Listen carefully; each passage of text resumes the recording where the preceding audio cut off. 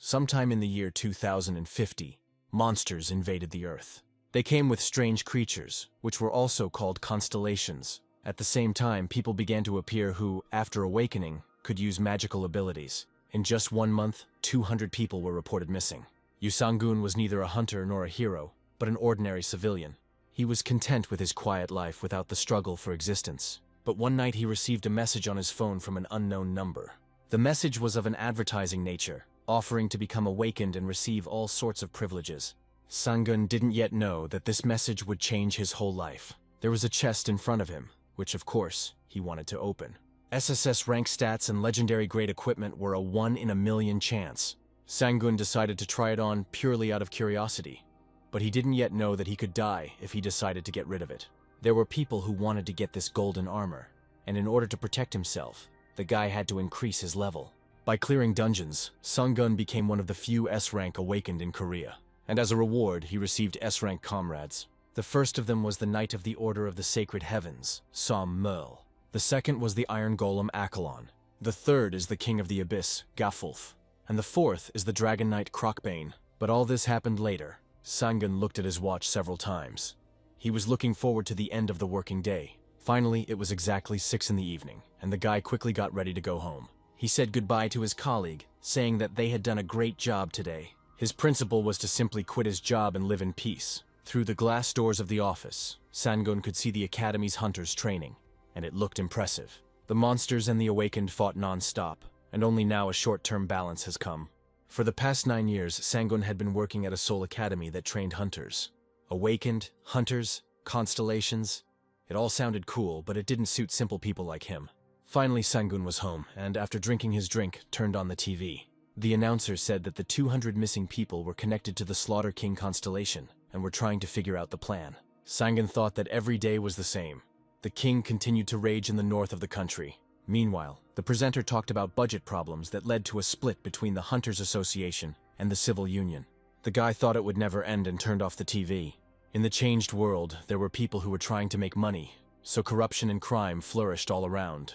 But all this did not concern Sangun, because someone like him could not do anything. Some might call him a coward and a loser, but Sangun believed that he was acting wisely and not meddling. He was almost asleep when a message from an unknown number came on his phone. The message was of an advertising nature, offering to become awakened and receive all sorts of privileges. Sangun jokingly thought that he would like to become awakened, but if everything were that simple, then everyone would have awakened and been promoted long ago. The guy tried to fall asleep, but a new message arrived. He didn't pay any attention to it and, having wrapped himself up over his head, fell fast asleep. When Sangun woke up in the morning, he saw several incoming messages. It was very annoying, and he was glad he ignored some psycho. And then the guy saw a chest standing in front of the bed. Sangun picked up his phone to check the messages he had received during the night, and read that his consent had been confirmed. The guy was indignant. He just said that it would be great. After reading the next message that the system delivery had been completed, and the promised stats and equipment had been randomly selected, Sangun approached the chest again. The next message said that he could open his status window. Sangun said the status window out loud, and it actually appeared. And then he saw that he had been assigned the SSS rank. The guy started walking nervously around the room and couldn't believe it. He made up his mind and approached the chest again. And as soon as he opened it, the status window informed him that his random equipment was the legendary Golden Divine Beast armor. And in the chest there really was armor made of gold. Sangun thought that if all this had happened 10 years ago, he would probably be jumping for joy. But now everything is different. The guy decided he needed to throw out the gear and went to get some big garbage bags. He considered this equipment a curse that could ruin his life. He did not plan to die in battle, but throwing such a legendary thing away in his neighborhood was a bad idea. Everything around could turn into a battlefield between guilds who wanted to get their hands on golden armor. Sangun looked at his watch. It was time for him to go to work, and he decided to leave everything as it was for now. Entering the manager's office, he announced that he had urgent business to attend to and would only work half a shift. After some time, the regular bus was already racing along the highway outside the city. Sangun decided to get rid of this thing without even checking its characteristics, but he was still tormented by the question of why it was called the Path of the Great Knight.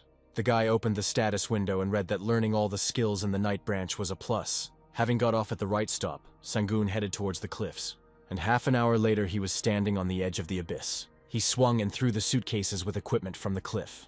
They floated on the surface for a while, but soon sank. Only in the evening did Sangun return home and felt very tired.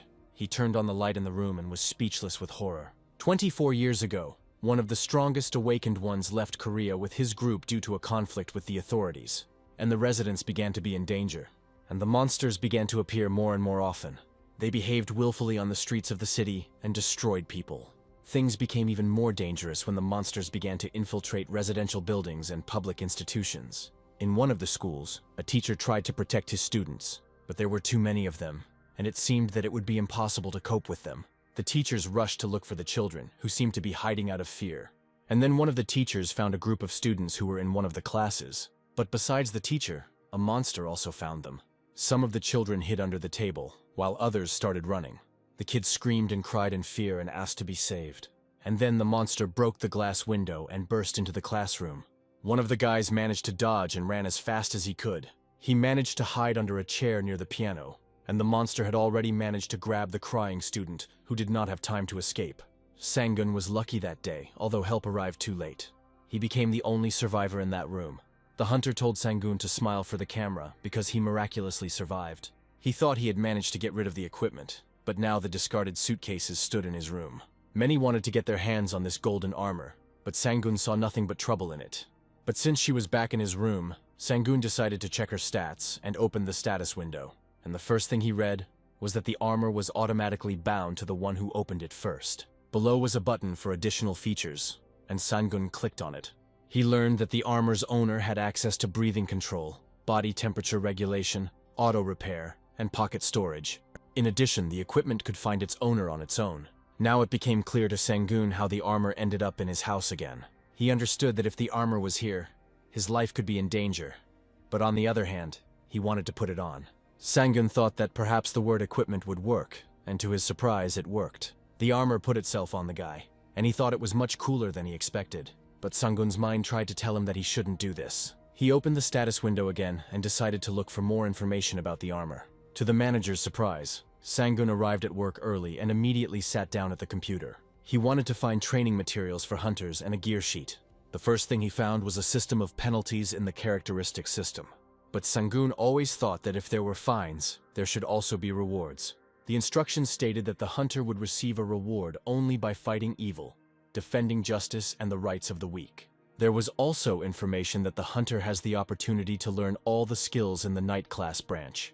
Sangun decided to start by selecting materials that were related to knightly skills and close combat. After some time, he found everything he needed and downloaded the information onto a flash drive. Getting ready to go home, he decided not to wait for the elevator this time. Coming out onto the stairs, Sangun suddenly heard some female screams. He decided to look down to see what was going on.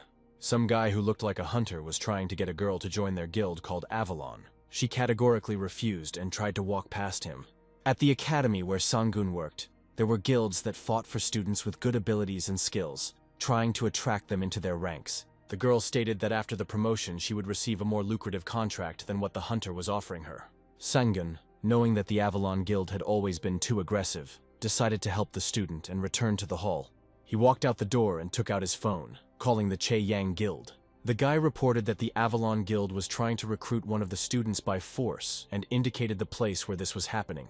Now all that remained was to wait for help to arrive. A member of the second guild quickly appeared on the stairs and reminded the offender that students could not be involved in the contract processes. Jang Yun-sok, having received the warning, realized it was time to leave. He tried to justify himself by saying that he was just chatting with the girl. Sangun was pleased that he had done everything to help the girl and eliminate the injustice. The guy accepted the student's gratitude and said that next time she could contact the disciplinary committee. The girl handed over her phone and asked to write down the savior's number in it. Sangun was surprised. Didn't she know that this guild was just as bad as Avalon? He went outside and didn't understand why he had such a bitter feeling in his soul. And at that moment, a screen appeared in front of him with a message that for saving the lady and his courage, the system would give him a reward. He was offered several rewards, and Sangun chose one experience point. Once at home, he saw that he had access to skills to learn Blessing of Heaven, Death Mark, One in the Power of Heaven, and Dragon Body. He didn't believe that with just one experience point, he would be able to learn the skills of the legendary knights he had heard about. One of them was called Sigwalt von Engrel. He was a master of fencing. The second one possessed the art of the platinum spear Ryuho. The third, Rochelle, was good at close combat. Sangun decided to choose the talent of the omniscience knight Grandel and pressed the learn button. He knew that if everyone was equal, the one with the most talent would win. Sangun braced himself for the changes, but it seemed to him that nothing had happened, since he felt nothing. The next day, in the office break room, one of the colleagues asked Sangun what he did yesterday. The Avalon Guild is going crazy. The guy replied that he had snitched on them to Che Yang because they were hunting for a female student. A colleague said that they say this girl has exceptional abilities. Yun Sok probably needed her because of her alchemist characteristics. He added that all the major guilds in the academy are hunting for this skill. Sangun panicked about what would happen if they found out that he was the one who reported the incident. A colleague told the guy to be careful. Final exams were coming up, and they didn't want to be left without a leader. Sangun returned to his workplace, but his thoughts were preoccupied with the fact that he was in danger. With his salary, he couldn't afford a bodyguard, and the guilds were unlikely to help him.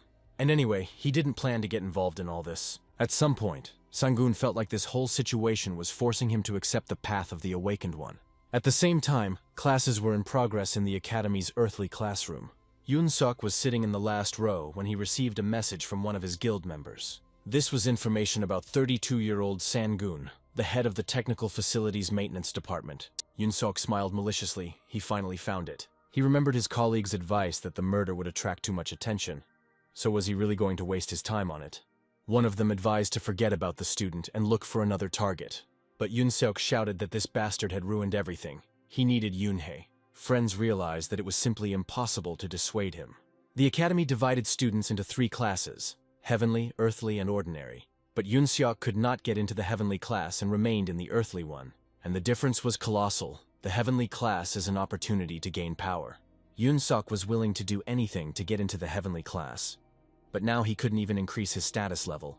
He decided that he had to destroy the one who had hindered him. Otherwise, in the future, others might stand in his way.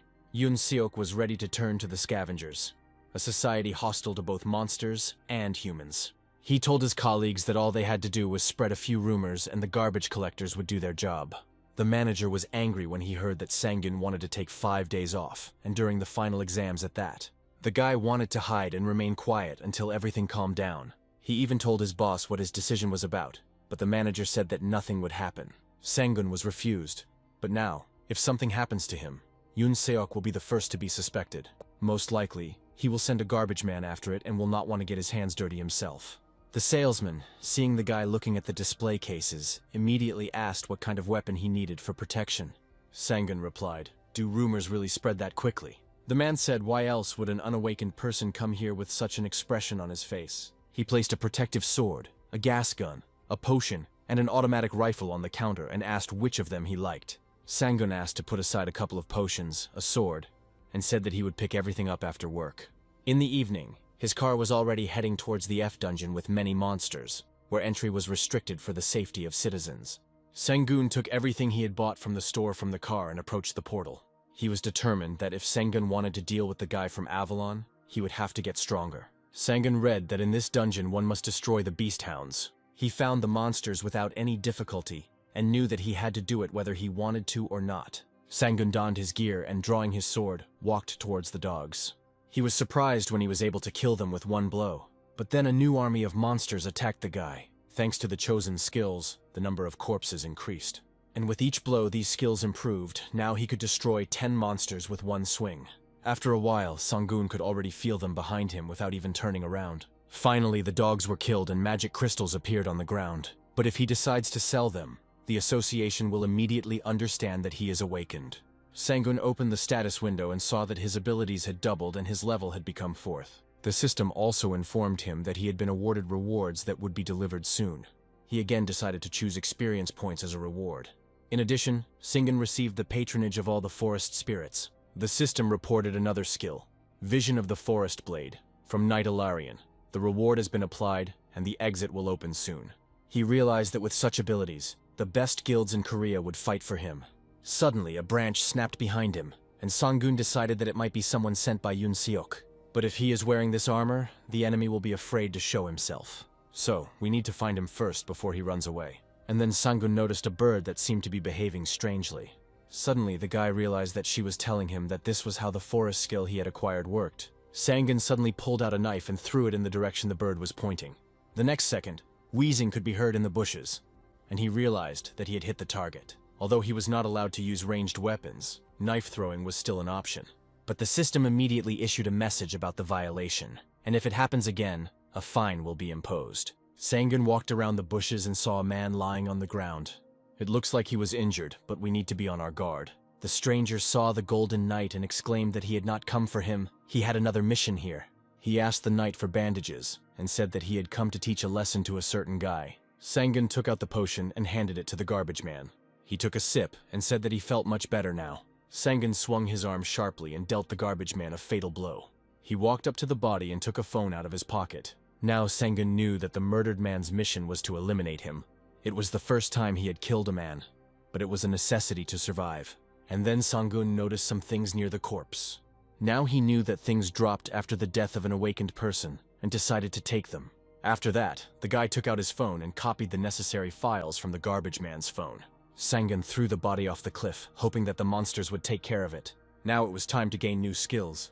But instead, the system issued 2 fines for the covert murder and the appropriation of his property, and it stripped him of the awards he had received. Sangun was upset, but still went to clear the dungeon again. Walking a little forward, he saw bloody turtles, which at first glance seemed harmless. The guy took out his sword and said that he would be happy to take care of them. It took less than 3 minutes for these cute monsters to be destroyed. The dungeon was cleared and Sangun was given level 6, but with penalties. The guy decided that the penalties remained because he was fighting weak opponents. But at least the levels were increasing, and he decided to train and go through the next dungeon. There he had to fight with ruby-eyed spiders. Sangun easily destroyed these monsters and cleared the dungeon. In place of the corpses, red magic crystals appeared again. He had already reached level 10.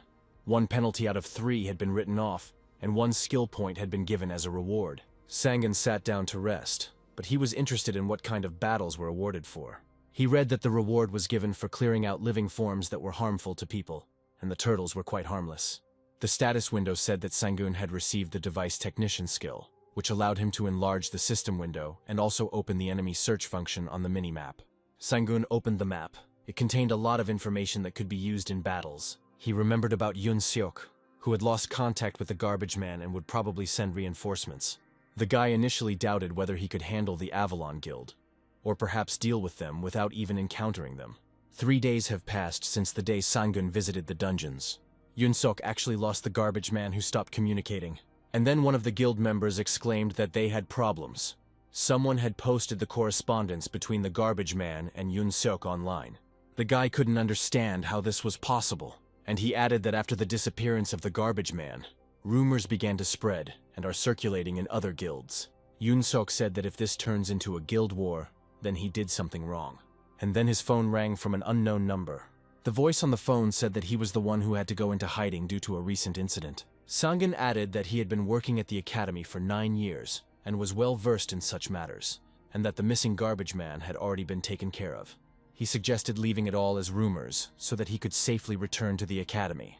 When offered money, Sangun said he simply wanted to stay out of trouble and work in peace. Yun Seok was furious when he heard that he was going to pass the information on to the Avalon Guild Master if the boy tried anything else. When the phone started ringing, Yun Seok realized that now, no matter how hard he tried, he wouldn't be able to kill him. Sangun did this to survive, and those responsible must pay the price. Yun Seok's father apologized for the harm Sangun suffered as a result of his son's actions and offered compensation for moral damages.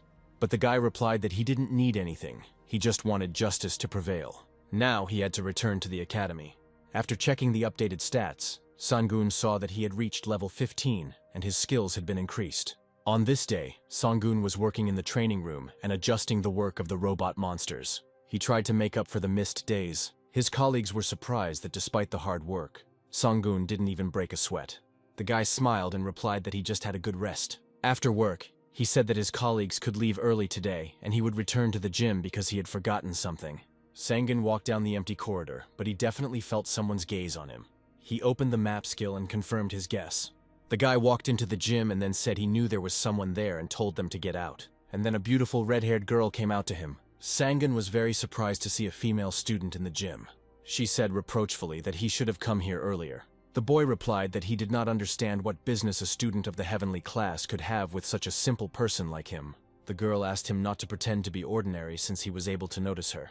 And then she added that it was strange that he was working at his job, and then suddenly suggested that they fight. Sangun was surprised. A student from the heavenly class was not an opponent to play with. He firmly refused, but the student wanted to know the reason.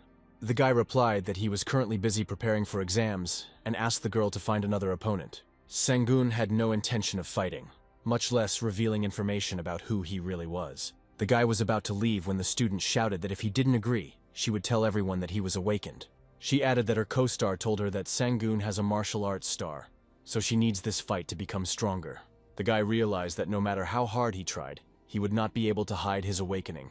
And if his talents grow into constellations, then it becomes clear why it is called the Star of Martial Arts. Sangun said that he personally had no reason to fight. The student tried to stop him, blackmailing him by saying that she would tell everyone.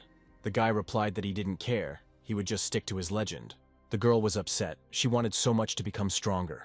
When he suggested joining a guild to level up, she replied that they were just numbers, and that she needed abilities. Sangun said, then she should head straight north. The archdemons of the Slaughter King and their admirers would be glad of her company. Then the student decided to use her charm and asked if such a strong man would really refuse such a nice girl. But the guy was adamant, and only replied that if she wanted to fight, then let her go to the mountains.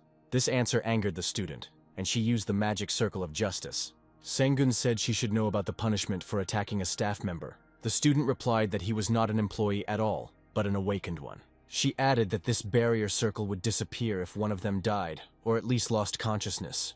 The guy replied that if the girl left him no choice, then he would have only one request. He added that this battle would remain between them, as would the fact that he was awakened, and later, no complaints or reparations. The student agreed and added that she would also have a request. If she wins, he must join her group. Without waiting for Sangun's consent, the student furiously rushed at the guy. He didn't expect such a quick attack and only managed to block to avoid the blow. Suddenly, the student seemed to run into an invisible wall and hit her face hard. She asked in surprise what it was. Did he really use magic? Sangun admitted that he himself did not know what it was, and the system said that it was necessary to observe manners. Both sides must protect their honor. The girl bowed her head and asked to teach her the skill Hand of Justice, a follower of the constellation of balance. Sangun said he didn't want to fight because he was an ordinary employee and not a fighter. He added that he did not understand why he needed this, but he agreed. The student was the first to rush at Sangun again.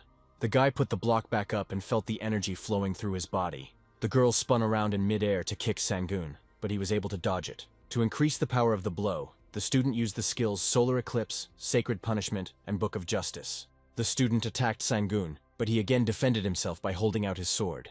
After a few blows, he began to anticipate her movements and get used to the attacks. The student screamed why the guy didn't use the power of the sword, but only defended himself. The girl was determined and demanded a real fight. To anger her opponent, the student used a secret skill, Retributive Justice. Sangun didn't need to be a genius to understand this dangerous skill. At some point, the girl missed, thereby opening herself up to attack. The guy clenched his fist and hit the student hard in the chest. To both of their surprise, the girl flew back and fell to the ground. Sangun grabbed his head and was afraid of what he had done. He ran up to the student and asked if everything was okay. The girl stood up and admitted that she had failed. Sangun looked around and noticed that the barrier had disappeared. Was it because she admitted her defeat? She replied that it wasn't a matter of recognition, but that they both had to give it their all. Sangun said that if she was okay, then he had to go and headed for the exit. But the student followed him, saying that she was going in the same direction. The girl wanted to know why he was hiding his abilities and didn't want to become a hunter. She overtook Sangun and asked him to become her teacher, and in return promised double pay and better treatment than at the academy. And she will also remain silent about the fact that he is awakened. And Sangun was already thinking about changing jobs to hide his identity and abilities. He asked the student to promise to give him some personal time to level up, and the girl readily agreed, since his power would be reflected on her as well. Although the academy staff didn't show it, there were already rumors about his battle with the heavenly class. Soon, Sangun was called by the director and told that the student Xinyan was asking the guy to become her teacher. He replied that he already knew. The next day, Sangun was transferred to the appropriate position and was walking down the corridor with his personal belongings. He never thought that he would one day end up in the office of the heavenly class, which was on a completely different level. As an employee, Sangun was provided with an apartment, which turned out to be quite comfortable. Finally, the unpacking was finished, and the guy decided it was time to rest. Then Xinyan entered the room and brought a contract. The text stated that, according to the contract, he had to spar once a week. After signing the document, Sangun said that he wanted to go to the dungeon right now. The girl replied that she had already applied for personal training. Within a minute, he received approval and realized that he could now level up without any problems. Sangun left the walls of the academy and headed to the dungeon located in the north. He knew that there were real monsters in the E-rank dungeon. Sangun opened the academy's manual and read that the weakest ones there were the goblins. The most dangerous constellations were the Slaughter King in Northern Seoul and the Eternal Fury in the Pacific Ocean. Arriving at the place, he saw the Awakened Ones, who were discussing the fact that they did not really like night raids. Looking at them, the guy realized that they were no different from ordinary office workers. Sangun opened the map and noticed that several dots were moving behind him, but they were keeping their distance. It was already dark when the guy reached the place he needed. He had already received a task to defeat the Flesh Eater, which was most likely the boss. Sangun smelled a strong, rotten smell and covered his nose with his hand. He carefully opened the door and immediately saw green monsters behind it. Sangun put on his gear and prepared his sword. The faster he cleared the dungeon, the faster he would get out of here. He threw the door open with a sharp movement and prepared for battle. The guy expected the hungry monsters to immediately pounce on him. Swinging his sword, Sangun destroyed the creatures one after another. Within a few minutes, the monsters were gone and the room was filled with a foul odor. The guy decided to leave the room as quickly as possible and went up the stairs. But before he could open the door, another one of the green creatures pounced on him. It only took one blow to finish him off. Walking down the corridor, Sangun noticed that there were several more monsters in one of the rooms. The guy entered the room and decided to strike from behind. Even though the creatures noticed him, they were unable to escape death. Sangun thought that if everything continued to go smoothly, he would quickly get it done. Here the status window informed that, in defending his honor, a knight, according to the code, must proclaim his name. But Sangun didn't want to do this. He didn't really care about this chivalry, especially since it threatened his life. The system informed that if the code was not followed, knighthood training would begin. Sangun started to get annoyed by this. What was the point if he was going to be killed? And was this training necessary? And suddenly the system announced that knighthood training was beginning, and he was once again convinced that it was reading his thoughts. The system seemed to continue to mock Sangun, demanding that he raise the flag on the battlefield and loudly pronounce his name, and for this, all penalties would be removed. The guy thought the whole idea was crazy, but the removal of fines was a tempting offer. He returned to the screen and said that he had no idea what he was supposed to shout, to which the system gave him a sample text. The words he read seemed funny to him, but now Sangun was thinking only about the reward. He struck the ground with his sword and shouted for the demons of the dungeon to hear him. He is the Golden Knight, the protector of humanity, and today is retribution for all their mortal sins. Monsters appeared out of nowhere, indicating a transition to a new level of difficulty. Sangun prepared himself. He had only one way out, to kill and stay alive. Severed limbs of the creatures flew in all directions, but this time everything was different. The monsters began throwing sharp knives at Sangun, but the armor was very strong, and the knives could not harm him. A few minutes later, the last monster was destroyed, pierced by the sword. Sangun looked at the map. The red dot indicated that there was a boss in the dungeon. He left the room and headed in the right direction. Soon, Sangun saw the warty boss and decided to kill him with one blow before the monster noticed him. The system read his thoughts and told him that he must protect his honor and not act on the sly. Sangun obeyed and shouted to the boss that today was his last day. The boss turned around and let out a nasty roar. He swung his cleaver, but the boy managed to dodge. Sangun quickly found a secluded place and hid from the boss. Waiting for the right moment, he suddenly jumped out and struck the monster. The boss fell to his knees, and the guy decided to destroy him before he had time to come to his senses. Sangun jumped up and plunged his sword into the monster's body up to the hilt. The next second, the boss's lifeless body fell to the ground with a crash. The creature was finished, and Sangun breathed a sigh of relief. The system has officially announced the completion of the dungeon. The exit will open after the knight selects the reward. Sangun decided that another skill point was probably still the best option. Now he needed to find knights willing to fight at his side and teach them the code. Sangun pressed the button and hoped only that truly worthy comrades would appear. The next moment, an iron golem, Achelon, appeared in front of him, looking more like a robot. Then a knight of the Order of the Sacred Heavens, Sommel, appeared and said that she would follow her master along the path of light. Sangun hoped that he got people, not a golem and an angel. When he said he wanted to know more about them, Mel replied that they did not require food, but they did require mana to regenerate. The boy decided that he could store his knights in the vault, and then wondered if he should clear out one more dungeon before returning. Sangun looked at the nearby dungeons in the app and decided to go through another one. One of the men said that the guy entered the dungeon alone and would definitely not come out without injuries. At that moment, Sangun and his knights emerged from the portal.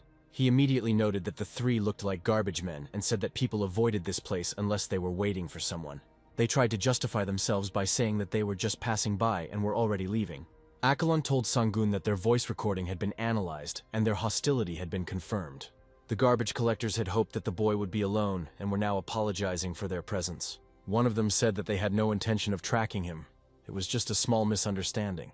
Sangun took off his gear and asked if he now looked like the one they were looking for. The garbage collectors realized that it was dangerous to mess with him now and decided to run away. Sangun said that now he definitely won't let them leave just like that. The garbage collectors did not wait for the attack and ran away. The guy chased after them and shouted that they hadn't finished speaking yet. The garbage collectors decided that the best option would be to scatter in different directions. Sangun gave the command, and saw Mel rush to catch up with one, and Akalon, the second.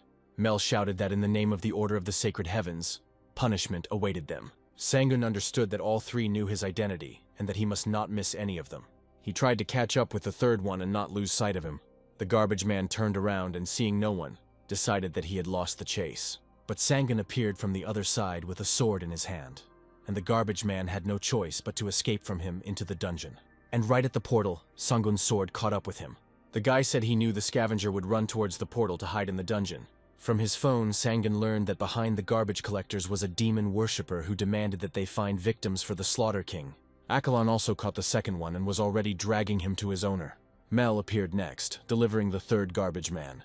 And on the website, The Phenomenon of New Constellations, photos of the flying guys have already appeared online. Sangun ordered to finish off the garbage collectors and get out of here before onlookers came running. The system notified that the knight had destroyed the evil forces that were sacrificing people and had justified the title of knight.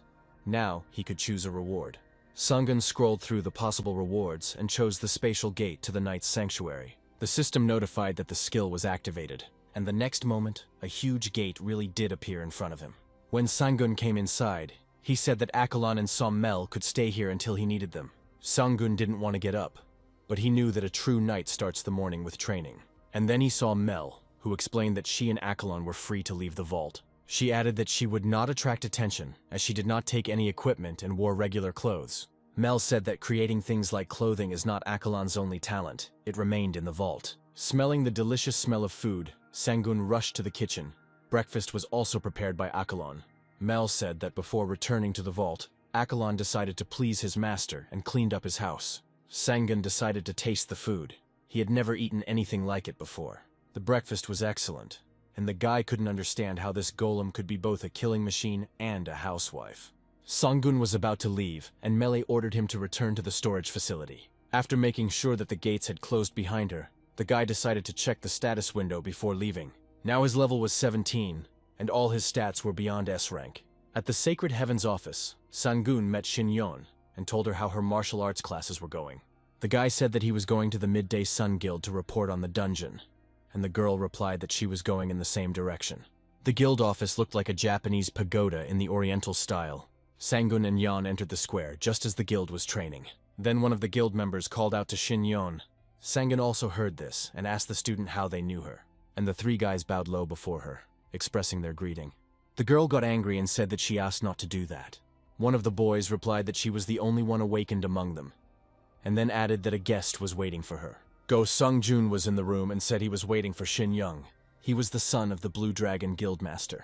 The girl answered sharply. If he was interested in her answer again, then it remained the same. Because of the constellation, she could not change the guild. Jun said it was sad to see such talent rot here, since she knew about his guild. The Blue Dragon Guild was one of the strongest yet aggressive guilds in Korea and was the dream of every awakened. Yen said she didn't remember the rule that all awakened ones had to join his guild. Jun replied that the girl had the abilities of the Circle of Justice and was at level 45. They could provide her with everything she needed for further development. Yen said that if she considered it necessary, she would gather her team and told Jun to mind his own business and get lost. The guy replied that she didn't understand what she was giving up. The girl pointed to Sangun and said that he was her teacher, who had worked at the academy for 9 years and agreed that Jun was talking complete nonsense. Sangun caught a look of hatred on himself, but he didn't say a word.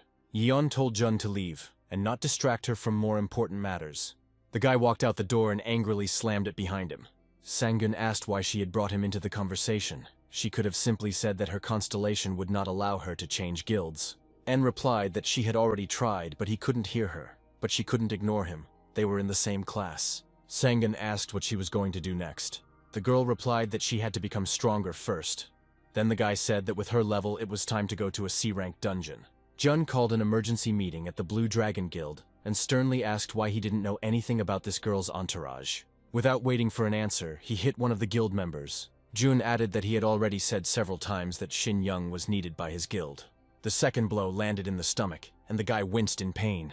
Jun told everyone that it was her destiny to wear the emblem of their guild and become a part of it. Having calmed down a little, he asked what they knew about this employee.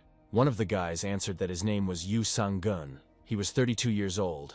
He was the head of the technical service department and was now Shin Yon's personal teacher.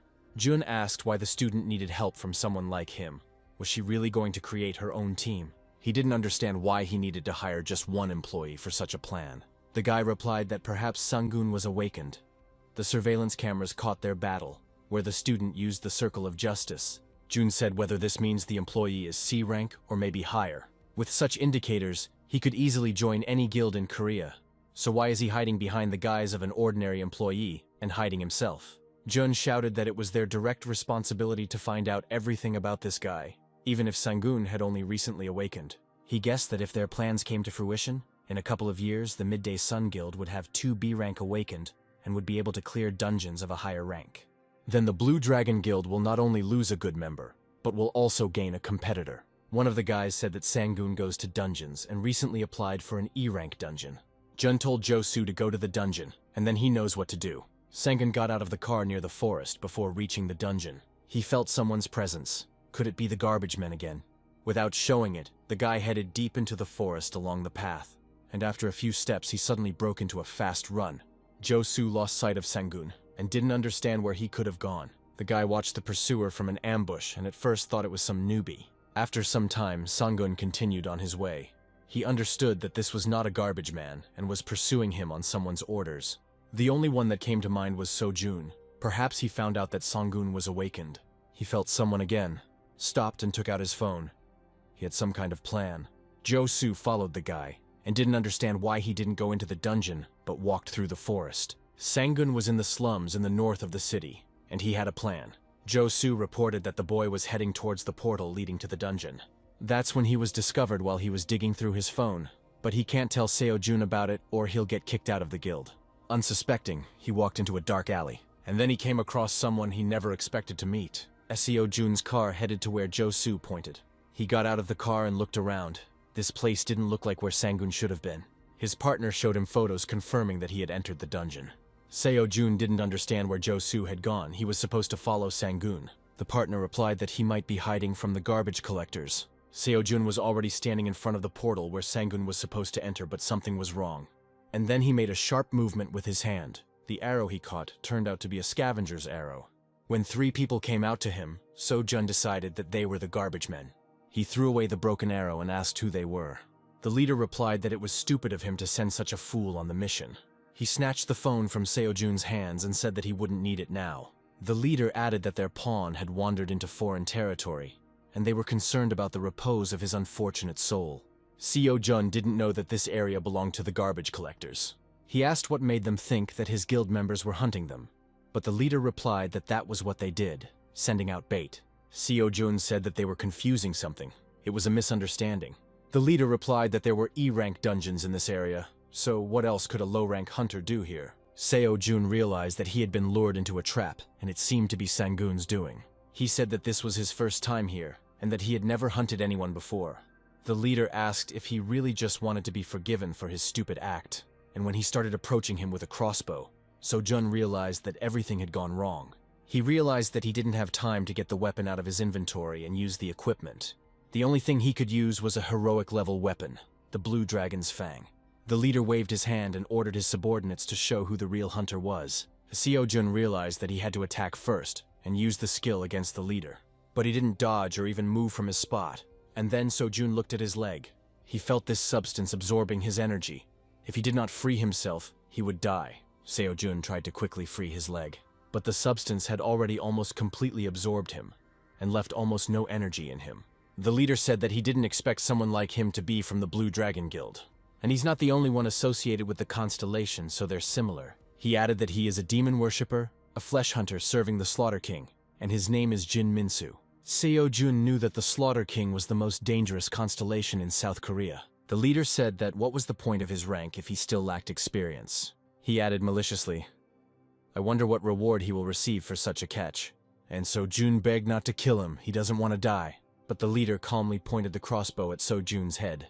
Sang-gun sat opposite the golem and ate the food he had prepared. Samel asked when they would move on, and the guy replied that much later. The situation outside was more important now. Sang-gun licked his spoon and thought about who would win. The guy should have brought at least a couple of C-rank people, but the garbage men would attack with full force. He looked at the screen. The system had issued a penalty for pushing enemies into each other, and that was not the way of a knight. This time the guy wasn't upset.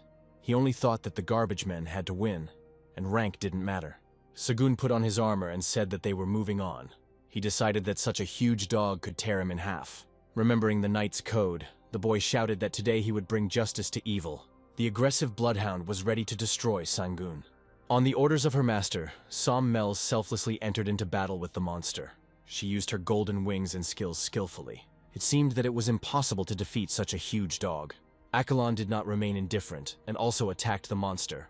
He delivered devastating blows to the head and other parts of the body. Both knights acted in an extremely coordinated manner and even found time to complement each other. Sang-gun was pleased that both assistants were so good at pair fighting. Akalon continued to attack the dog from the front, taking the brunt of the blows, and Mel changed her position to strike from the side. Then Sang-gun decided to attack the monster from behind. He jumped up to the enraged dog and struck him on the hind leg with his sword. Meanwhile, Akalon tried to break the monster's powerful jaw. Mel masterfully hit the dog's vital organs. And so, thanks to teamwork, the monster was destroyed. The system reported that level 19 had been reached. Victory had been achieved, but due to penalties, no rewards were due.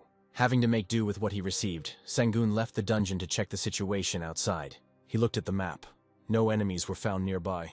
Sang-gun noticed some object nearby and headed towards it. Taking it in his hands, he saw that the device was still working.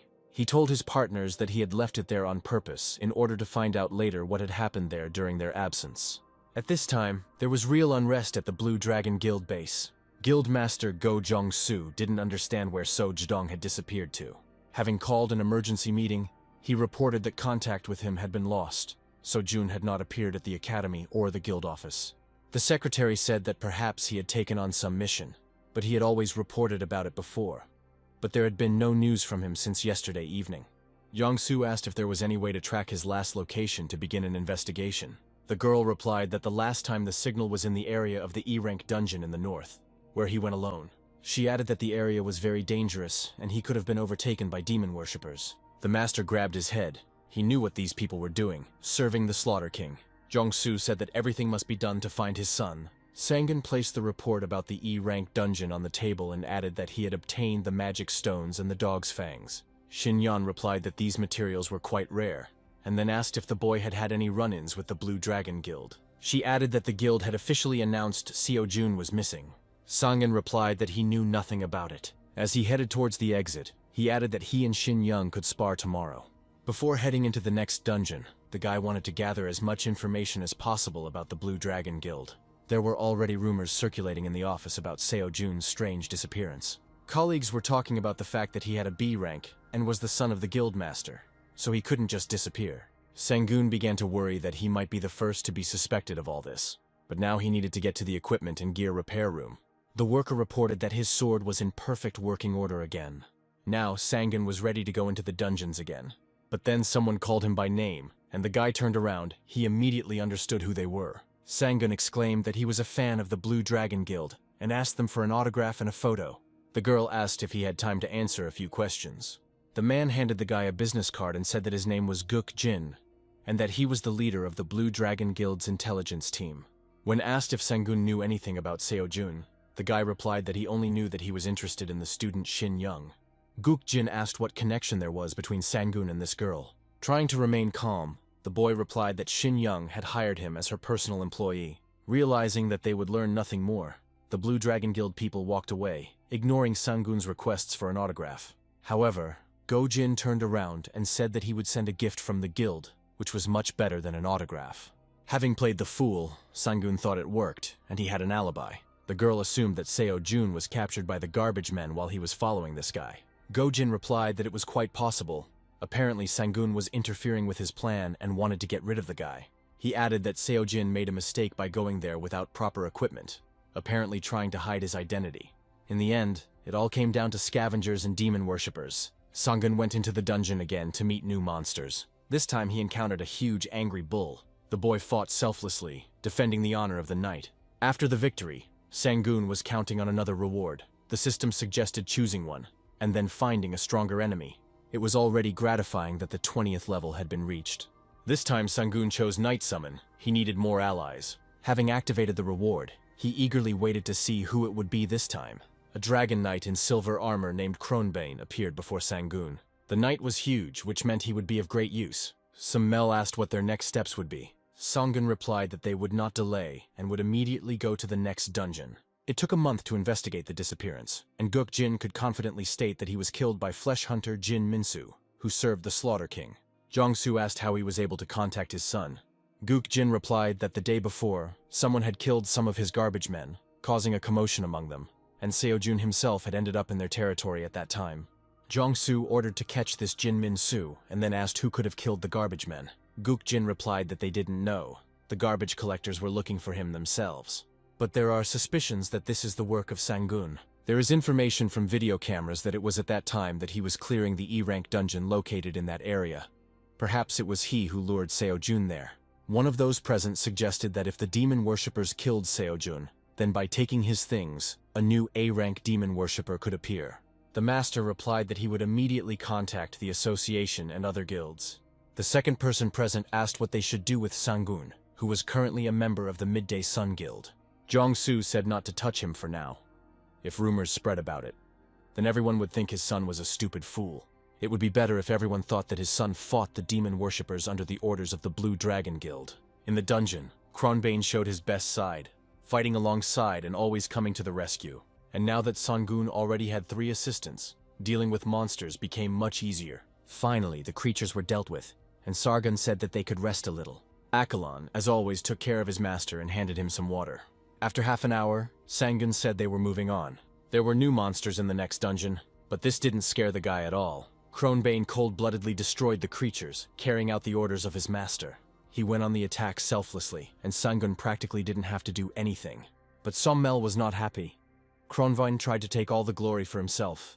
With a powerful blow, Kronbane destroyed the last monster. The dungeon was cleared, and Sang-gun reached level 28. The steam room's characteristics have increased several times. The guy saw that while the cleanup was going on, he had missed calls from Shin Yan. He called the girl back and said that he had just gotten free. As soon as Shin Yan said it was urgent, Sang-gun arrived at the Midday Sun Guild office to meet with her. The secretary walked the guy to his place, and he wanted to know why he could be needed so urgently. Sang-gun entered the spacious hall and saw the head of the Midday Sun Guild. Her name was Shin So-mi. Sang-gun decided to be careful just in case, and knelt down before the woman. So-mi said that her daughter was not very talkative, so she wanted to meet him. Only now did Sang-gun learn that Shin Yan was the daughter of the head of the Midday Sun Guild. So-mi said that she didn't expect to see a normal person in front of her. She thought that he would be a parasite who was misleading her daughter. Then Shin Yan came in and started defending Sang-gun, saying that he was normal. The leader continued by saying that she knew about the sparring together, but she wanted to know what kind of benefit he brought to the table as Shin Yan's personal employee. Sang-gun replied that in truth, it was of no use. Shin Yan tried to intervene again to explain everything, and her mother didn't like it. With one click of So-mi's hand, her daughter was tied hand and foot and could not speak. The headmaster turned to the boy again and said that she believed his goals were questionable, and that he did not intend to make any useful contribution to Shin Yan. Sang-gun replied that her daughter herself offered the contract. He simply did not refuse a high salary. So-mi asked in surprise if his consent was only related to money. The guy answered honestly that any normal person depends on them, and he will do anything as long as it brings him a good income.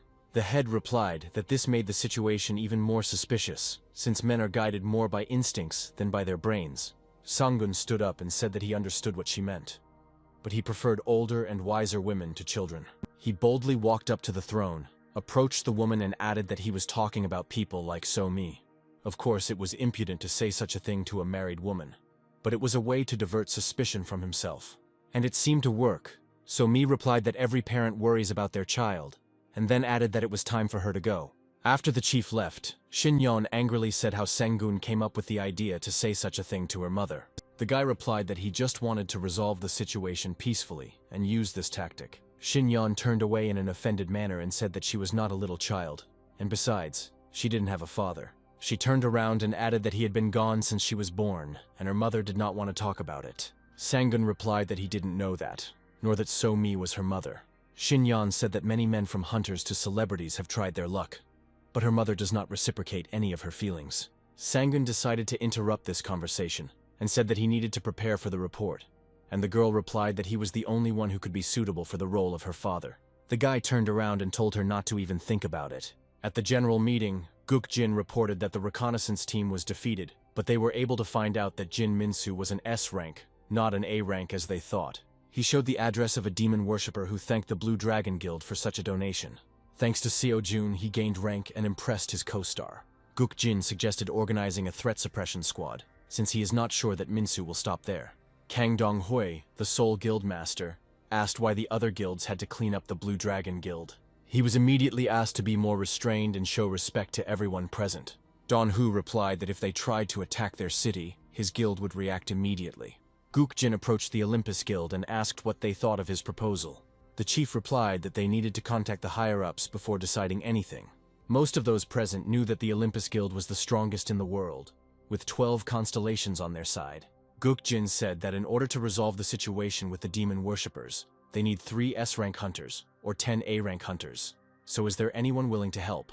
The entire room was silent, and So-mi thought that no one would voluntarily want to participate in something like this. Guk-jin said once again that he hoped for any help.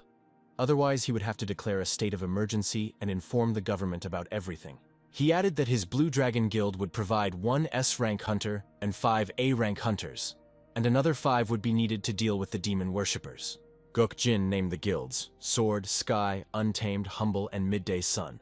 In the name of the Korean government and the association, these guilds were to provide hunters to assist the Blue Dragon Guild. Hearing the name of her guild, So-mi was surprised. She was the only A-rank hunter. She stood up and told Guk-jin about it. He replied that he knew about it and did not understand what the problem was. The leader said that if something happened to her, the Midday Sun Guild would simply fall apart, but he didn't want to listen to her. After the meeting, the assistant told Guk-jin that the abilities of the leader of the Midday Sun were not suitable for this type of battle. The Eye of Justice class is useful in locating unknown dungeons and monsters, so they are not effective in combat. Guk-jin replied that if everyone worked together and united, everything would work out. Even if she lost, there would be other hunters left. He added that Shin So-mi will pay for allowing her daughter to flirt with his son. At this time, Sang-gun was clearing out another dungeon, fighting a huge monster. Finally, the system reported that the knight had defeated the leader of the White Dogs, Vicona, and cleared the dungeon. Sang-gun was now level 30, and had the ability to choose a reward. This time the guy decided to choose an additional servant. He decided that when there were 4 of them, his team would be complete. A man appeared looking like a wanderer, and said that he was the Knight of the Abyss Gawolf, and had not breathed the air of the material world for a long time. Sang-gun immediately noticed that he was very different from the other knights, and he knelt down and said that he was ready to follow his master everywhere. It was a bit annoying, the whole squad had swords, but I would have liked a mage or a healer. After returning from the dungeon, Sang-gun headed to the Midday Sun Guild office. Shin-yeon was surprised when she learned that the boy had reached level 30, and added that he could now visit a D-rank dungeon. The girl said that this required group participation, and she could prepare documents for a fake group. Sang-gun asked how much it would cost. Shin-yeon replied that for 2 non-existent team members, it would cost 10% of the dungeon's profit. She said that their sparring was postponed for now. According to the mobilization order, the guild must participate in the battle, and she must help prepare, because her mother will also take part in it. Shin-young added that a squad is being formed to combat the S-rank demon worshipper who killed Seo-jun. The guy replied that he seemed to have an A rank. The girl said that everyone thought so, but the demon worshipper's rank changed after Seo-jun's death. Sang-gun replied that she would succeed and headed out. At night, he could not fall asleep. It seemed like a formed squad should cope with everything. But why was he thinking about this battle? Sang-gun tried to put all thoughts aside and fall asleep. And then he suggested that Shin-yeon and her mother might be involved in all this because of him. Unable to sleep, the boy texted the girl and asked when the battle would start, and if there was a place for him. Shinyon replied that the battle was in 4 days, and Sangun could join the squad as a rushed recruit. At this time, in a hotel in the city of Quezon, Jin Minsu gathered his people. He asked when the punitive forces would arrive. He was informed that the enemy planned to launch an offensive in 4 days. Minsu thought that if it was just a guild, they could just lie low, but the Blue Dragon would pursue its opponent until he died. The assistant said that it was unlikely that they would decide to leave the S-class enemy alive. The demon worshipper thought that maybe it would have been better to leave the B rank to avoid persecution. The assistant explained which hunters had been chosen for the battle, and that 5 guilds had joined forces, with a total of over 1,000. He added that they can use tanks and artillery with engines made of magic stones. The assistant came to the window and said that he had a bad feeling. And the very next second I felt a strong blow to the chest. Minsu said that it is better to fight with those you trust than with those you cannot handle. Suddenly, 2 huge monsters appeared in the room. These were the demons of the Slaughter King. Minsu said that his rank skyrocketed after he offered the Slaughter King those 2 idiots. But by using the glasses, he was able to hire them later. The only downside was that they constantly needed to be provided with food. The next second, Minsu gave them a command, and they began to devour everyone they could catch. The scavengers tried to leave the room, but almost no one succeeded. And then one of the guys suddenly turned around and rushed at Minsu. He immediately received an arrow from the demon worshipper's crossbow. When the monsters were fully sated, Minsu's level rose to 79, and 4 days later, military equipment had already arrived at the northern border of Seoul. Sangun watched as the military and guild members prepared their gear and checked the equipment. And then someone hit him on the head and asked what he was doing and why he was walking around doing nothing. The guy apologized and said that it was his first time here and everything was new to him. In order not to arouse additional suspicion, he, like everyone else, began to carry boxes of cartridges. Here he was told to go to the guildmaster, saying that he had some problems with the contract. Sangun didn't understand what could go wrong since Shin Yun had drawn up the contract. When the guy came in and asked what the problem was, Shin So-mi replied that it was just an excuse. She asked for what purpose he joined the squad. The leader wanted to know his true intentions. Sangun replied that he was awakened and registered as a reserve hunter, not an official hunter, and that he was only here for the money. The guy thought his words should sound convincing. Then So-mi asked the question differently, why he didn't want to become a hunter. Sangun replied that he was 32 years old, had been working at the academy for 9 years, and lived a quiet life. He doesn't think it's worth taking risks now that he's already awakened, because being a hunter is too dangerous. So at the moment he is more concerned about safety than money. Sangun didn't know if she was satisfied with their conversation, but So-mi let the guy go. Finally, the preparations were completed, and the detachment with the military moved to the point. The man sitting next to him said the reserve was scared and put his arm around him to encourage him. One of the guys laughed. What will happen to the guy when he sees the monsters? The man added that if the guy was afraid, then it would be better for him to stay behind. No one present could have guessed that Sangun had already killed more than 100 monsters. Once everyone was in place, So-mi started the strategy video meeting. S-rank hunter Ko Chonin from the Blue Dragon Guild, who was in charge of the battle, contacted us. He added that he is a long-range hunter, using hidden traps and attacks. It was he who was supposed to set up an ambush in the forest on the way to Quezon. The hunter told those present that Minsu could avoid the traps, but he would not leave the Slaughter King's territory. The question was asked, why can't they just drop a bomb on the city where the demon worshipper is located? The answer was immediately given. If it worked so easily, then they would not have to engage in open combat. Chonin was asked what he planned to do if they encountered a high-level monster or demon, as their appearance was very likely. The hunter replied that in that case he would take on Jong Minsu, and the rest would fight the monsters. So-mi listened to those present, and thought about the words that her daughter had said to her earlier. Shin-yeon said that if her mother needed help, she should stay close to Sangun. He was much more reliable than the guild members. The daughter did not tell the whole story, so the mother did not understand why she should trust a man who was not even a hunter. Towards evening, a military camp was set up near Quezon. Sangun asked why they stopped here instead of heading straight to Quezon. They told him that the roads outside Seoul were too open. The forest was denser and safer, and it was unlikely that they would be able to get to the right place calmly right away. But heavy equipment does not stand still. They make their way with magic stones. The scavengers are definitely lying in wait, so they move cautiously, even if the goal will be reached a little later. Jong Minsu stood on a cliff and looked at the equipment, noticing that their armor was better than he thought. But such protection was not everything. He snapped his finger and summoned the tamed monsters. He wanted to show his true power to the hunters who mistakenly thought he was S rank. Within a couple of minutes, a crowd of monsters moved towards the camp. The radio operator immediately reported that an unknown group was approaching them from the west, 2 kilometers away, and there were about 2,000 of them. One of the hunters anxiously wondered if this was an ambush. When the signal flare was launched, the radio operator reported that E-rank lifestealers, flesh-eaters, as well as beast hounds and D-rank bloodsuckers were approaching them. The hunter replied that firearms should deal with them, and now they would turn these creatures into mincemeat. Chonin ordered the hunters to take their positions and prepare for battle. He ordered to wait for further instructions and be on the alert. Chonin added that if anyone couldn't keep up, they could board his flying blue dragon in advance. He was informed that the demon worshipper had released his monsters and was now watching what was happening a kilometer away. Zhongyun replied that if Minsu came here himself, it would be easier for them and told everyone to get ready. He gave the order, and together with 2 hunters was the first to rush at the monsters. So Mi thought that something was wrong. They couldn't have been spotted so quickly. One of the hunters shouted that they needed to be careful and try not to get separated. Right at Somi's feet, sharp arrows from the scavengers were stuck into the ground. The hunter said that only a demon worshipper could have fired those blood-red arrows. One of the hunters slammed her staff into the ground and cast lightning strike. The second hunter at this time had already activated the ice hammer and was fighting one of the monsters. Chonin cut down the creatures left and right. The hunters were full of energy and wanted to finish this quickly and go to bed. Zhong Minsu, seeing that the forces were not equal, decided to run away. The huntress jumped on the blue dragon and shouted that he would not leave, and shouted to the others that he had set traps everywhere and they needed to be careful.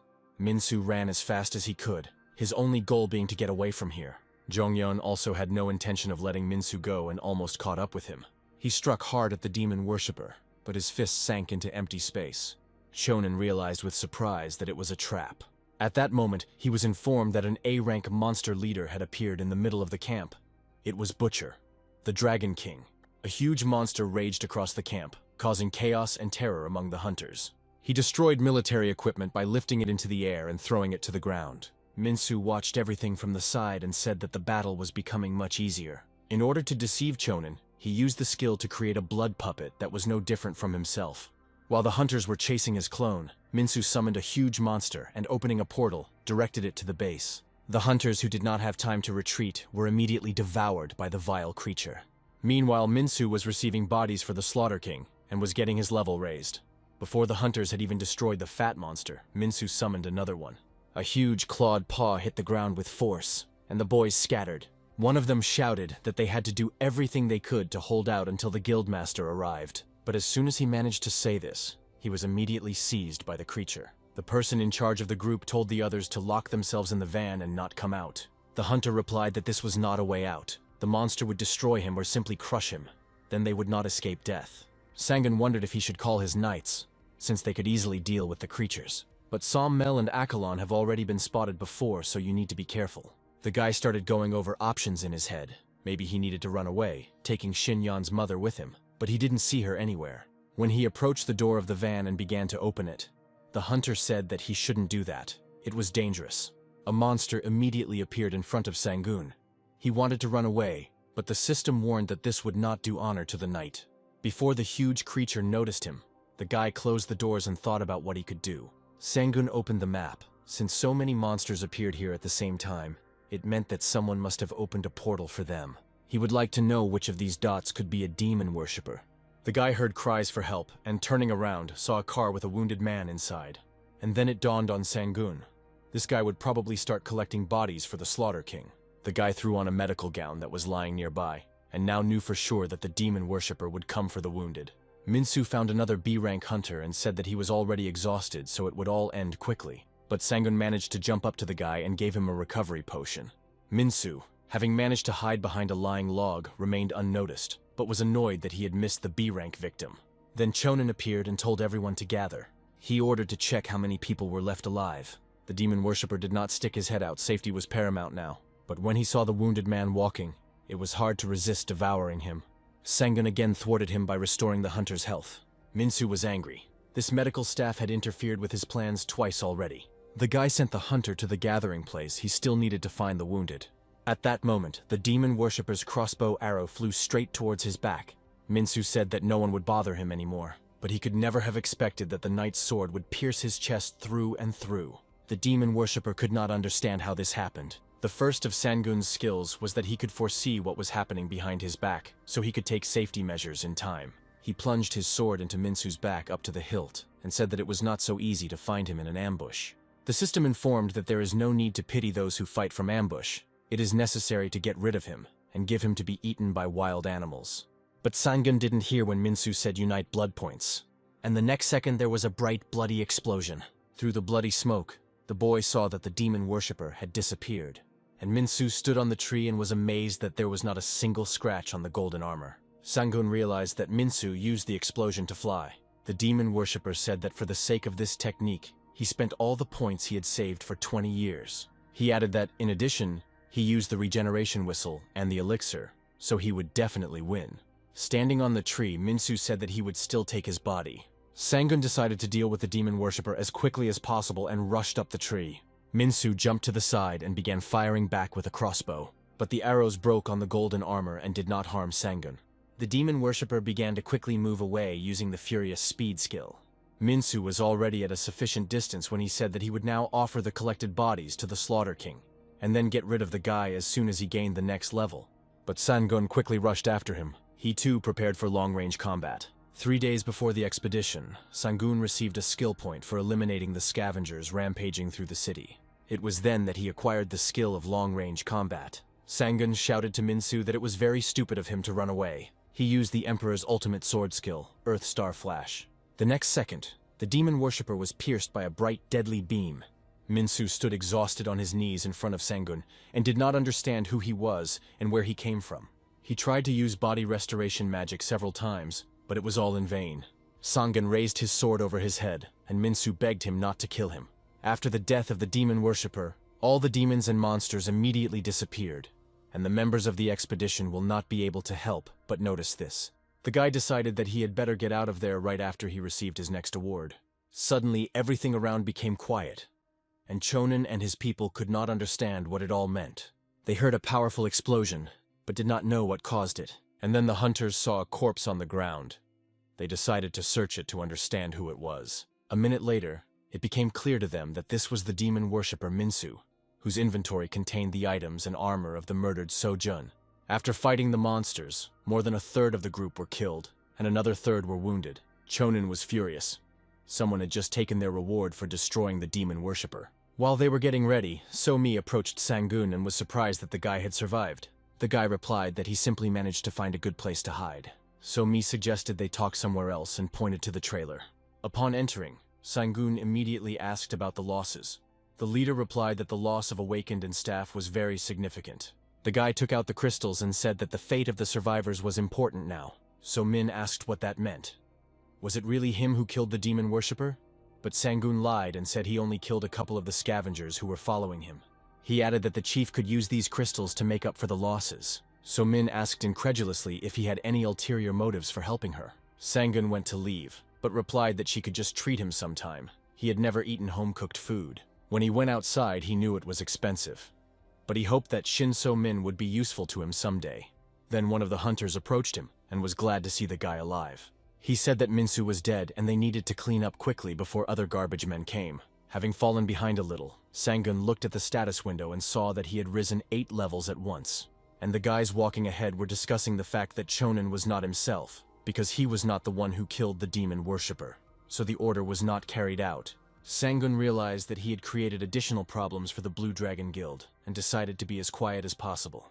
A few hours later, the Blue Dragon Guildmaster, Go Jong-soo, was waiting for Jong-yeon to report to him at the guild office. He studied the materials for a long time and remained silent.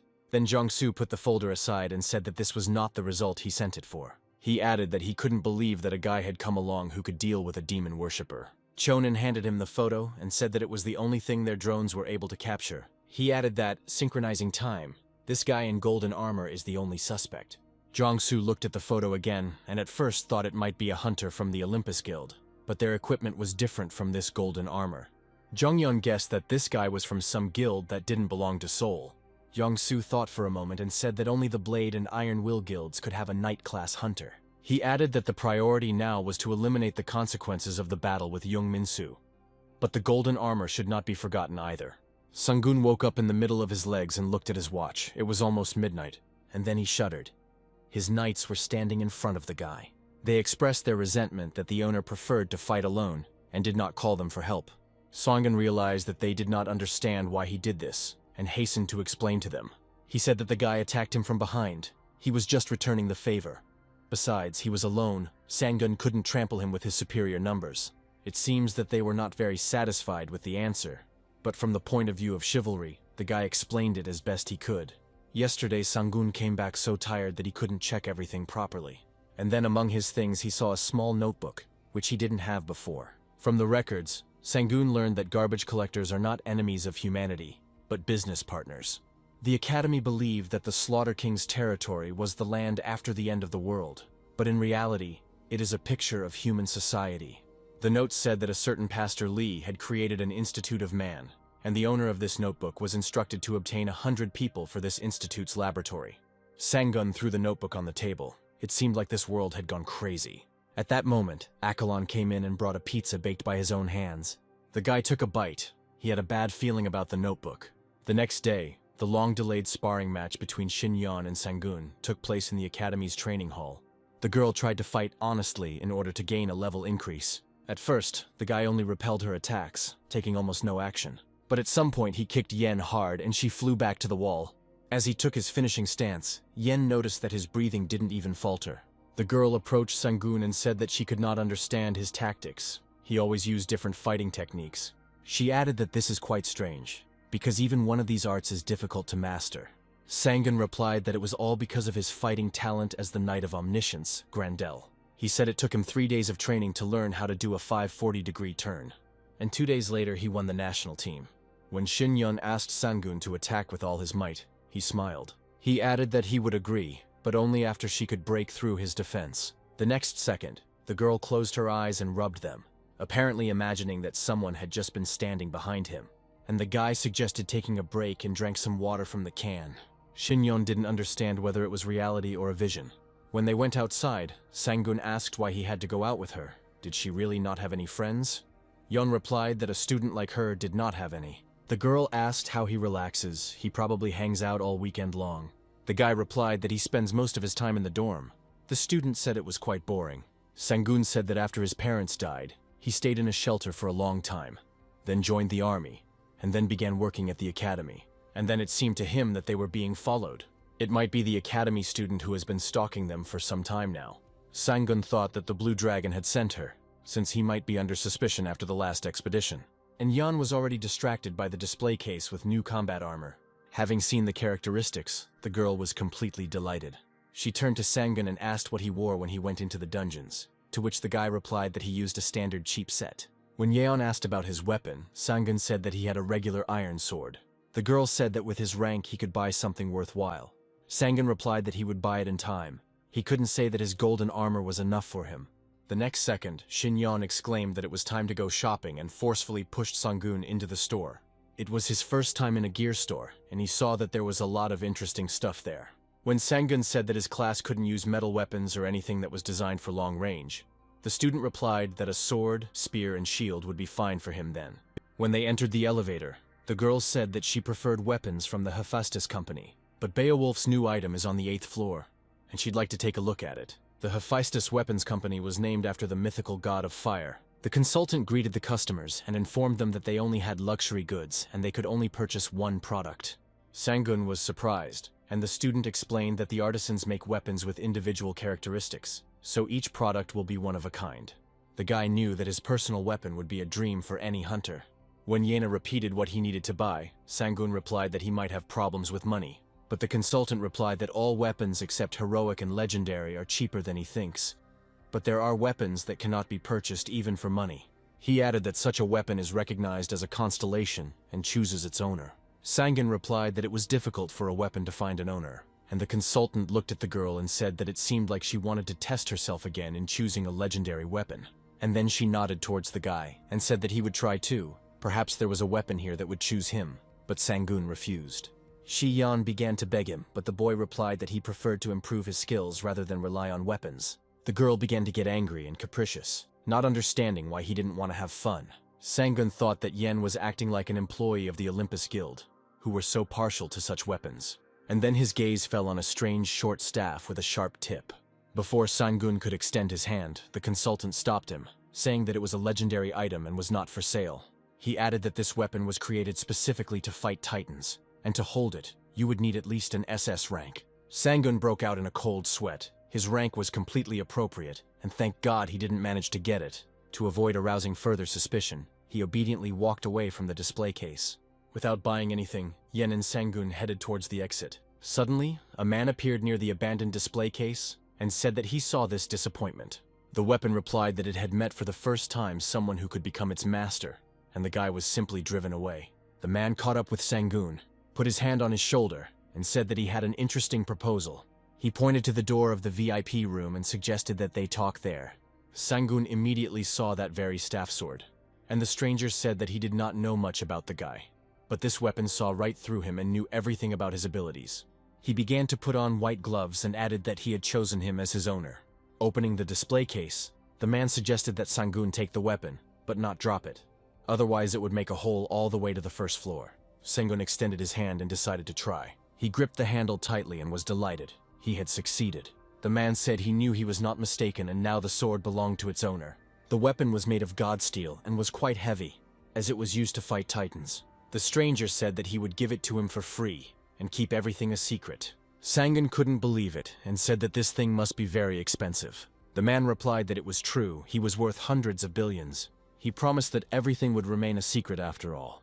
Every hero has his own story. Shinyon and Sangun were sitting in a cafe, and the girl said that she had never been there and had never tried anything like it.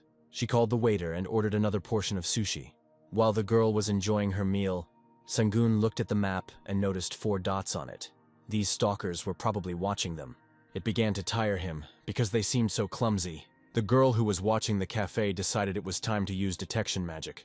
After scanning the guy, she was surprised. The system reported that he could not be identified. There was no data. Perhaps the target has strong defense or uses defensive artifact skills. The girl was shocked that an ordinary employee could have such skills. The only thing that could explain it was that he was a golden knight. When they got outside, Sangun said that it was time for them to return to the academy. The girl was able to overhear their conversation about why he needed to level up, since he doesn't even hunt. Sangun walked along the dark corridor and knew that there were already 10 of these annoying flies. As he passed a couple of guys, he heard them discussing how the Golden Knight had never been found, even though he had taken part in the battle. Sangun took out his phone and opened social networks. He immediately came across an article and a photo taken by drones and recognized himself. The guy was wondering how he could prove that he was not a Golden Knight if he was suddenly caught. The only thing that calmed him down was that they didn't make any sudden movements as they tried to understand the situation. At that moment, Sangun again felt someone's presence nearby. He decided that he had only one way out and walked decisively down the corridor. Sangun headed to the Midday Sun Guild headquarters. So-mi was surprised by his arrival and asked what brought him here at such a time. The guy put his finger to his lips and asked them to speak more quietly so that they wouldn't be heard. The head asked what the new awakened one, Mr. Golden Knight, was doing here. She added that she should have realized this back then, when he gave her a huge amount of magic stones. The guy answered, so she should understand that he came to her for help. So-mi said that she didn't understand what he was talking about yet, but she was ready to help him. Sangun said that he has already been suspected of being involved in the death of the demon worshipper Minsu. They are keeping an eye on him, but they can't read his skills, which makes them even more suspicious. The woman stood up from the table and asked why he didn't become a hunter and become famous, but he replied that he just wanted to live in peace. The leader said that his armor was probably activated even now, so why not turn it off? But the guy replied that then his skills would be revealed immediately. So-mi said that if it was a magical block, she would be able to figure it out. She added that she could tell that she used the skill. The Eye of Justice is specialized in gathering information, and the magic blocking is the same field, and she knows how to use it. All that was left was to come up with a reason why So-mi would use her skill on him. The leader asked the guy what class he was, and he replied that it was a knight class and specialized in close combat defense. So-mi said that if there was something to hide, it was best to put it in a visible place. From now on, Sangun would be in charge of tracking the Golden Knight in their guild. It sounded like a Golden Knight would chase a Golden Knight. The guy exclaimed that he hadn't even thought of that. It was brilliant. And now that they had discussed everything, Sangun could begin his hunt. After some time, he saw surveillance again and came up with a plan. Sangun quickly broke into a run and turned the corner. The girl did not expect this and lost sight of the guy. A few seconds later, Sangun jumped off the roof. In the blink of an eye, the guy was in front of the girl and said that she had been annoying him since lunch. He added that he should have been more careful, but now it has been exposed. The girl did not understand what was being discussed, and Sangun replied that he was one of them. It was necessary to know about this. She asked what he wanted from her. Sangun replied that he needed information because she had been communicating with others while she was pursuing him. The girl began to resist and said that she didn't know anything. The guy punched the wall and said that he wouldn't ask twice. He told her to tell him everything she knew. Sangun looked deep into her eyes and added that it would be foolish to die just for the guild. Then the girl took out her phone and showed their shared chat. It also said that no one had found anything, and Sangun gave her the phone. The guy left the girl alone and rushed to the next one. He grabbed the boy and asked him what he would prefer, to share the information or die. The guy sat down on the ground and held out his phone. It was the best move to spread his legend and remove all suspicion from himself. A week later, a report on the intensified search for the Golden Knight was heard in the main conference room of the Hunters Academy. Association President Su Huan said they are ready to announce a decision regarding the Golden Knight. They declare him a demon worshipper who stole an S-rank demon worshipper and put him on the wanted list. He suggested thinking carefully about what might be hiding him or knowing his location. Sumi was funny. They couldn't find it, so they decided to destroy it. This time, Sangun visited the D-rank dungeon's slaughter hall. The monsters, resembling devils, greedily devoured their victims. Sangun destroyed another creature by piercing its throat, and those who were still alive, seeing fresh meat, began to move towards the victim. The guy took out his new weapon and decided it was time to test it out. Another monster was just flying towards him, drawing its sword. Sangun suddenly extended his hand, using a new weapon. A few minutes later, he was pleasantly surprised. One hit, one kill. When the creatures were finished, Sangun looked at the handle with interest and said that he already liked it. The team shared with the owner his joy that he had finally found his weapon. Samel said that if Sangun takes the appropriate oath, he will become a real knight. He decided, apparently, that's why his system didn't include the knighthood class. Sangun said that they were moving on and opened another door. He saw a huge magic circle in front of him. The guy walked further and found himself in a large columned hall with high ceilings. The boss named Cruel Demon immediately saw Sangun and said that the prey itself came to him. The boy held out his hand and shouted that justice would prevail and today was their last day. The demon replied that he was also ready to enjoy the holiday and cast a magic spell. Thus the boss increased the energy in the monsters. The team did not wait and was the first to rush into the attack. Sangun said the meat party had begun. A battle ensued, and so far there were neither winners nor losers. Kronbane told the owner that they could manage without him, but he should take care of himself. Seeing that the forces were equal, the demon said that he would now show his signature move. But Sangun did not let him finish speaking, and pointed a golden sword at him. He defeated the boss, and his team dealt with the rest. The dungeon was cleared, and some kind of chest appeared in front of Sangun. And then the phone rang. It was So-Mi, Shin-Young's mother. In the evening, a gala reception was held in the party hall at the Kaizen Hotel. Pastor Lee, a demon worshipper from the King of Slaughter constellation, raised his hands and said he would start with the main dish of the day. In front of him lay a huge piece of meat. Those present began to say that it was a wonderful sight and looked very appetizing. The apostles sat down at the table and Pastor Lee said that today this dish was prepared especially for the archdemons who guarded the Slaughter King's hall. The servants began to greedily devour the meat, and the pastor thought that everything was going like clockwork. When the meal was finished, the pastor thanked them for their participation in the opening of the Second Human Research Institute, and would like to make one suggestion. He recalled that the institute was busy duplicating the Awakened to make them members of the teams present, but that supplies had gotten worse recently. Therefore, the fastest way to solve the problem is hunting. For this purpose, he prepared hunting competitions for the apostles for their entertainment. And to add to the excitement, there will be a prize raffle. The first is a potion that increases all statistics by 1 rank for an hour. The second is an evolution potion that will help you rise to an SSS rank apostle. The pastor added that he would give the potion to the one who caught the most victims, and the second and third winners would get a potion of enhancement. He said that anyone can take part and the competition will last a week. The apostles, without even listening to the end, rushed to the exit, and everyone wanted to be the first. The pastor ordered to clear the table and prepare to receive the awakened ones who would be caught by the archdemons. Sangun burst into the Midday Sun headquarters and asked if So-Mi was going to brand him as a demon worshipper. The leader replied that the association and guilds wanted an S rank, awakened being on their side. The guy asked how she could treat him like that after he saved her. So-Mi replied that there was nothing surprising about that. and it was better for him not to wear golden armor unless there was a threat. Sang-gun realized that the conversation would not work out and left the office. He walked down the corridor and didn't think that everything would be so bad. In a week he would become a demon worshipper, and a plan had to be come up with. Shin-yeon asked her partners to warn her about monsters that would attack from afar. The boys said it was a good idea, and they were listening to the Sky class. The girl ordered to check the equipment again and added that the guild members would protect them. Some were nervous. This was their first experience in dungeons. A week earlier, the academy's dean, Baek Gae-young, announced that during the holidays, each student must go to the dungeon on their own. And in order for each team to be balanced, it will consist of one representative of the heavenly class, 2 earthly, and 2 normal ones. Sang-gun said that Shin-yeon belongs to the heavenly class, which means he will be the leader. Shin-yeon was informed that the car would soon be there. Within a few minutes, the team was heading towards the portal. Shin-yeon said that she hoped everyone was ready and took the first step into the dungeon. The driver and his partner remained in the car and waited for the team to return. And then suddenly the alarm went off and something appeared on the radar. It was an S-rank monster and its speed was increasing. The man grabbed the radio and told the guildmaster that they were in trouble. One day, Su Huan explained the situation by saying that there were 7 S-rank monsters eating at the border of Seoul. In addition, unregistered monsters of A and B ranks have appeared, which are archdemons in the form of a beast. The Olympus Guildmaster said that these Slaughter King's apostles have gone crazy. One of those present said that in order to defeat 7 monsters, you need at least 3 awakened S ranks. The Minister of National Defense said that the military has already started to build a line of defense, sending an army and a navy there. But will it work against the monsters? Someone said that perhaps the army would be able to buy time for the awakened to begin attacking the archdemons. Another objected to him, how can one send an army as bait? The president listened to the squabble and silently clutched his head. Sang-gun slept well and felt great. Akalon poured him coffee and said that the owner had not slept until 3 in the morning. The guy replied that he was writing a report so he could relax today. At that moment there was a knock on the door and Sang-gun told Akalon to return to the shelter.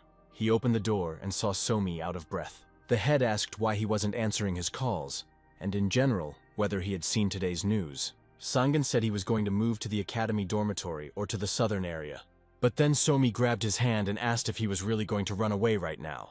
The guy resolutely replied that he was going to move out.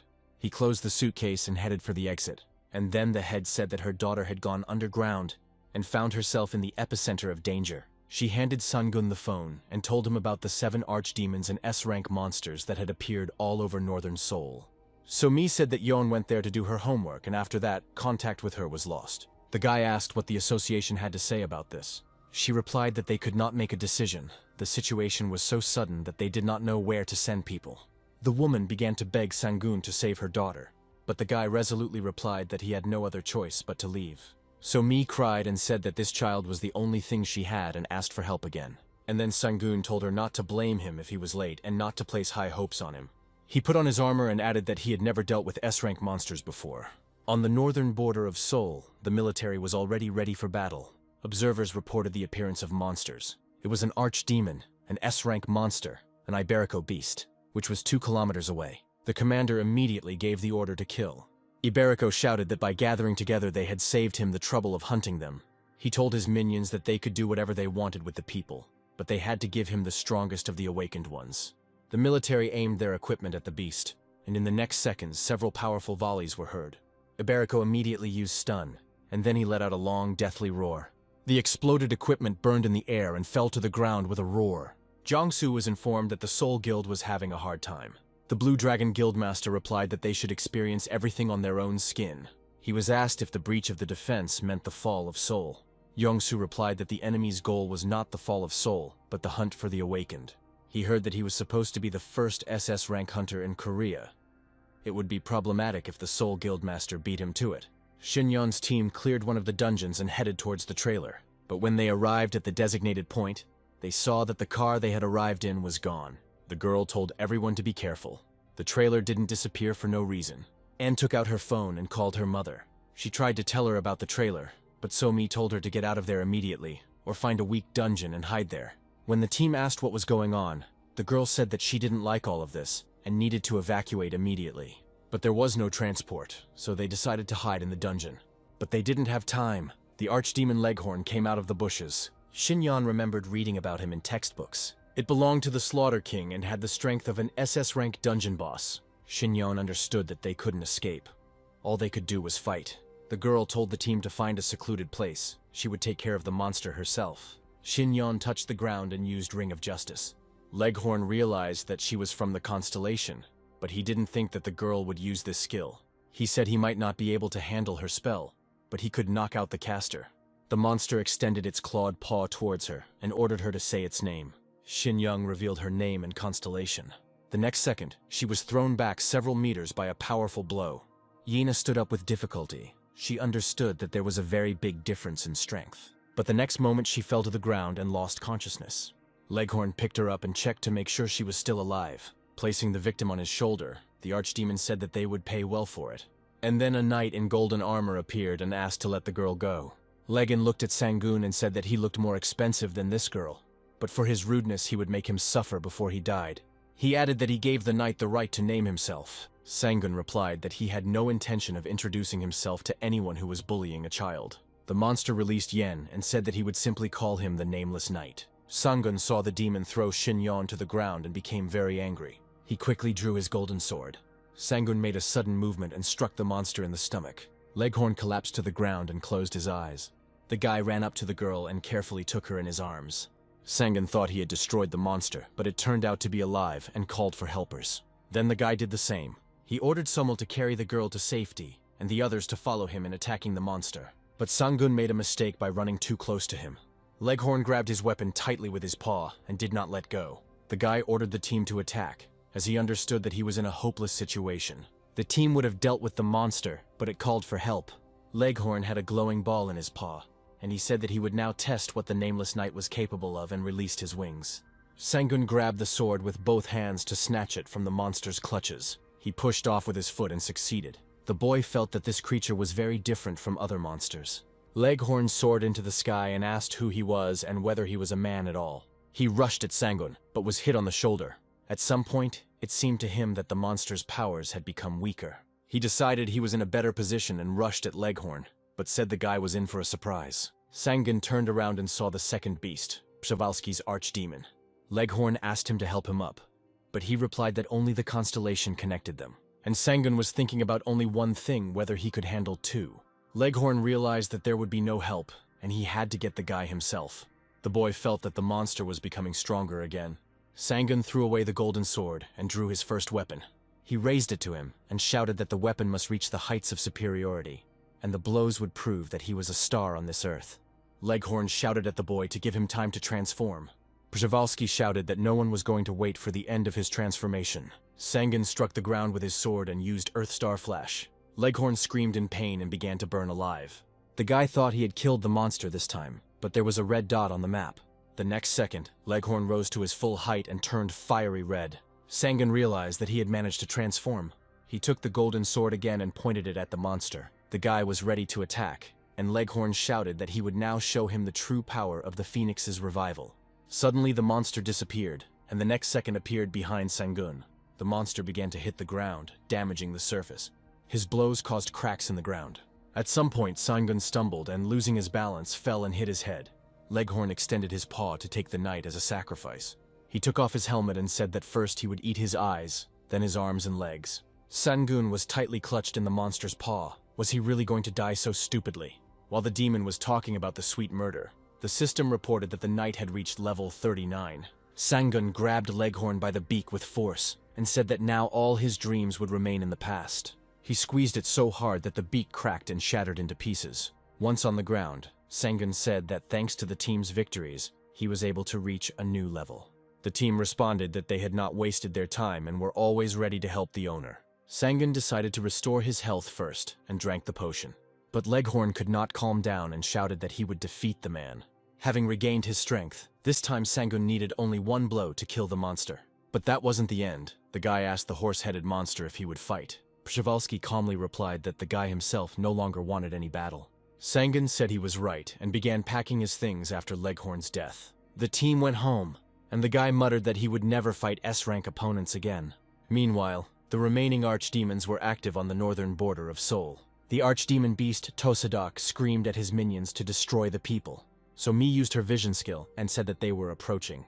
The good news was that they didn't know about the Eye of Justice. She reported that there were 2 B ranks on the left, Hindu and Chihuahua, an A rank shepherd on the right, and a group of demons were digging a tunnel to the west.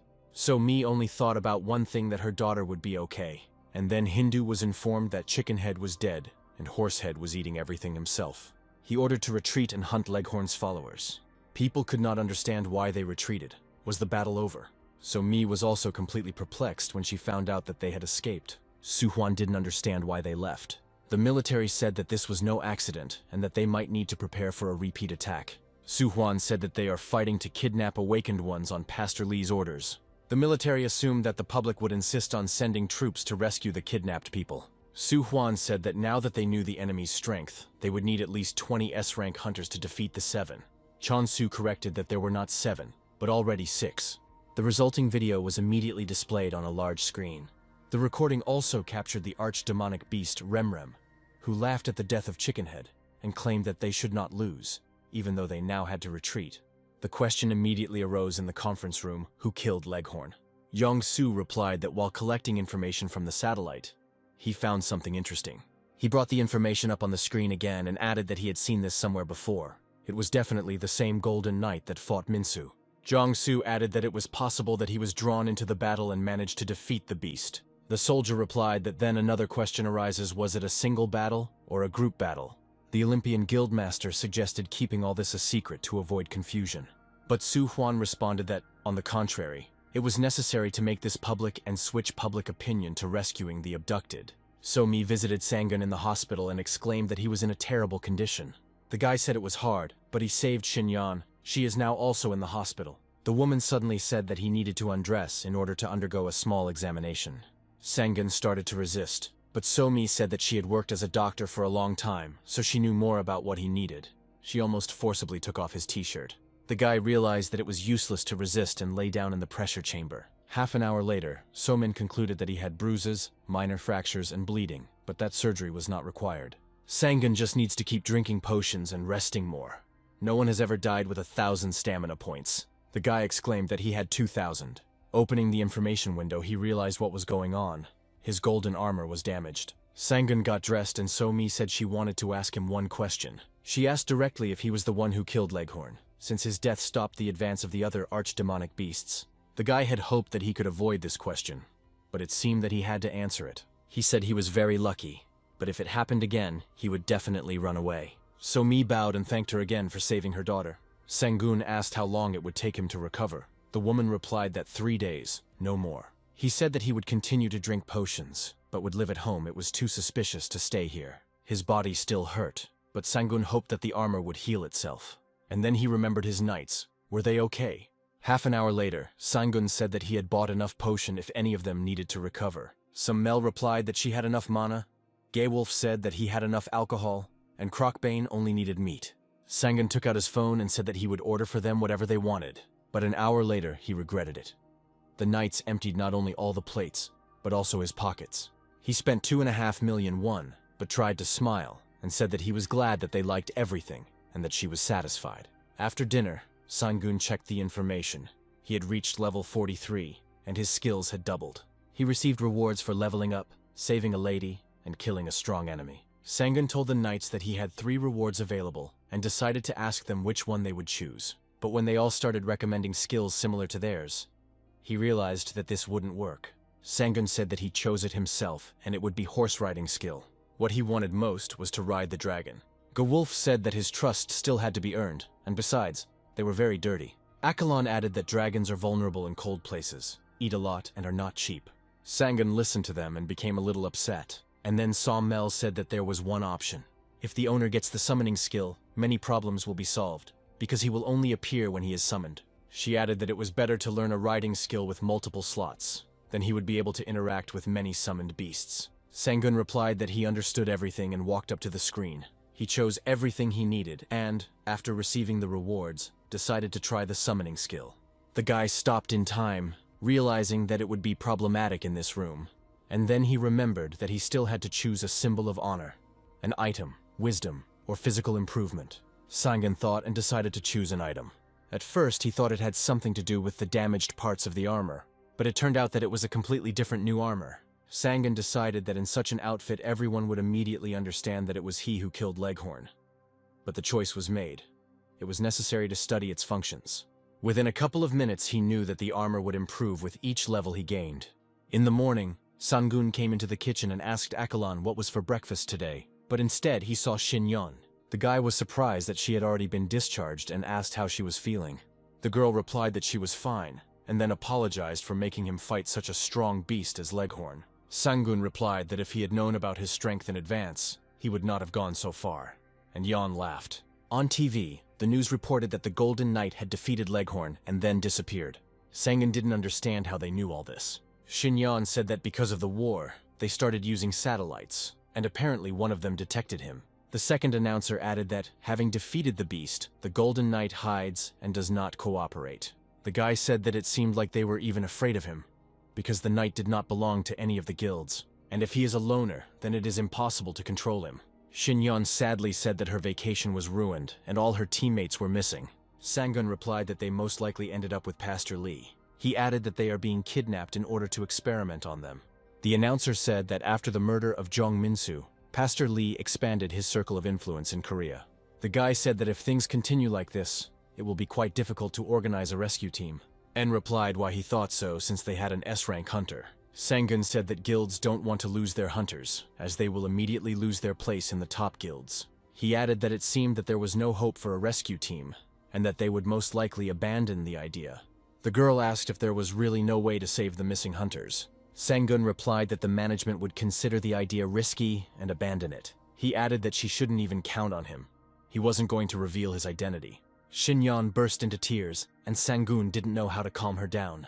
Later, he decided to go to the archive and get rid of the junk that had accumulated in his inventory. At first, Sangun thought that the old gloves would suit Yen perfectly, but he had obtained them with such difficulty, so he decided to leave them for now. He then took the sword to check its characteristics.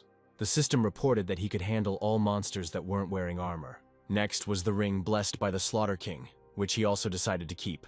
Sangun was a little worried about the beast summon skill.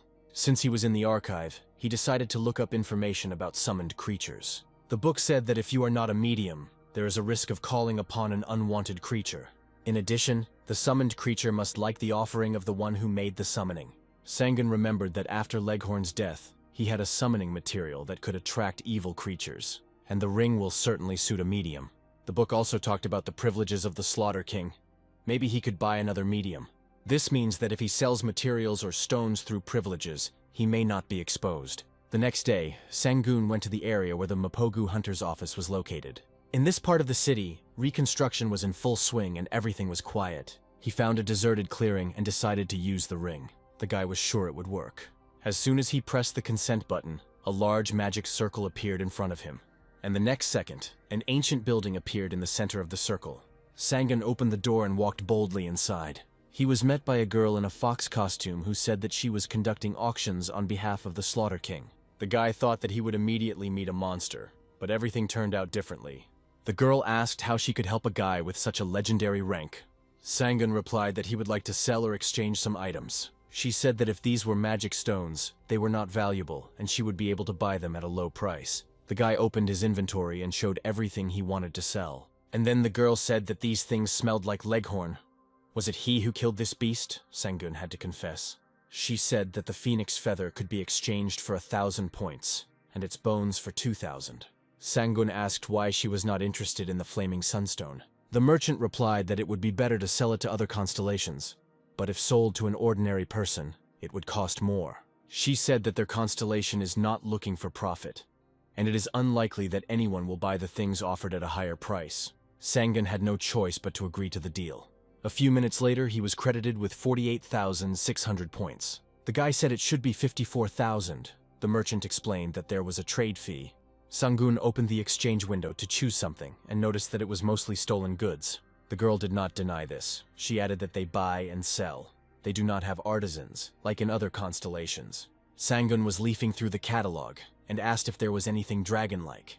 The merchant replied that if he was going to hunt dragons, then treasures, gold coins piled up in a mountain would do. Sangun began to doubt whether he had enough points. But the girl said that there was a set of jewelry for dragon bait. It only cost 10,000 points. The guy found the product he needed in the catalog and decided that it must have cost at least $1 million. In any case, the price was right, and Sangun said that he wanted to buy 2 chests at once. When he returned and decided to make the call, the knights began to ask in one voice if there would be any problems. Sangun replied that there was no need to dissuade him and that he had to focus. As soon as the magic circle appeared, the guy began to write the corresponding symbols into it. The next second, the silhouette of some creature began to appear in the air. Gawulf said that the figure was that of a Western golden dragon. Finally, the dragon took full form and asked who dared to summon him. Sangun replied that he did it. The boy got scared when the creature started to approach him. The dragon asked what he had prepared to pay for the contract. The guy took one of the chests out of his inventory and placed it in front of the creature. The creature took the treasure and said that this was exactly what was needed. The dragon took out a contract and asked who Sangun wanted to be, a partner or a dragon knight, and fly on his back. He offered the guy an ally package, where summoning magic was already included, but the breath had to be purchased separately.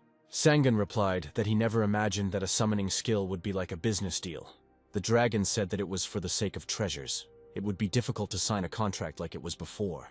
He can, of course, follow the hero, but such people are most often modest. When heroes get rich, they become lazy and no longer think about going on missions. The dragon said that he checked Sangun's skills, and he has writing skill. The creature asked if the knight had taken an oath, and the boy replied that he had not. The dragon asked if the boy had served other knights. Sangun replied that this did not happen either. The dragon said that in order to take the oath, another contract was needed, which could be concluded for 10 years and must be paid annually. Sangun replied that he would like to know the exact amount, taking into account the purchase of the dragon's breath. After all, without breath, a dragon is not a dragon. The dragon looked through all the wishes that should be included in the contract. He added that a second such chest would be enough to pay for 1 year of the contract. Sangun thought that he could easily pay. It turned out to be cheaper than he thought. He took out the second chest and placed it in front of the dragon. The dragon handed the boy a contract to sign and said that he needed to give it a name and fill the bracelet with mana. Sangun asked his name. The creature was called Eldron. After signing the contract, Sangun didn't think that this long procedure would exhaust him so much. When Gawulf came and suggested returning home, he decided to tell the owner that they had their own servants. Sangun asked why he didn't know about this before. The knights who appeared replied that the master had not asked them, and that they were not needed in battles yet. The guy grabbed his head and ordered them to be shown immediately. Gawulf whistled, and immediately a black horse appeared, flashing with lightning. He said that his servant was called the Abyss of Nightmare. Samel's attendant was a heavenly holy bird. Sangun couldn't even imagine that they had such cool servants. Kronbaum also showed his assistant, whose name was Basil. He possessed the breath of numbness.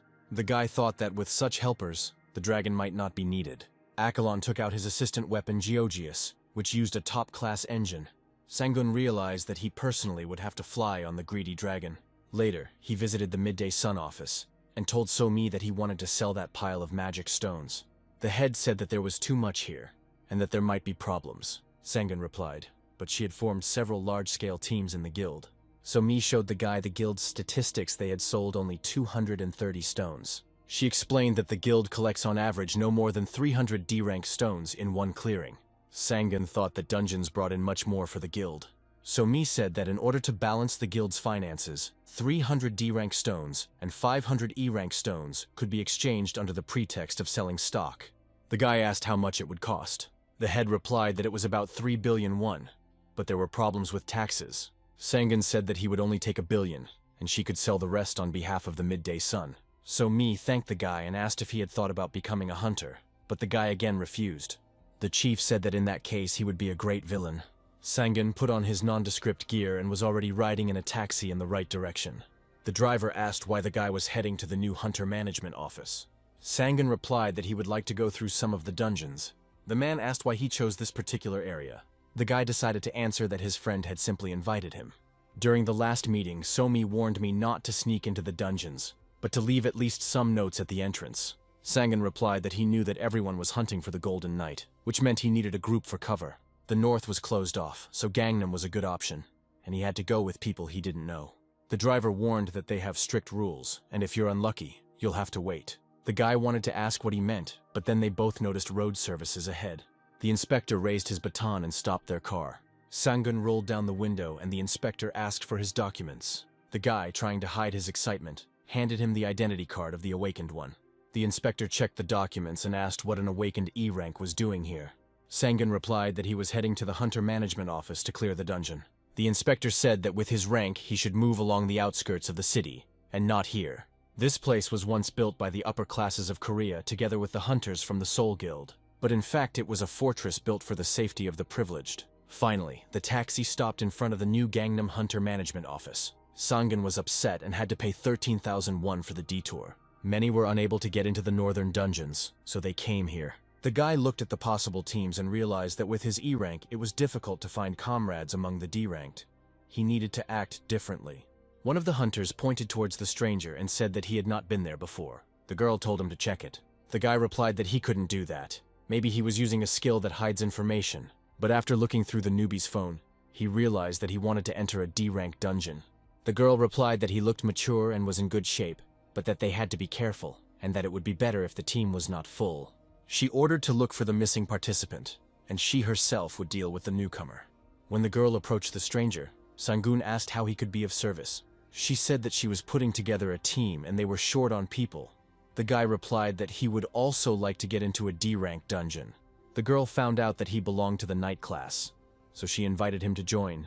They were just looking for someone for the vanguard. She brought Sangun to the team and said that they could finally move into the dungeon. The first to introduce himself to Sangun was the leader of the squad. His name was John Shai. He had the 44th rank and was a sniper. The boy then learned that the girl's name was Do-hee, and the other hunter's name was Choi Sopkil, who was a tracker. The guy with the axe said his name was Bae Yun-hong, a D-rank hunter with a level of 38. Sangun stated his name and added that he was an E-rank and a level 43 hunter. Do-hee said that if no one has any questions, then we can go to the dungeon. Sangun was glad that it didn't take long to find the team. After some time, the team approached a portal leading to the dungeon. Sangun immediately noticed that Chief John and Do-hee were having a very nice conversation, and the two walking behind are most likely blocking the escape route. Do-hee approached Sangun and asked what was wrong. He replied that he was just worried. The axe hunter was chatting about how he wanted to join the Soul Guild after returning. They had good privileges, and Sangun was worried that he couldn't wear his golden armor in front of the hunters. After some time, the leader reported that they had arrived at the place. It was the cave of a D-rank monster. He ordered everyone to stand in one line and be ready to attack. After some time, monsters with large ears, similar to rats, crawled out of the caves. John ordered Sangun to cover the left flank, and Young-hun to cover the right. Sangun took out his shield and saw that there was nothing unusual in their actions. Meanwhile, the monsters were getting closer and closer. Yun-hong exclaimed that there were too many of them, and the leader ordered everyone to stay on the same line. At this moment, one of the monsters rushed at Yun-hong and he covered himself with an axe.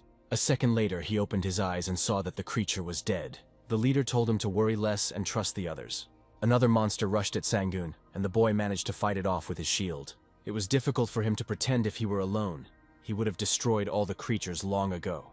Meanwhile, Sopkil bravely fought with one of the creatures. And then green arrows flew out of nowhere and almost hit Sangun in the leg. He raised his head and saw humanoid monsters with bows on the rock. John decided it was time to use magic and ordered Do-hee to use resistance. The girl pointed her staff at the team and concentrated. The next moment, all hunters' magic resistance increased, and their attack power also increased. Sangun managed to protect himself from the monster's arrows with a shield, and Yun-hong fought bravely with the other creatures, swinging his axe. During a brief lull, Yun-hun told Sangun that it was a pleasure to work with him on the team. But the next minute, something strange began to happen. John Shea shouted to be careful. These might be traps. And then the sharp blade of a huge axe suddenly flew over the boys' heads. But the hunters managed to react in time. Do-hee shouted that if they needed help, she could heal them. Sangun replied that the potion would be enough for them, but the magic should be saved. Having dealt with the monsters, the team reached the door behind which the boss could be. But before entering, the hunters decided to take a little rest and eat. The chief looked at Sangun and said that his rations were similar to what the association gave out. But the boy did not answer. John Shea added that it probably wasn't very tasty and held out his portion. Sangun did not trust these hunters very much and refused even tea. Then Sopkil came up to him and said that if he didn't like it, he could offer something else. But when the hunter's persistence became too intrusive, the boy realized that he had no choice. Sangun suddenly hit the hunter and he fell to the ground. The next blows he dealt were to Do-hee and the leader of the squad. Then Yun-hong stood up and thanked everyone for making his job easier. In just a couple of minutes, he had connected the head, Do-hee, and Sopkil. Sangun asked who he was, and Yun-hun replied that it was none of his business. He only added that if the guy didn't want to die, he had to keep an eye on them. John Shea shouted not to listen to him and help them. Yunhong kicked him hard and told him to shut up. Sangun told him that he was acting like a garbage man, and he replied that these three were also garbage men with thousands of victims to their name. Especially Dohee, who pretends to be innocent and then stabs you in the back. Sangun had no idea that he would get involved with such a group of scumbags. Yunhun headed towards the boss's door and warned that if Sangun tried to let them go or take the reward, he would be killed on the spot. At the door, he was met by a boss who looked like a butcher. Both rushed at each other at the same time, but Yunhong was quicker, and the monster flew back and hit a rock. After making sure that the boss was dead, he headed towards the exit. Yunhong checked Yunhong's statistics and couldn't figure out how he managed to hide such figures. The system reported that the knight had done an excellent job as a team member and the dungeon had been cleared. Since he didn't personally fight the monster, he probably won't receive a reward. Sangun approached the garbage collectors and could not understand why his knight's code was silent. There was only one way to test Yunhong's intentions to kill the three scavengers, and as soon as Sangun did this, the system reported that he had received a reward for punishing people who had violated human principles. Then a message appeared that he had received a box of equipment. At this moment, Yunhong came up and asked what all this meant. Sangun replied that they started doing strange things and he had to deal with them. The garbage man said the guy was talking nonsense and hit him in the face. Now Sangun realized that he needed more than just money, otherwise he wouldn't have been so angry. And Yunhong shouted that he should have reported to the boss that they were killed by other garbage men, and these honest swindlers should have started it.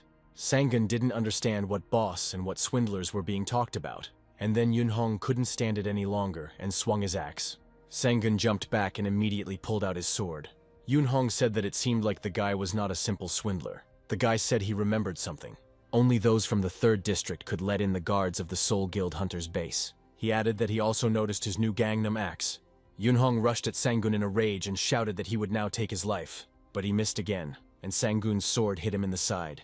Sangun knocked the axe out of Yunhong's hands and disarmed him. He pointed his gun at the garbage man and ordered him to surrender. But Yunhong suddenly pulled out a knife. He made a mistake and fell to the ground from Sangun's blow. Sangun regretted only one thing, that he never found out what he had planned. Now it was necessary to come up with some kind of legend for this whole story. He can say that 3 scavengers killed him while clearing the dungeon, and the E-rank hunter finished them off. Sangun sat down to collect their things and saw a pile of money. At first glance, there was at least 10 billion won here. The head of the Gangnam Hunter Management Department said that all of this sounded problematic, and Sangug added that he was unable to bring their weapons due to the inventory limit. At that moment, the representative of the Soul Guild, Yang Yaksu, entered the office. He thanked Sangun for the collected property of the hunters. The guy pointed to the table and replied that he had brought as much as he could. The representative examined Doha's staff and said that he regretted that there were so few good people left in the world. Yaksu took out a pen and began to list the items. He then took a wad of bills from the pile and handed it to Sangun, but he refused. He added that the D-rank dungeon reward would be enough for him. Sangun headed towards the exit, but he felt a look of distrust.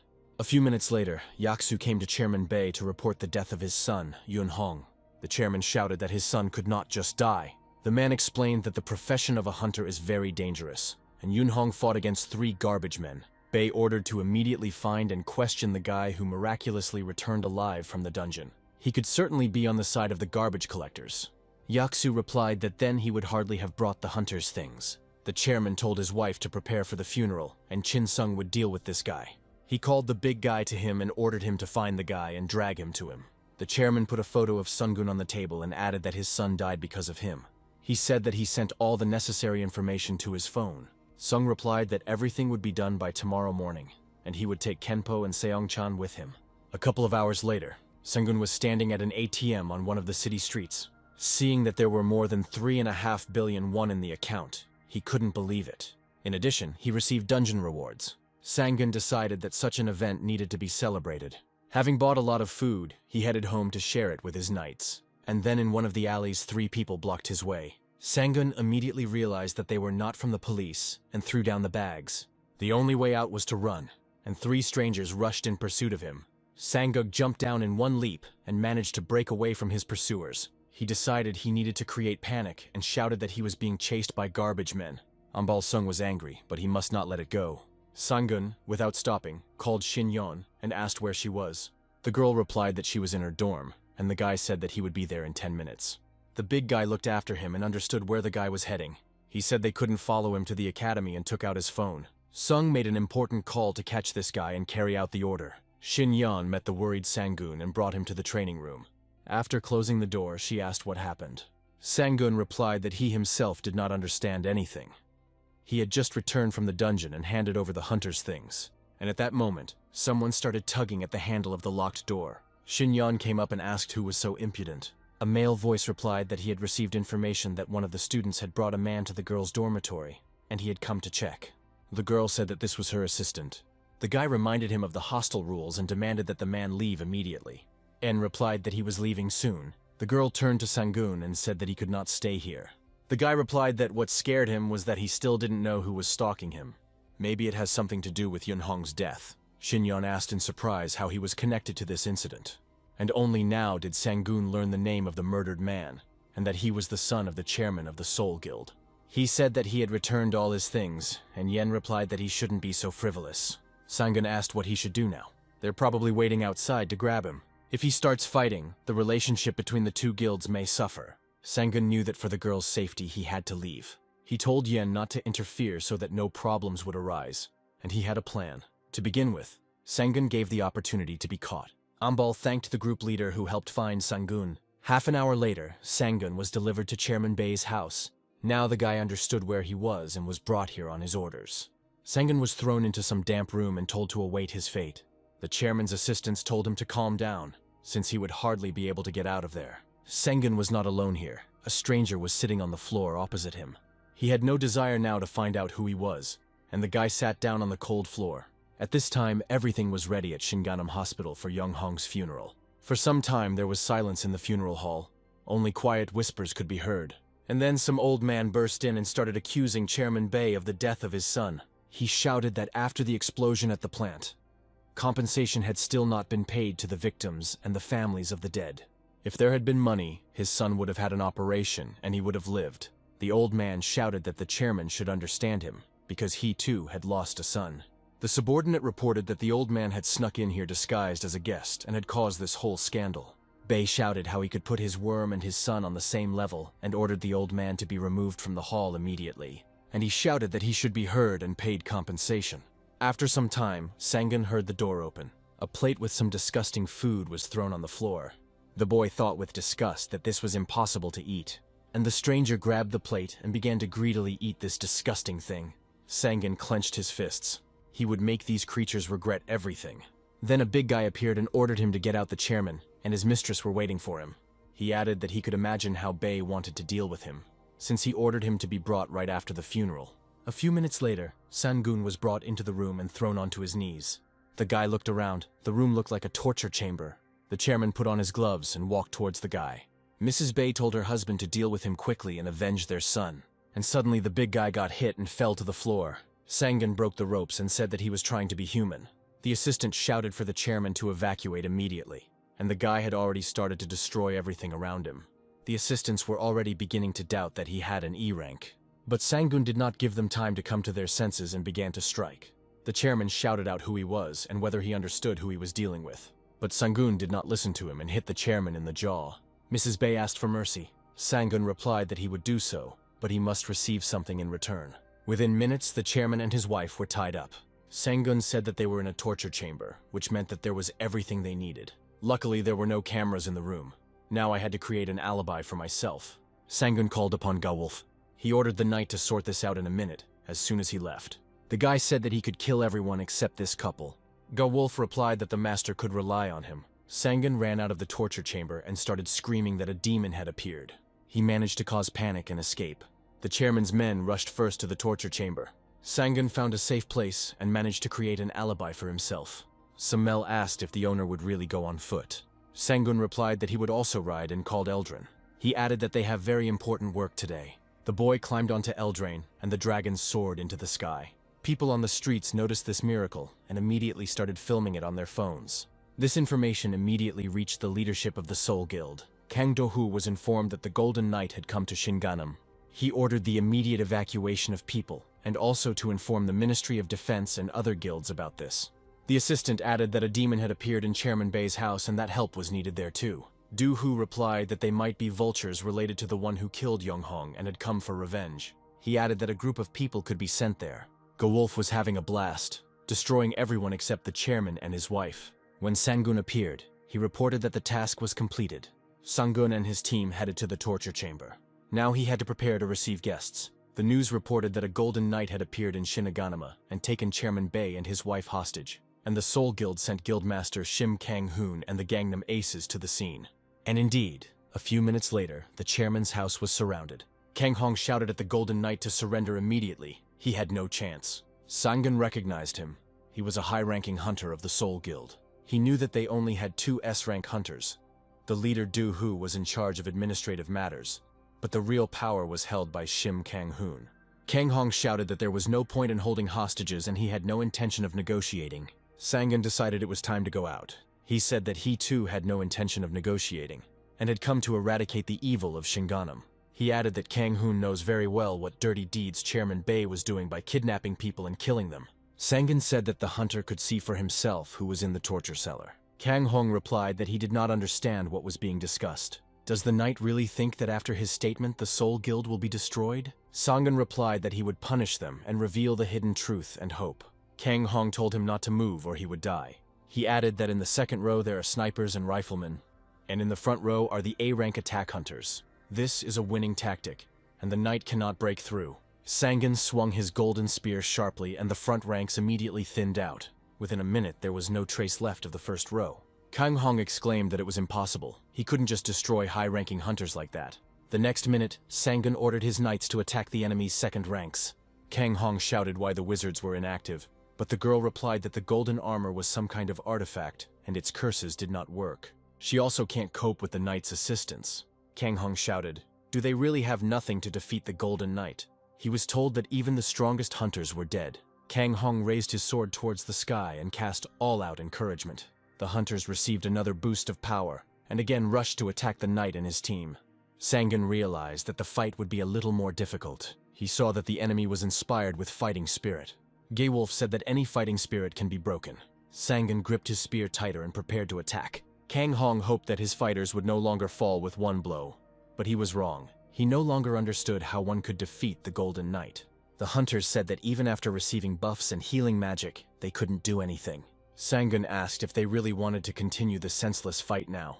Kang Hong realized that his overconfidence had been his undoing, and they won't be able to cope with the dragon at all. Kang Hong ordered to retreat and try to change tactics. Eldrin said that the enemy was retreating, and could he use his breath to chase them? Sangun replied that next time he would handle them himself. He raised the golden stake high above his head.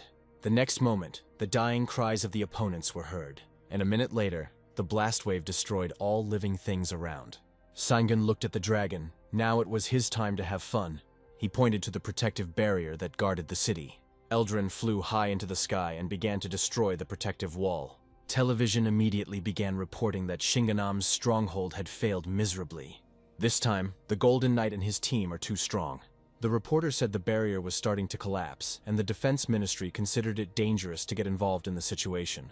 Another channel reported that local companies' stocks had begun to fall rapidly, and this would inevitably affect Shinganam's economy. And then the girl handed the head of the guild a phone and said that the war was not lost yet. The reporter said that Kang Do-Hu, the head of the Soul Guild himself, had appeared. Perhaps the situation could change now. Do-Hu stood in front of the knight and said that he challenged him to a fight. Sangun replied that he saw a worthy opponent of the knight class before him and was ready to accept the challenge. Moreover, he never fought with a knight from the trash heap. After all, only a rat like him would protect Chairman Bei. Du-Hu shouted that he was the Pillar of Soul and would not tolerate such treatment. Sangun replied that if he didn't like that nickname, then he would call him the Dung Knight. Du-Hu could not stand it and rushed at Sangun, but he parried one blow after another. Du-Hu had a boost from Kang Hong, but he felt like they were fighting on equal terms. He swung at the Golden Knight again, but Sangun blocked his blow again. But neither one of them could knock the other down with one blow. Du-Hu decided to change tactics and clenched his sword. Sangun realized that the enemy was going to use a fatal blow. Du-Hu launched 9 powerful blows, but Sangun withstood his attack. The next time the guild leader struck, everything was covered in a dust cloud. A knight's voice was heard from somewhere, saying that Du-Hu was too slow. The chief did not understand how the guy managed to escape the fatal blow. Sangun emerged from the cloud of dust and said that the chief did not have enough strength. By this time, Du-Hu was already exhausted and leaned on his sword. He asked the knight to give him a chance to catch his breath. Sangun swung his arm and shouted that he didn't have to do that. The blow sent Do-hoo flying backwards and hitting a concrete wall. Sang-gun began to slowly approach the head of the guild. Do-hoo was breathing heavily and begging the knight to stop. But the guy said that he would now end his worthless life, and swung. The leader did not want to wait for death and cowardly fled. Sang-gun wasn't going to just leave without leaving a few memories behind. He shouted that now the horizon would see his sword, which cuts through everything around. The powerful impact caused the earth to shake, and nearby buildings began to collapse. Sang-gun walked down the academy corridor and heard a conversation about how those who wanted to get into the Soul Guild would now go to Olympus or the Blue Dragon. It seems the Golden Dragon has gone too far this time. Shin-yeon also heard her classmates discussing the recent incident. The escaped Do-hoo sat among the trash cans and was glad to be alive. With the help of teleportation magic, he was transported to an unknown place, but it was not Shinganum. First, he decided to return to the Soul Guild office. The system reported that he had fled the battlefield and demanded an apology from the Golden Knight. And until the leader does this, his skills will be blocked. Do-hoo grabbed his head. He hated the Golden Knight. He screamed, asking how he could find him to apologize. At this moment, Kong Hong appeared behind him and said that there was no need for this. Do-hoo talked about locked skills. Kang-hoo replied that there was one issue that needed to be resolved first. He added that Do-hoo should be informed that he has been removed from his position as the guild leader. There was nothing left for him to do but sign the document. After that, Kang Hong said that it was all over, but no one has cancelled the apology to the Golden Knight. Kang Hoon added that Do-hoo would be hidden well so that he wouldn't wander around anywhere. The next second, Kang Hong turned around abruptly and hit Do-hoo from behind. He then ordered his men to take him and freeze him. The former head was injected with a solution and placed in a box. Kang Hoon took one last look at Do-hoo and pressed the freeze button. Within a minute, he was placed in a car and taken away in an unknown direction. Sang-gun picked up his phone to see who could be disturbing him at such an early hour. It was a bunch of messages from Shin Young and her mother. He wrote that he was fine. Before Sang-gun could put the phone down, the phone rang. It was the Korean Hunters Association. When they asked about the recent incident, the guy replied that he had nothing to say and hung up. He shouted that he almost died at the hands of Chairman Bei and was saved by the Golden Knight. Sang-gun added that the Soul Guild would probably want to take revenge on him, so all that was left was to hide somewhere in the wilderness. He understood that he was the only witness to the situation with Chairman Bei, but he would not give up so easily. The guy walked up to the window and pulled back the curtain. Shin Young and So-mi were approaching the house. Within a few minutes, Shin Yeon was admiring Sang-gun, saying that it was great. The guy replied that he simply won the fight. If the Soul Guild had chosen a different tactic, the outcome could have been different. So-mi replied that victory was important to them, and they would try to find the enemy to destroy. Sang-gun said that now he needs to lie low and wait until everything calms down. So-mi replied that the entire situation was due to Chairman Bei's interests, and all the losses had to be taken into account. Sang-gun wondered what to do next. So-mi added that the wall will most likely be restored and Shinganum will be refurbished. The guy said that they had already tried to contact him in the morning. The leader replied that they had also reached their guild and told them to report if he got in touch. Sang-gun asked cautiously if no one had seen them. So-mi replied that she hoped no one followed their trailer. The head added that there was no need to worry, because she had already prepared something. First, they will record a request for help and then sell this information to the association. Sang-gun realized that in this way they could manipulate the situation. So-mi said that they have to convince him that they are not on very good terms. Sang-gun suggested a situation where they locked him up to get information. The head added that Shin Young will act as Sang-gun's supervisor. So-mi stood up and said that they needed to give out important information so that there would be no suspicion, since they had met Gewolf. She set up the camera and ordered the conversation to embellish the image of the Golden Knight. Sang-gun said that he could not hide for the rest of his life and had to tell everything. He said everything that was needed, and at some point Shin Yeon jumped up, and Sang-gun screamed that they had set him up. The appeal was recorded and Sang-gun said that now they needed to hide somewhere. So-mi replied that she would take care of all the negotiations, and the trailer drove out of the city. Sang-gun and Shin Yeon got out in a safe place, and the trailer drove away and disappeared around the bend. The guy said that in any case he wouldn't leave things that easy, and then he apologized for causing the girl and her mother so much trouble. They followed the path, and Sang-gun said he hoped there would be no monsters. Now they needed to find a place to stay. After some time, Shin Yeon said that she would buy something to eat, and asked Sang-gun to be careful. The guy took out his phone to find news about Chairman Bei. He found only one article that said Bei's family had been destroyed, and the relatives said they had nothing to do with what happened and would file a lawsuit. Sang-gun recalled how, as a child, he helped out in one of the local hospitals. He remembered one of the patients who was moaning in pain and asking for help. The nurse then told Sangun not to worry about him and just do his job. He heard that the guy's wife and kids had left him and he didn't even know about it. Sangun remembered the guy who was locked up with him in the basement of Chairman Bei's house. He decided that the Golden Knight must appear again. Then Shin Yan returned and brought a bunch of food. Sangun asked if she knew who might be the successor after Chairman Bei's death. The girl suggested that it could be his younger brother Bei Jun-soo. When asked why he needed this, Sangun replied that he wanted to intervene a little. Jun-soo stood next to his older brother's portrait in the funeral hall. He was confident that after the funeral, he would become the next chairman of the guild. At that moment, something strange began to happen in the funeral hall. To everyone's surprise, a Golden Knight appeared. He began to kill people from the Soul Guild without regret, and a minute later, Sangun reached Jun-soo. The knight said that as soon as he took the place of chairman, he would pay for all the deeds of his elder brother. Jun-soo said he would take full responsibility and take care of the victims by paying them compensation. So Mi was in the association at that moment and said that she was demanding 1,000,000,000 won for important information about the Golden Knight. If they refuse, she will find someone who will be interested. They told her that they would not refuse, but that it was too much money. So Mi said she couldn't believe that such an organization couldn't afford the costs involved. The association members consulted and proposed 500 million won. The head replied that this was impudence, and her last price was 800. They had to agree and pay the specified amount. A minute later, the members of the association were watching Sangun's address, saying that, according to Gawolf, he and the Golden Knight were fighting against evil and seeking glory. The plot with Shin Yan did not arouse any suspicions among them, so Mi said that her daughter B-Rank is currently looking after the boy. She then swore that they would be the only ones with this information. At that moment, an assistant burst into the office and said that they had problems. He said that the Golden Knight just appeared at Chairman Bei's funeral. But as soon as he received Jun-soo's promise to pay the victims, he immediately disappeared. Meanwhile, the restoration of the destroyed wall was in full swing. Someone said to be careful, a monster was seen here recently, and it turned out to be true. The huge creature was already approaching the group of builders and soldiers. The monster grabbed the nearest combat vehicle and threw it to the ground with a crash. People ran away in horror and shouted that it was Gurmak. The builders thought that they were finished, but then a guy in a construction uniform appeared from behind. And then they noticed a sword in his hands. Kang Hong sat in the guild office and watched the latest news. The announcer said that a mysterious group of vultures had kidnapped workers from the Shinganam construction site. The assistant asked if any assistance would be provided.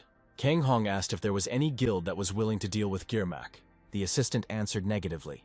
The chief exclaimed, "Where is this Golden Knight when he is so needed?" He ordered to gather A-rank guys to destroy Gurmak. Sangun lay on the beach on the east coast and didn't want to get involved in anything anymore. What he liked most was fishing. Shin Yan looked at the catch and said it was good that they didn't stay in the mountains. Sangun lay down on the sun lounger. There was only one downside, that he was not at home. At that moment, Crocbane came up and announced that training would begin in 10 minutes. The girl fought selflessly and delivered sharp blows. Crocbane said that her fist was too weak, but Shin Yan didn't give up. Sangun watched the sparring and was surprised by her assertiveness. After some time, he called them and offered them a snack. Crocbane said the owner could use some training too. Sangun replied that fishing is the same training that requires a certain amount of patience and endurance. Then the knight began to praise Shin Yan and say that she was making great progress. Then the guy decided that he could influence her level of characteristics. Sangun took out a book and called the girl. He said it fell out when he killed Leghorn. The girl was happy. She didn't expect such a gift. Sangun explained that by studying this book, Shin Yan would be able to improve certain skills. The girl replied that she didn't want to waste time and started right now. In just a few minutes, Shin Yan became an A-rank hunter. She said that her skills have increased and will only grow with time. Shin Yan shouted that she wanted to try out the skills right now and started running along the shore. Sangun looked after her in surprise. The girl even forgot that they were going to eat. He had no choice but to return to their beach house. The girl was gone for too long, and the guy began to worry. At that moment, Shin Yan's mother called. She found out that her daughter got A rank, and it's not very good. Sangun replied that he only wanted to make her guild stronger. So Mi said that she had settled all the issues with the association and now they could return. She asked if Sangun knew that Seoul was under attack.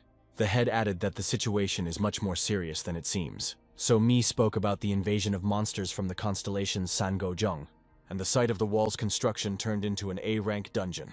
Sangun replied that he did not want to interfere in this in any way. Then he looked at the screen and saw a message that he was required to be at the Korean American Hunters Guild tomorrow morning, according to the convocation order. At 6 in the morning, the start of the assembly was announced, and the soldier asked everyone to come to him for identification. Sangun called the Seoul Guild idiots for not being able to handle the constellation Sangojong alone. After registration, he was given a machine gun with regular ammunition. The guy was told that magic stones are only given out in special situations. At the briefing, the conscripts were told that their goal was to bring equipment to Shinganam and build a defensive line. Each platoon must act according to the orders of the commander. Within half an hour, the soldiers began to build a defensive line. The commander received reports that fighting with Gurmak was still ongoing. Since the movement of the monsters of the Slaughter King constellation was detected, the guild hunters were also involved. The soldiers said that if the monsters united, it would be the end of them. After all, the guys from the Soul Guild couldn't stop even the Golden Knight. When the break was announced, Sangun decided to write to Shinyon. She wrote about complete chaos, the Blue Dragon fighting from the north, and Olympus going to help Shinganam.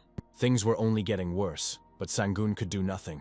He dreamed that after the battle he would rise in rank and go off somewhere to the village. At this moment, in the Special Command Headquarters, the commander was saying that Shinganam was paralyzed due to the appearance of the King of Slaughter and Sangojong.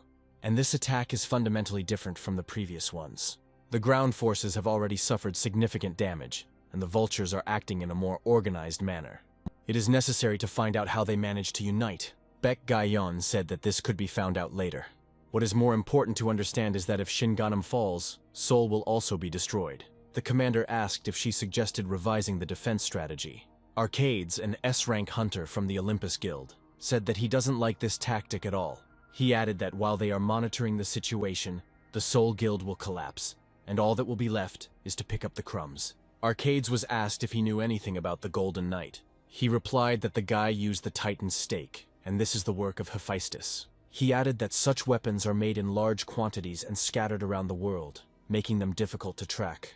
But they know where deals have been made recently. The man took out a pen and said that he was ready to write any amount on the check. Shinyon finished her report and asked her mother how things were in Shinganam.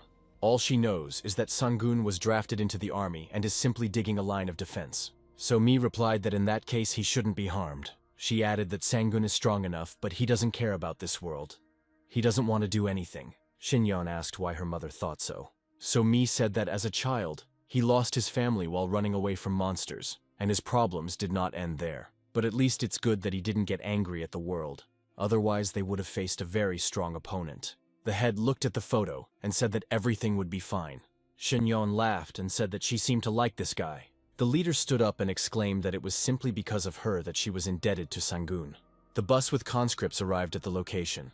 The commander said that everyone should be at the same place tomorrow. From the news, Sangun learned that the National Guard managed to divide the monster squads, suffering a number of defeats. He also learned that the front was led by the dean of the academy, Baek Gaiyon.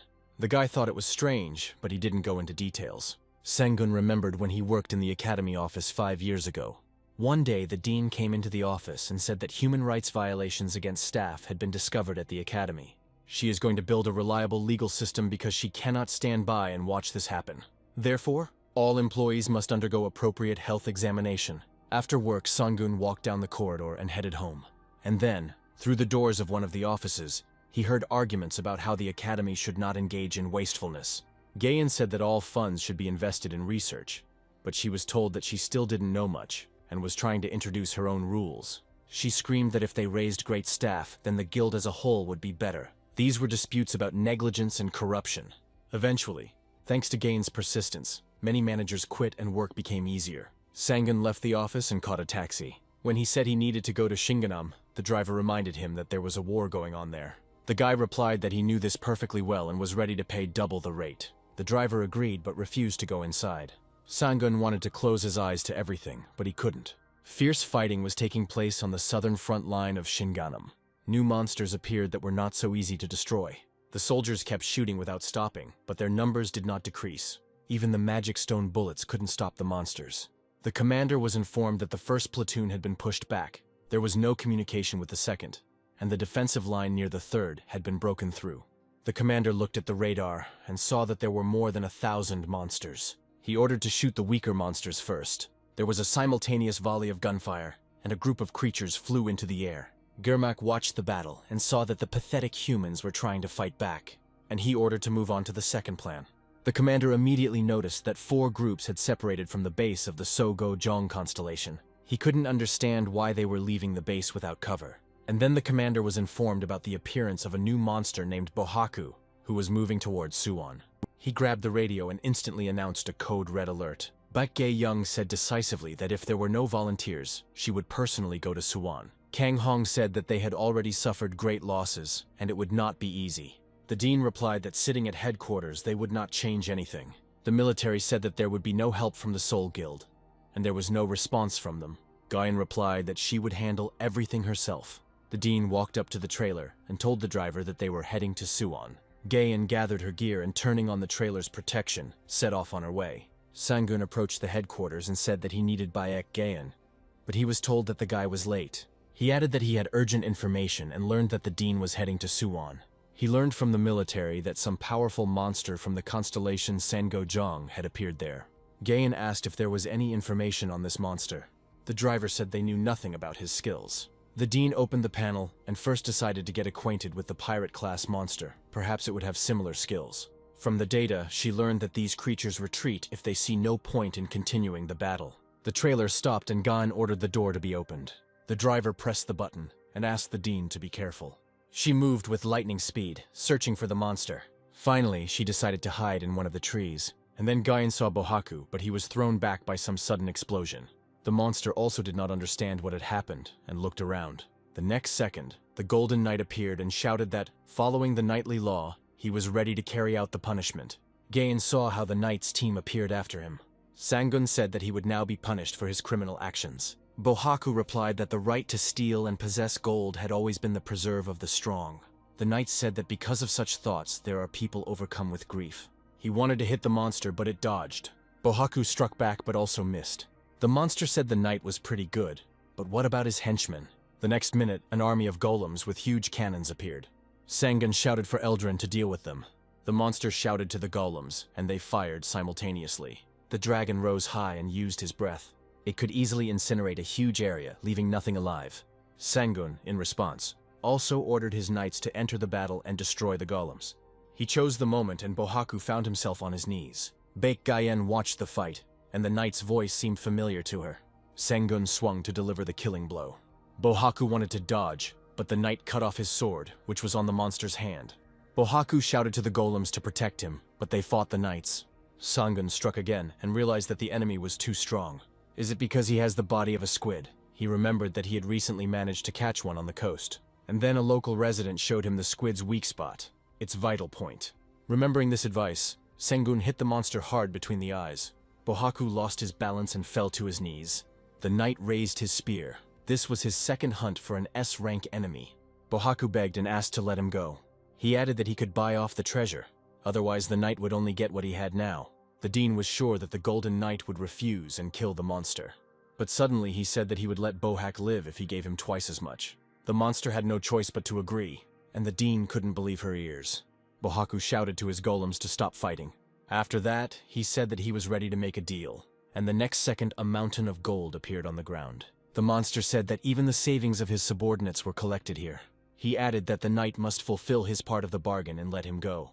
Sangun looked at the treasure and realized that there was at least 1,000,000 won in it. He turned to his knights and asked why they were silent. Gavulf replied that let it be a reward received after fighting with honor. And then Sangun heard some rustling and ordered whoever was there to come out immediately. Baek Gayon came out and said that she was the one who was originally supposed to fight the bandits. Sangun replied that he knew who she was and called the dean by name. Gayan said that these treasures must be protected with an anti-theft mechanism. They are considered stolen and cannot be retrieved. Sangun looked at the pile of gold and asked if it was all just trash now. All that was left was to make do with the magic stone. He told Eldrin to burn all this junk to hell. Gayan said that if the knight was so interested in money, then she had a proposal. Sangun immediately waved his hand and replied that he refused any cooperation. The dean said she was very sorry, and suddenly called the knight by name. Sangun immediately turned around and asked how she knew his name. Gayan replied that she wanted to help and strengthen his abilities for battle. The guy opened the system and said that no buffs were found on him. The dean added that her system asked if she wanted to apply this to Academy employee Yu Sangun. The guy asked if someone wanted to do something like that. Would their identity be revealed? She replied that no, and reminded him that when she was at the academy, she ordered all employees to undergo a health check, and she had formed a corresponding database. The dean said that a knight must have a good reason to hide his name, and she would keep everything a secret. Besides, she herself wouldn't want the guy to have problems. But suddenly, Sangun received a message that the squid was heading to New Gangnam. Guyan asked if Sangun was going to follow him. The guy answered negatively, but for now he will collect all the magic stones before they disappear. He added that there are wealthy people in Gangnam who can handle this on their own. Besides, he made a deal and has no intention of breaking his word. As he left, Sangun added that the dean should not get involved in battles or leave the outpost. Gayan realized that he also recognized her and perhaps knew about the upcoming battle, and therefore came to help.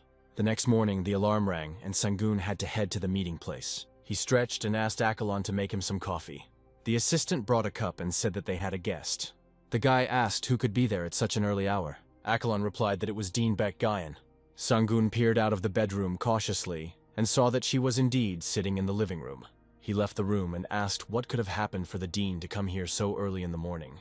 Gayan replied that he didn't need to go to the training camp and asked him to check his phone. The message stated that due to the situation in Gangnam, the training camp had been cancelled. The dean said that the fighting lasted all night and the losses were great. She added that she asks to hear one proposal, given the current situation.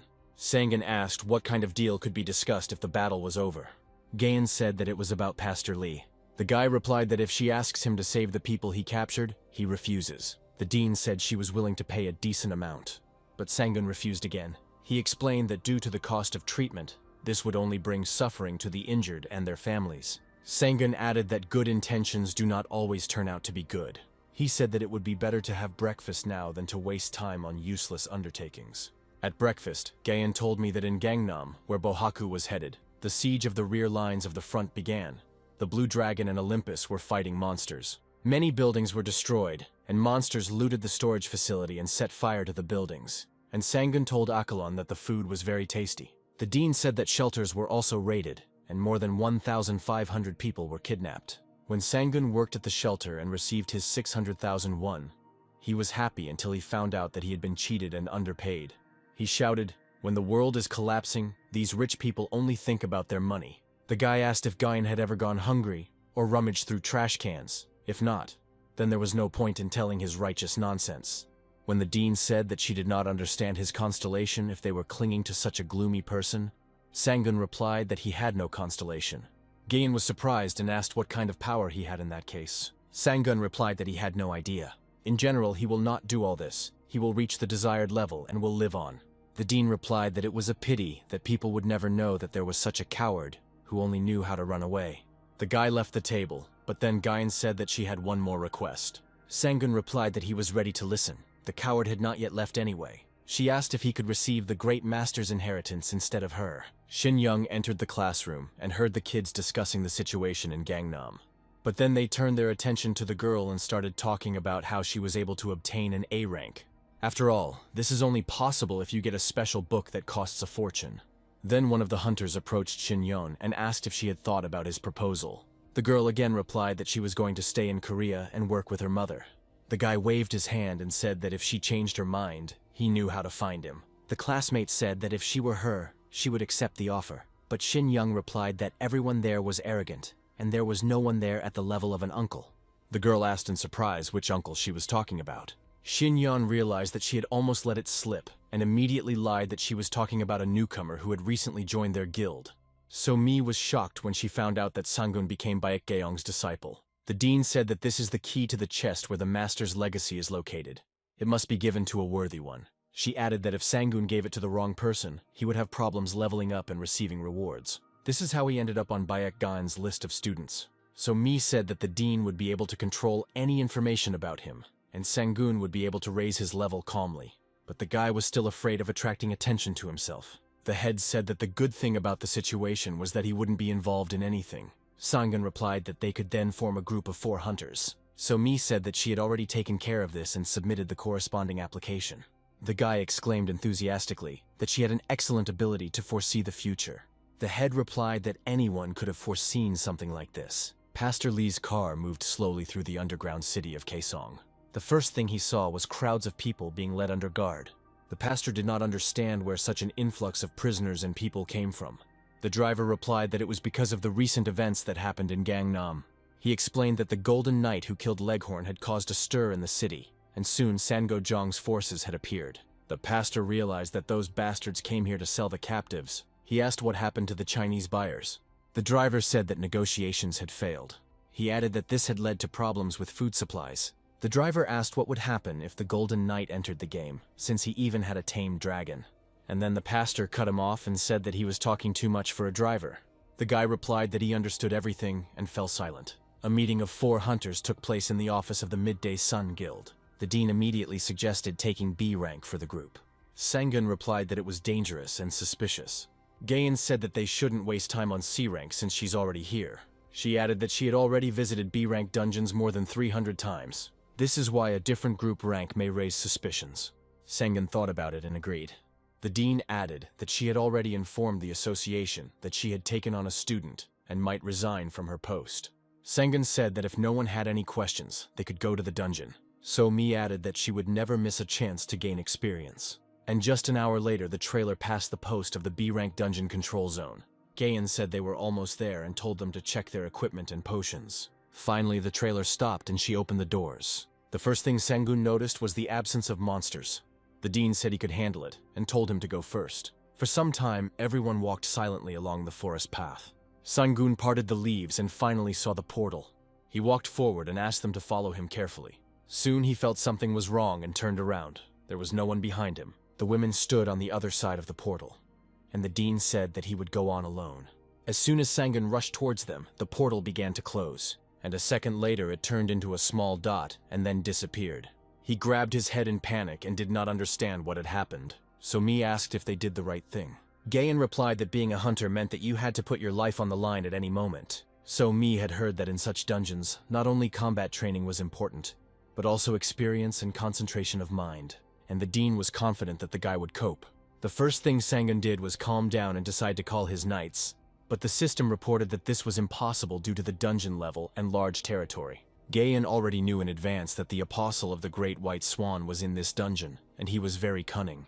Sangun leafed through the book, but did not find any useful information. He slammed the book shut and began to think about what he should do next. And then the thought came to him, if he settled here, he wouldn't have to leave. First, it was necessary to build at least some kind of housing. After a few hours of work, Sangun realized that it was not that difficult. Having completed the construction, he moved on to the next stage of his plan. Sangun created a magic circle, inside of which the trading shop he was already familiar with appeared. He opened the door and boldly entered the house. The guy was greeted warmly by the same girl in the fox costume. He said he needed a blanket and other camping gear. Having chosen what was necessary, Sangun asked for a few more traps. Returning to his hut, he ate a hearty meal and immediately went to bed. At this time, a strange 3-headed bird appeared near the house. The heads discussed that this man had not been here before and that he was not doing anything. The monster soared into the sky and began to watch the uninvited guest. It seemed unnatural to him that the man was not paying attention to him. The bird said why the hell he was acting like he belonged here.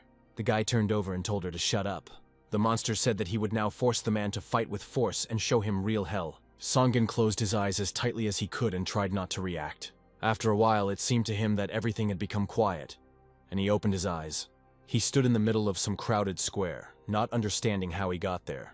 Looking around, Sangun realized that he was in some kind of amusement park and saw a married couple with a small son. The boy pointed to the van and said he wanted cotton candy. Father replied that he would buy it now and asked to stay with mother. Sangun sensed danger and tried to stop the man. At that moment, people rushed towards the exit in horror, screaming for help. But the father promised his son a sweet treat and was already on his way back. And then a huge monster, similar to an octopus, appeared in the park. Another second and he would have grabbed the boy, but the mother managed to grab his hand. Hearing heavy footsteps, the mother fell to the ground and covered the boy with her body. Fortunately, the monster did not touch them and left. And the mother turned to her son, calling him Sangun, and said that everything was fine. Thanks to her, Sangun was able to survive in this hole, and became who he is now. A second later, his consciousness returned, and the boy found himself back in his hut. And the bird, it seemed, had no intention of leaving him alone. The trap set did not work because she was flying. Sangun realized that there was no way out, and said that he was ready to fight. And then the bird replied that she didn't want to do this, and asked the man to just leave. The guy asked why she suddenly changed her intentions. The monster replied that he had no place here, he was strong, so he should leave this place and be happy. Sangun replied that he was going to stay here, he was quite comfortable here. The bird said that these are deceptive feelings, and instead of beauty, there will come despair and a fall in hope, and the dungeon is not a refuge or a sanctuary for him. The guy replied that the place where he lived was not like that either. It was a world of corrupt hunters and selfish people. And here he feels free. There is no one here except him and the bird. The bird said if his world was so cruel, should she protect this dungeon? These thoughts made the monster sick, and he again asked the guy to leave this place. Sangun answered negatively, he will not leave here. Finally, the bird gave in and told the man to take care of his world. And when he is filled with happiness and hope, they will meet again. Sangun decided that the bird was going to destroy itself. The monster added that a person can leave and return when his heart is happy. The next second, gold coins began to rain down from the sky. Sangun looked at the disappearing bird and said that it was unable to influence anything. After leaving the dungeon, he found the trailer without difficulty. Sangun exclaimed that everything turned out to be much easier than he expected. Baek-Ga-yeon saw the guy and asked how he was able to break through the B-rank dungeon and the White Swan King. Sangun smiled and replied that he would keep it his secret. The dean said that in her report, she would write that they went through the dungeon together. And then Shin-yeon asked for changes to the report. Is it possible to write that she did not take part in the cleanup? She would not want to arouse suspicion that she managed to do it so easily. Gaeun thought about it and said that she could fulfill the girl's request. She then added that she would try to find the next dungeon within a week, and she advised Sangun not to clear the territory so quickly, so as not to arouse suspicion. Shin-young took a bite of her sandwich and asked the guy what he was planning to do this week. Sangun replied that he would find a good place and build a house there. This would be the best solution, because he shouldn't show that he has become a hunter. So-mi said that she would need to go back for a while. There were some things to do at the guild, and Shin-young needed to visit the academy. Once the two of them were alone, Gon said that she had analyzed Sangun's actions while he was in the dungeon. Now she needs to predict what damage can be caused by those following in the Golden Knight's footsteps. The dean looked at the boy and added that running away might be a good thing, but the problems he had created needed to be addressed. Seo-jun, Min-soo, the soul attack by Pastor Lee, the new Gangnam case. The scale of the damage is too great. With such a huge tale of problems, he will definitely be caught. She added that the Olympus Guild would easily get to Sangun with his Titan spear. The guy understood that it wouldn't be difficult for them to find out that he had gone into a gun shop. Gaeun said that they will put all the facts together and figure out who the Golden Knight is. Sangun realized that he had acted carelessly. He opened the surveillance cameras of the received Sun Guild and saw that Blue Dragon and Olympus had already arrived there. At that moment, So-mi was informed that they had guests. Go Jong-soo, the master of the Blue Dragon Guild, wants to talk to her. The head immediately felt that the conversation would be about the Golden Knight. A minute later, the head of the Blue Dragon Guild entered the office, accompanied by an A-rank hunter from the Olympus Guild. So-mi said that she had little time, and asked him to quickly voice the reason for their visit. Jong-soo immediately asked where her hunter named Yu Sang-gun was now. So-mi replied that he was currently a student of the Academy's dean, so she didn't know his whereabouts. The chief said he saw the association's report on the dungeons. The woman responded that this meant that they should have also looked at the video of the interrogation that she provided. Jong-soo said that they suspected that the Midday Sun Guild was collaborating with the Golden Knight. In addition, they do not rule out the possibility that Yu Sang-gun and the Golden Knight are one and the same person.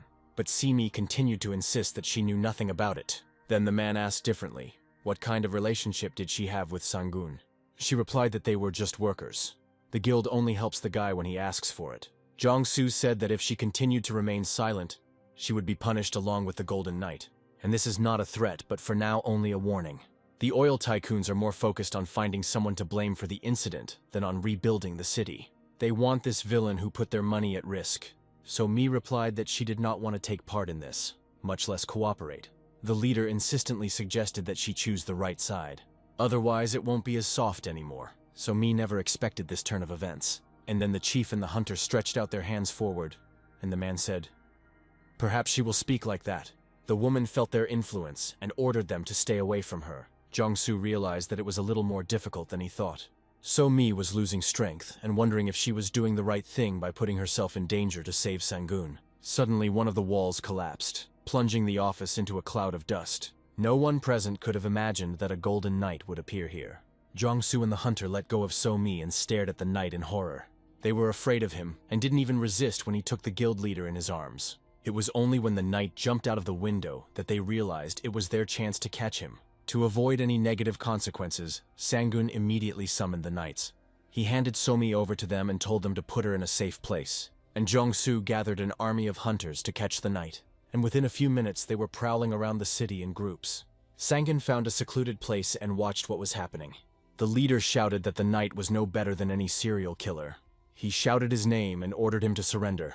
Sang-gun realized that they now knew who he really was. He came out to meet Yong-Soo and told him to leave him and the Midday Sun Guild alone. Within a few minutes, he was surrounded by people from the Blue Dragon Guild. The chief said that he came with a proposal, but Sang-gun replied that the wolf would not bend to the will of a dog. Jong-Soo realized that this bastard was being too impudent if he called them dogs. He was informed that the people were ready for battle. The chief did not hesitate and gave the order to arrest the knight, and in extreme cases, even kill him. The next moment, arrows from the hunters flew at Sang-gun. He concentrated and immediately put up a magical defense. Jong-Soo ordered them not to stop, and the hunters continued their attack. Sang-gun made a sharp circular swing and scattered them in different directions. He noticed that the number of opponents was growing. Sang-gun decided that he needed to try to buy some time. He made a sharp jump, and breaking the window, found himself on the upper floors of the nearest building. The guy opened the screen and saw that his armor had taken damage and needed time to repair itself. He called for Gewolf and Crocbane, assuming that the enemy would set up a line of defense around them and begin to strike. Sang-gun told them that he would try to distract the enemy, and they would attack them from the flanks. And the Blue Dragon Guild has already begun shelling the building. Sang-gun hoped his plan would work. Yet the hunters feared the Golden Knight and were terrified when he came at them. And Jong-Soo shouted for them to gather their strength and stop the knight. Crocbane was ready to carry out his master's order at any moment. And then Sang-gun shouted and called his Eldraine. A dragon appeared before the enemy's eyes, instilling terror in the hunters. The Hunter of Olympus immediately ordered to aim at him in order to destroy him. The archers immediately reacted and released their arrows. Sang-gun saw this and immediately protected the dragon. He turned on the magical protection and created a dome around Eldrin. Sang-gun realized that it was high time to start. He saw that the enemy was gathered in one place, so everything was going according to plan. Sang-gun raised his spear and shouted that he would destroy everything that stood in his way. But then a bomber appeared in the sky, and both sides were ordered to immediately stop fighting. Failure to comply with the order will result in legal and administrative sanctions. The plane flew over the territory and constantly repeated the order. The hunters looked at the owner and waited for his order. Sang-gun said that they were retreating and that they would have to leave. Taking advantage of the temporary confusion, he jumped off the building and ran down the street. The Olympus hunter noticed this and asked if the guild would pursue him. The Blue Dragon chief ordered to follow the Golden Knight. Then Baek-gain appeared and said that they could lose valuable hunters in the chase. The dean added that it was she who influenced the stoppage of the fight, and suggested going to the association office. The commander reported that too much had been happening lately. One of those present asked who this Golden Knight was. Baek-gain tried to sit as quietly as possible so that no one would notice her or ask her anything. Sang-gun said that he urgently needed to go to the Midday Sun Guild office. So-mi was in danger. Gain thought about what she might say when asked about Sang-gun. The guy replied that if they already knew everything, then he had nothing to hide. The Olympus hunter reported that they had managed to track down the Titan Spear's sales route, but were thwarted by the Midday Sun Guild. He pointed to the next slide and added that his name was Yu Sang-gun, 32 years old, single, and working at the academy. Jong-Soo said that Baek-gain would fill in the remaining gaps. The dean walked up to the screen and said that he was a level 45 knight, had legendary armor and SS rank, and could summon 4 knights and a dragon. The military noticed that these were the characteristics of a large apostle of the Holy Throne or the power of a medium guild. Guyan added that it does not belong to any constellation. The commander replied that this was very strange, and whether the dean was sure of what she was saying. The dean said it was more important now to understand why he was taking on difficult cases and operating from the shadows. The Hunter of Olympus replied that it would be stranger if he avoided battles.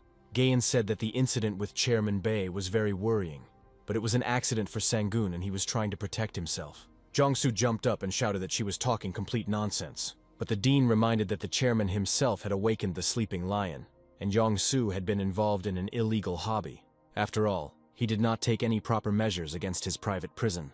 Gayan paused and added that Sang-gun had no intention of becoming a hunter. He just wanted to have the strength to protect himself. He is an ordinary man without a constellation who suddenly became a being capable of ruling the world. If the guy had revealed himself, he would have had to move to another country.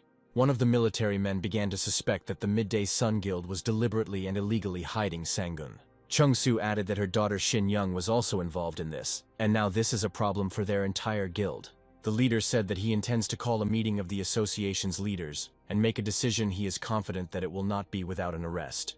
After some time, Sang-gun and So-mi arrived at the underground city of Kumgangsan. Of course, scavengers were present here too, but the city was well guarded. He said it was more peaceful here compared to Kaesong. The leader understood that this was the city that Pastor Lee ruled, and then they came across 3 locals who were hostile to the newcomers. One of them said that this was their lair and told him to get lost, but the second one stopped him. He opened the phone and the 3 of them saw that it looked like they had just missed running into a golden knight, an SS-ranked demon worshipper. Fearing trouble, the boys bowed and said that they were already leaving. Left alone, Sangun asked why the association thought the midday sun was in cahoots with him.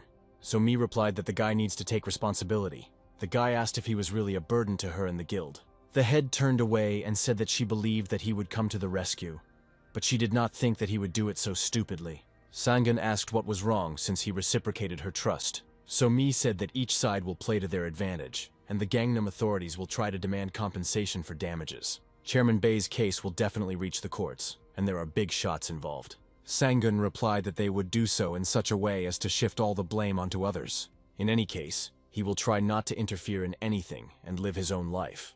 After the battle with the Blue Dragon, he realized that such an organization was needed, so Mi asked if Sangun was planning to create his own guild. The guy replied that he would simply start summoning new knights. The girl replied that this was just an enhancement of his personality, and now it was important who exactly he decided to team up with. Then Sangun said that he had an idea and he should contact the director. The association's commission listened to the head of the guild and said that she had gone crazy, so Mi replied that she was just relaying the words. She added that they should think rationally, because they could make the Golden Knight work for them. So is 1 trillion really a big amount for an S-class knight, his 4 assistants, and a dragon? The commission members responded that in any case it could not cost that much. Therefore they, as government people, cannot give such a huge amount. So Mi asked if they thought another country would be willing to pay that amount for the deal. She added that it is in the national interest that they can take money from the defense budget. In any case, it is more profitable to keep the knight on their side. The manager asked what he was going to spend the money on, and whether he would do anything illegal. The head responded that she would provide guarantees that these funds would be used rationally. Sangun said he had never been to this place before, and he is trying wine for the first time in his life. So Mi asked if he hadn't visited such establishments with his girlfriend. The guy replied that he was too busy with his work and didn't think about a relationship. The headmistress smiled and said that it seemed like she was the first person he had ever spent time with like this. Sangun smiled and realized that he was acting stupidly. Luckily, the conversation was interrupted by a phone call. It was Dean Baekgain. Sangun asked how the meeting at the association went. The dean replied that they had agreed to the terms and that it would be beneficial to his reputation. The guy said that if necessary, they could see each other tomorrow. He stood up from the table and told So-Mi that he needed to prepare for the meeting tomorrow. Sangun opened the screen, and the system reported that he had 2 rewards for saving the guild leader. He needed to have his own team while he fought the Blue Dragon, so he decided to summon a knight. Sangun asked his assistants what they thought about this. They began to give advice one after the other: Galactic Knight, Knight of the Abyss, Heavenly Knight. It was useless to listen to them. Everyone was trying to push their own point. So Mi advised to think carefully, because the skills of subordinates are important in themselves. Sangun chose either the Forest Knight, Guardian of the Bloody Leaves, or the Knight of Devastation of the Heavenly Sword Army. The leader replied that for this, he must have the leader skill. The guy said he would have to learn it, and then choose one of the 2. And he decided to choose the Army of Heavenly Swordsmen. Sangun pressed the button, but the process did not start. Either it requires a lot of investment, or he must be imbued with magic at that moment. Since the army didn't work out, the guy decided to try to call one soldier. The next second, everything around started spinning, as if space was changing, and then a knight in iron armor appeared. He got down on one knee and said he was awaiting further instructions. Sangun asked his name, but the soldier replied that it did not exist, since he was called up as a soldier of the king. He added that the lack of a name will not prevent him from fighting with dignity for his master. The guy said he only called him to look at the soldier and asked if he could go back for now. The knight replied that he would always come at the first call and disappeared a second later. So-Mi asked if Sangun had seen his stats and skills. The guy replied that he hadn't thought to do that. The leader said that he was a soldier, a C-class hunter, and he had 4 skills. These were indomitability, martial arts, good armor, and intermediate anti-magic. Sangun decided to try again and call 2 soldiers at once. He hoped that he would come across good knights. This time, soldiers appeared who looked like samurai. The system reported that the soldier in the Asian robe was named Wei, and the one in the armor was named Li Jin-seok. Like the first soldier, they addressed him as Your Majesty. Sangun told them not to call him that, and if they objected, they could leave. The team was surprised by this statement and asked why. The guy replied that he didn't think they were the same type. He wasn't their majesty. Soldiers should be on equal terms with him and not belittle him. Sangun said again that they could leave. And suddenly both soldiers laughed loudly. The guy was very surprised and asked what was so funny. He said, Jin Seok said that at first he thought that the one who raised the flag of the army of heaven was not a fool. And the second added that the monarch is either stupid or extremely arrogant. But he knows himself, knows his opponent, knows how to listen to his subordinates, and has the qualities of a ruler. And when the soldiers said that they would serve him until the end of their days, Sangun protested. This made Somi laugh, and she said that now she too would call the guy her king. And then one of the soldiers said that His Majesty and the Empress looked great together. Sangun and Somi waved their hands and said that everything was not like that at all. Away said that between battles he could handle financial matters if the owner didn't mind. Sangun thought about it and agreed, deciding that this way he would free himself from paperwork. He laid out his savings and ordered them to be kept in stocks and funds. The guy added that he would like to see them as partners, not subjects. After this, he decided to put his army in order. Gawolf will be the leader of the order, and Sam Mel will take on the duties of a bodyguard. Akalon has been appointed quartermaster and will be responsible for supplying the army, while Crocbane will be on standby to help anyone. Wei told Sangun that he had been in charge of the army of heaven for a long time, so everything would be fine. After all the duties of Sangun have been distributed, everyone will return to the sanctuary. Seeing the guy's mood, Somi said that she would have to be patient because he now had S-rank soldiers. Now Sangun had 6 S-rank knights, and with such stats he could conquer any country. And in the Hunters Association, another meeting was taking place to discuss the Golden Knight. President Su Huan said that he and his subordinates have S-rank and above abilities, and will be able to make a great contribution to ensuring the safety of the people. He was asked if it was possible to control this entire team.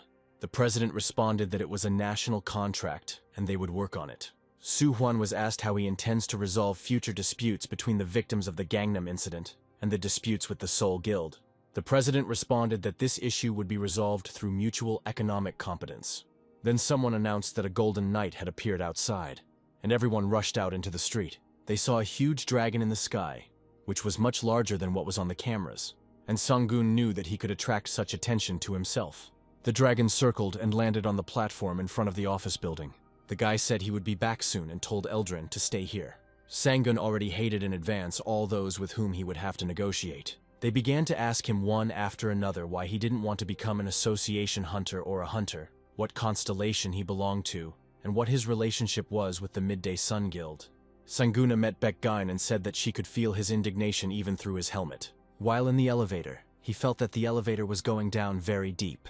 The knight was told that for security reasons, most of the objects are located underground. But Sangun was more worried now that if word got out that the hunters were being paid trillions of dollars, it would cause a stir. Once inside, he decided that there were too many people there for one signature. The commission invited the Golden Knight to sit down, but Sangun said he would just sign and leave. But the president replied that it was not so fast, and that some things needed to be checked first. The guy put his weapon on the table and agreed to be patient for a little while. But he just wants to get paid for the work and then go and do it. And then one of the commission members said that if a person were lucky enough to awaken, he would use his power for the good of the country. Sangun looked at him and asked who he was. The man replied that his name was Bom Chul Park, the director of operations. He added that, for example, the Blue Dragon and Olympus operate within the framework of their own association. At this point, the president could not stand it any longer, stood up and told everyone to calm down. Sangun said that they seemed to either not know, or were simply pretending not to know, what these guilds were doing behind their backs. So he's not going to be part of this society, he's just looking for a job and wants money. Baekgein said that the knight should avoid uncoordinated battles. The payment will be the same and does not depend on the number of enemies killed. Sangun replied that he could refuse the offered job if it went against his interests. The president was silent for a moment and then ordered the contract to be brought. A huge stone with text engraved on it was brought into the office. Su Huan said this version is for the highest level, because electronic documents can be lost or forged. Sangun took a special pen and signed, and within an hour this news had spread all over the internet. Shinyon said that everyone believed that their guild was collaborating with the Golden Knight. Sangun lowered his head and apologized. It was worse than he imagined. Shinyon quietly asked the boy if he had confessed to her mother. When Sangun understood what she meant, he waved his hands. Then Wei appeared and reported that there had been a serious delay in the production of His Majesty's heir. Baekgein asked in surprise when Sangun had managed to ascend to the throne. Shinyon immediately realized that this was the new knight summoned by Sangun. The guy said he had to handle his finances, so he had access to the inventory. But Wei said that the most important task was to produce an heir, and he, as the chief of staff, had to do something about it. He added that he would prepare the necessary potions to increase His Majesty's strength and would monitor his sleep patterns. Sangun was once again convinced that the knights he had chosen were not suitable for him. Xinyan asked what Sangun was going to do now that his identity was revealed. He replied that he would settle somewhere in the mountains, or he will buy a trailer and travel. They decided to head to a place where they could build him a house. Later, Gon reminded Sangun that she had asked him to take over the management of the Order Leader's estate. He replied that she seemed to want to give it to Xinyan, although she is A rank, which is not enough to receive the inheritance. Finally, the trailer stopped and the team saw a strange structure.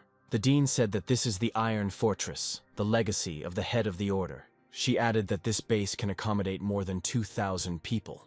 Many companies and guilds tried to persuade her to sell the building. Gayan told the driver to synchronize the security system. After passing through several electronic doors, the team entered a spacious hall. The dean said most of it is handled automatically, including security. After a few seconds, large fans turned on. Then, the cleaning of the office premises began. Then one of the doors opened and dozens of robots began to carry out automatic cleaning. Sangun felt like this base should have burned down decades ago. The dean replied that it was once the largest base in East Asia and protected the world under the leadership of the head of the Order. They said that this base needed to be destroyed, but she took it under her wing and protected it from ill-wishers. Gayan said that the head of the Order did not die. He just left, and if he returned, he would be under threat. At that moment, Xinyan's mother called and asked her to urgently come to the guild office. Sangun asked what happened there, but the girl only replied that she would be back soon and ran out of the bunker. Seeing the boy's excitement, the dean said that if Xinyan needed help, she would definitely ask for it. At the Blue Dragon Guild meeting, Jiangsu was asked if he was going to leave things as they were. The leader replied that how could they defeat someone who had single-handedly destroyed an S-rank monster? The only one who could be a worthy opponent for him was a hunter from Olympus with the same rank.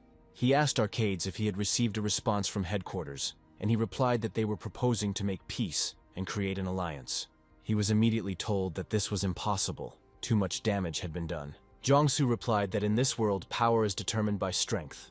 Now it is better to admit that their positions are changing. Arcades said they may be on the verge of a change of power. If the flow of history is on the side of the strong, then it is better to be on the same side than to be in conflict.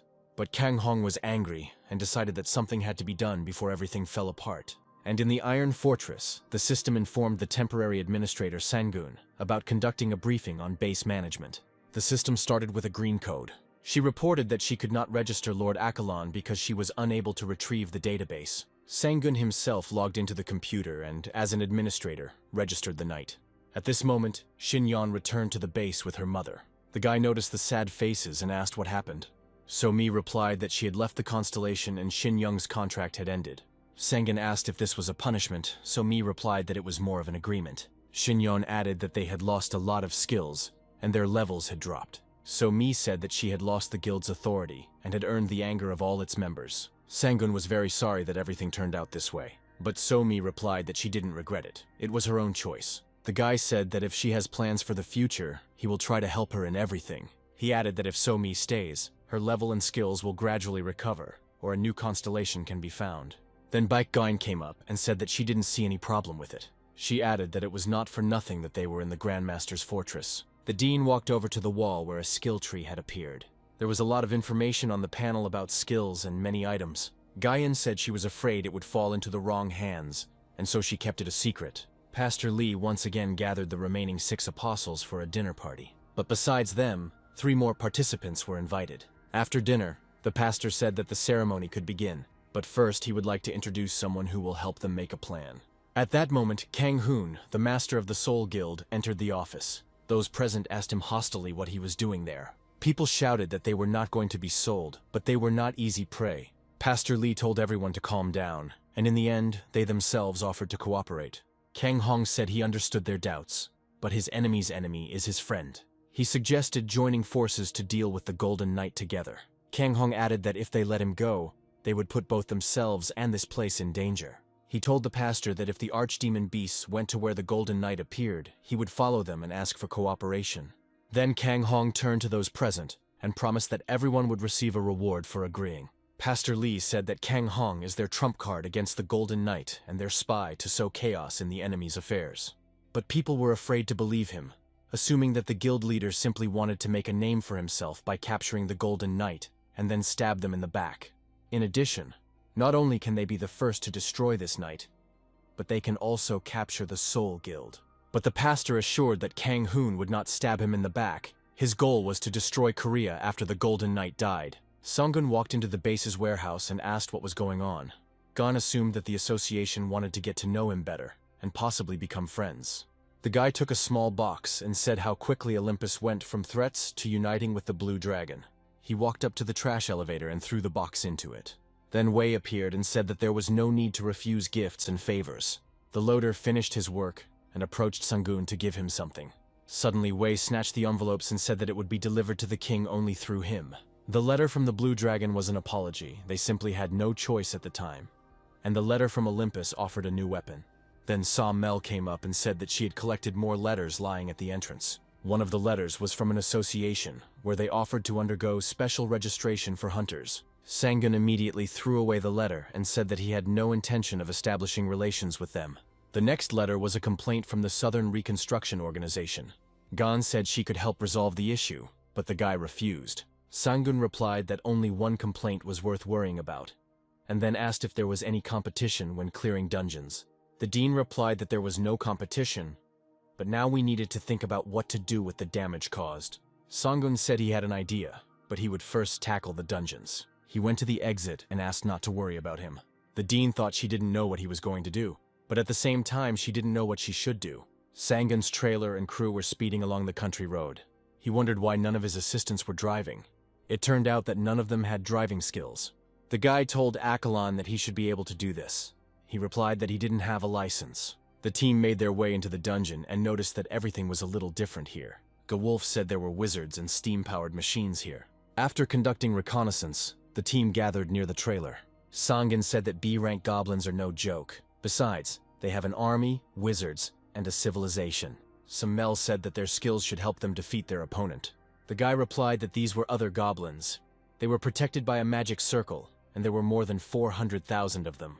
He added that for them, level B is only basic. At the end of the briefing, Sanggun said that if they could take the Goblin Emperor in the main city, they would be able to clear the entire dungeon. Samel suggested destroying the shields from the front and quickly dealing with the Emperor. Wei agreed with her, adding that it was just a massacre of the entire population. Sanggun listened to Wei and suggested that they needed to change the plan. And Wei added, even if they tracked down the Goblin Emperor, they would only be able to crown another king. Sanggun said that he would ride Eldraine, and the team would break into the dungeon. A second knight joined Wei and they mounted their horses. Within a minute, the entire team was ready to enter the dungeon. Then Crocbane shouted that it looked like the goblins had noticed them. Sanggun shouted at them to throw down their weapons and run if they valued their lives. He gave the order to the team to attack the dungeon. The Korean Hunters Association was confused about how they could refuse inspection and control. Gayan said that she would calmly cooperate and asked about the lawsuit. She was sure that it was the work of the Soul Guild. They told her that they were losing members and supporters of the guild, so they decided to return the favor. If they did nothing, it would be their fault. The dean said that if a lawsuit starts, they will say that they have a bad history. She was told that it was the best they could do at the moment from their point of view. Gayan replied that something was wrong here. She would have to cooperate with them and figure it out herself. As she left, she asked them to trust her. The dean understood that they wanted to control the SS rank hunter that appeared. It was no wonder that the Grandmaster left. Sanggun understood that the goblins here had a highly organized army. That's why they are classified as B rank. And the army of many thousands was already rushing towards Sanggun's detachment. Jin Seok shouted that they had to destroy everyone and not leave a single creature alive. Samel swung her sword and cut the nearest monster in half. The other knights also fought selflessly, throwing themselves at the oncoming enemy. From their blows, the severed bodies of the creatures flew in all directions. Sanggun knew there were too many of them. However, for his subordinates it will be a huge experience. It seemed like the goblin army was endless. During the battle, the experience points increased, and Sanggun managed to destroy most of the monsters. Finally, the battle was over, with Sanggun's detachment emerging victorious. So me, sitting in the Iron Fortress, was worried that the battle had dragged on for almost a month. Baek Gaean replied that it might be because the dungeon was too big. She added that trips to such dungeons could take months. but for now they had other things to worry about. So Mi looked at the documents and was surprised that the trial was postponed when something like this happened to a hunter. The dean replied that the guilds had representatives from law firms hired under contract, so there were protections, but Sang-gun had none of that, so it was all up to public opinion. She added that the only sanction was a ban, which would not do much good. And then she saw that the association had declared a double red alert and was asking all hunters to gather. So Mi ran to the exit and asked to tell Sang-gun to contact her as soon as he came out of the dungeon. The news reported that Pastor Lee was heading south again with his army. The announcer added that the monsters of the Evil Tendency constellation are simultaneously leaving their territories and heading to each city with their hordes. So Mi was very surprised that the monsters and scavengers had united. Something like this had never happened before. Kang Hoon sat in the Seoul Guild office and rejoiced. Having formed an alliance with Pastor Lee, he believed that Gangnam was completely safe and that there was no Golden Knight there. He heard from the news that all of Korea, Blue Dragon Guild Island, and Olympus Sky Island were also under attack. Kang Hong was sure that Bohaku would rise up and threaten the city, and when the time comes, he will give up the lesser monsters and unite with Pastor Lee. This will result in Gangnam only having to deal with weak monsters, making him safer, and the people of Seoul will flock to him as the damage increases. The leader thought his plan was simply brilliant. Even without that damn knight, there were no unforeseen circumstances or distractions. Sang-gun looked at the approaching army of monsters, covering themselves with shields. He thought there were about 400,000 of them, but he was wrong.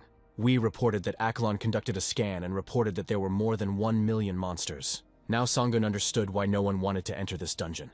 And then Crocbane heard the sound of some mechanisms and assumed that something unknown was rising from underground, and Sam Mel thought that reinforcements were already on the way. Sang-gun asked what other reinforcements she was talking about. Will they stop filling him with experience and start moving towards his native territory? We suggested not to touch the tunnel, but just block it and then strike. But Sang-gun replied that they should make their way to the main body, keeping back to back. But first, we need to deal with a new squad of creatures. On command, the squad began to push forward, destroying the monster's mechanisms. Samel pointed towards the cave and reported that she sensed enemy troops there. And then everyone saw the Imperial carriage, on which sat a monster wearing a crown and holding a white flag. Sang-gun saw that the goblins had dropped their weapons and were starting to follow the Emperor. He said it could be a trick, and ordered no one to take off their armor. The goblin got off the cart and walked up to Sang-gun. He said that he would not fight anymore, and his entire army surrendered. Then his assistant came up and read out a decree that the Empire was being transferred to the Golden King, and now its fate was in his hands. Sang-gun couldn't believe that they wanted to make him a local king. He asked the crew what he should do, but the knights replied that they would obey his orders. And the Goblin Emperor stood and waited for his decision. Sang-gun thought what would happen if he got this power. He waited for the system to appear to get advice. But there was no screen, and I had to make some decision on my own.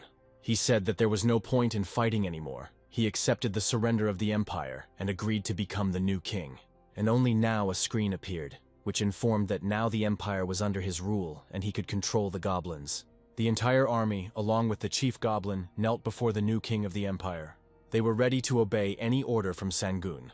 We advised the owner not to believe his words and to be careful. Sang-gun ordered everyone to remain in the dungeon and not take any action. And then the servant of the former emperor asked permission to leave, promising that he would return soon.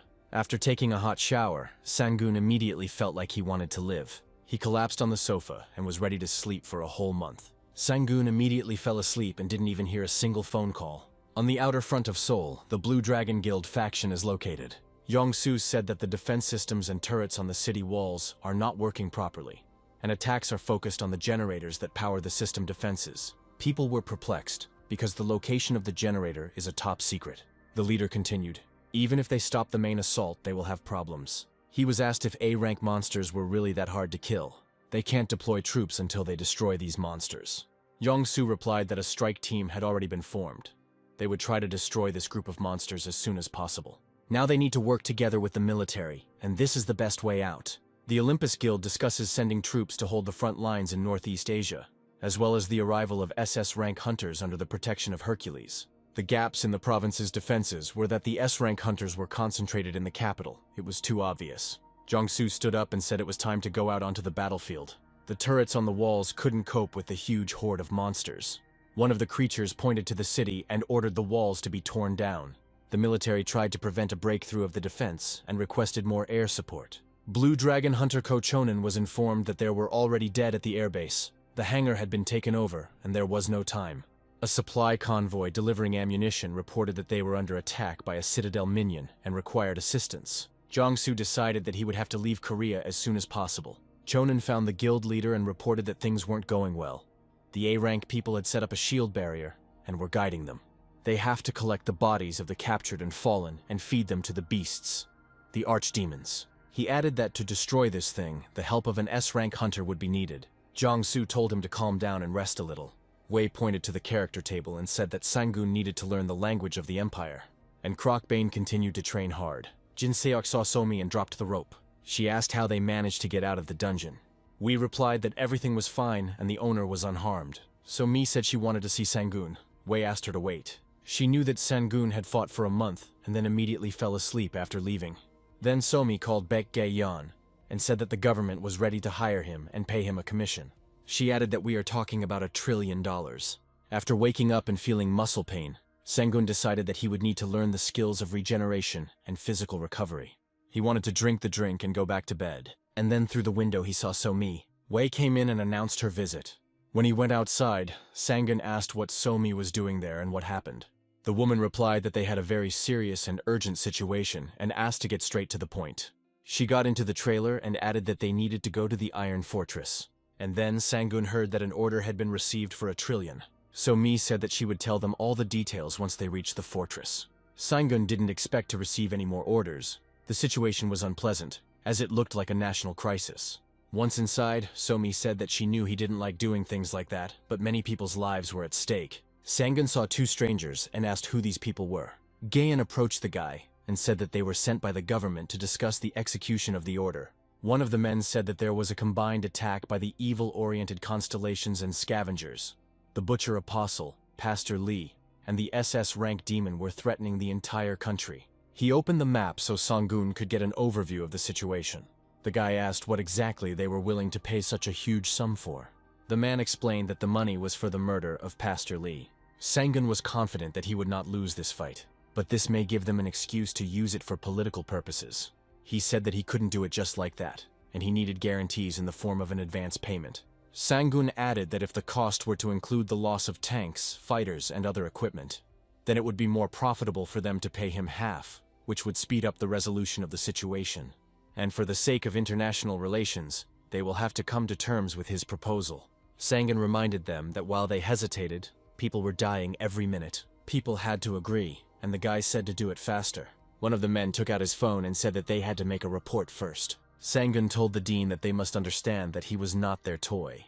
Gaean replied that they needed to hurry, and the guy replied that he was starting to get tired of this world. He understood that this time the battle would not be easy. Sang-gun checked his status and skills. All indicators corresponded to SS rank. He remembered about Shin Young and asked how she was doing. So Mi replied that she got some materials and went to the dungeon to level up and change class. She added that 3 days had already passed, so Shin Young should be back soon. So Mi said that Shin Young managed to regain her skills before going into the dungeon.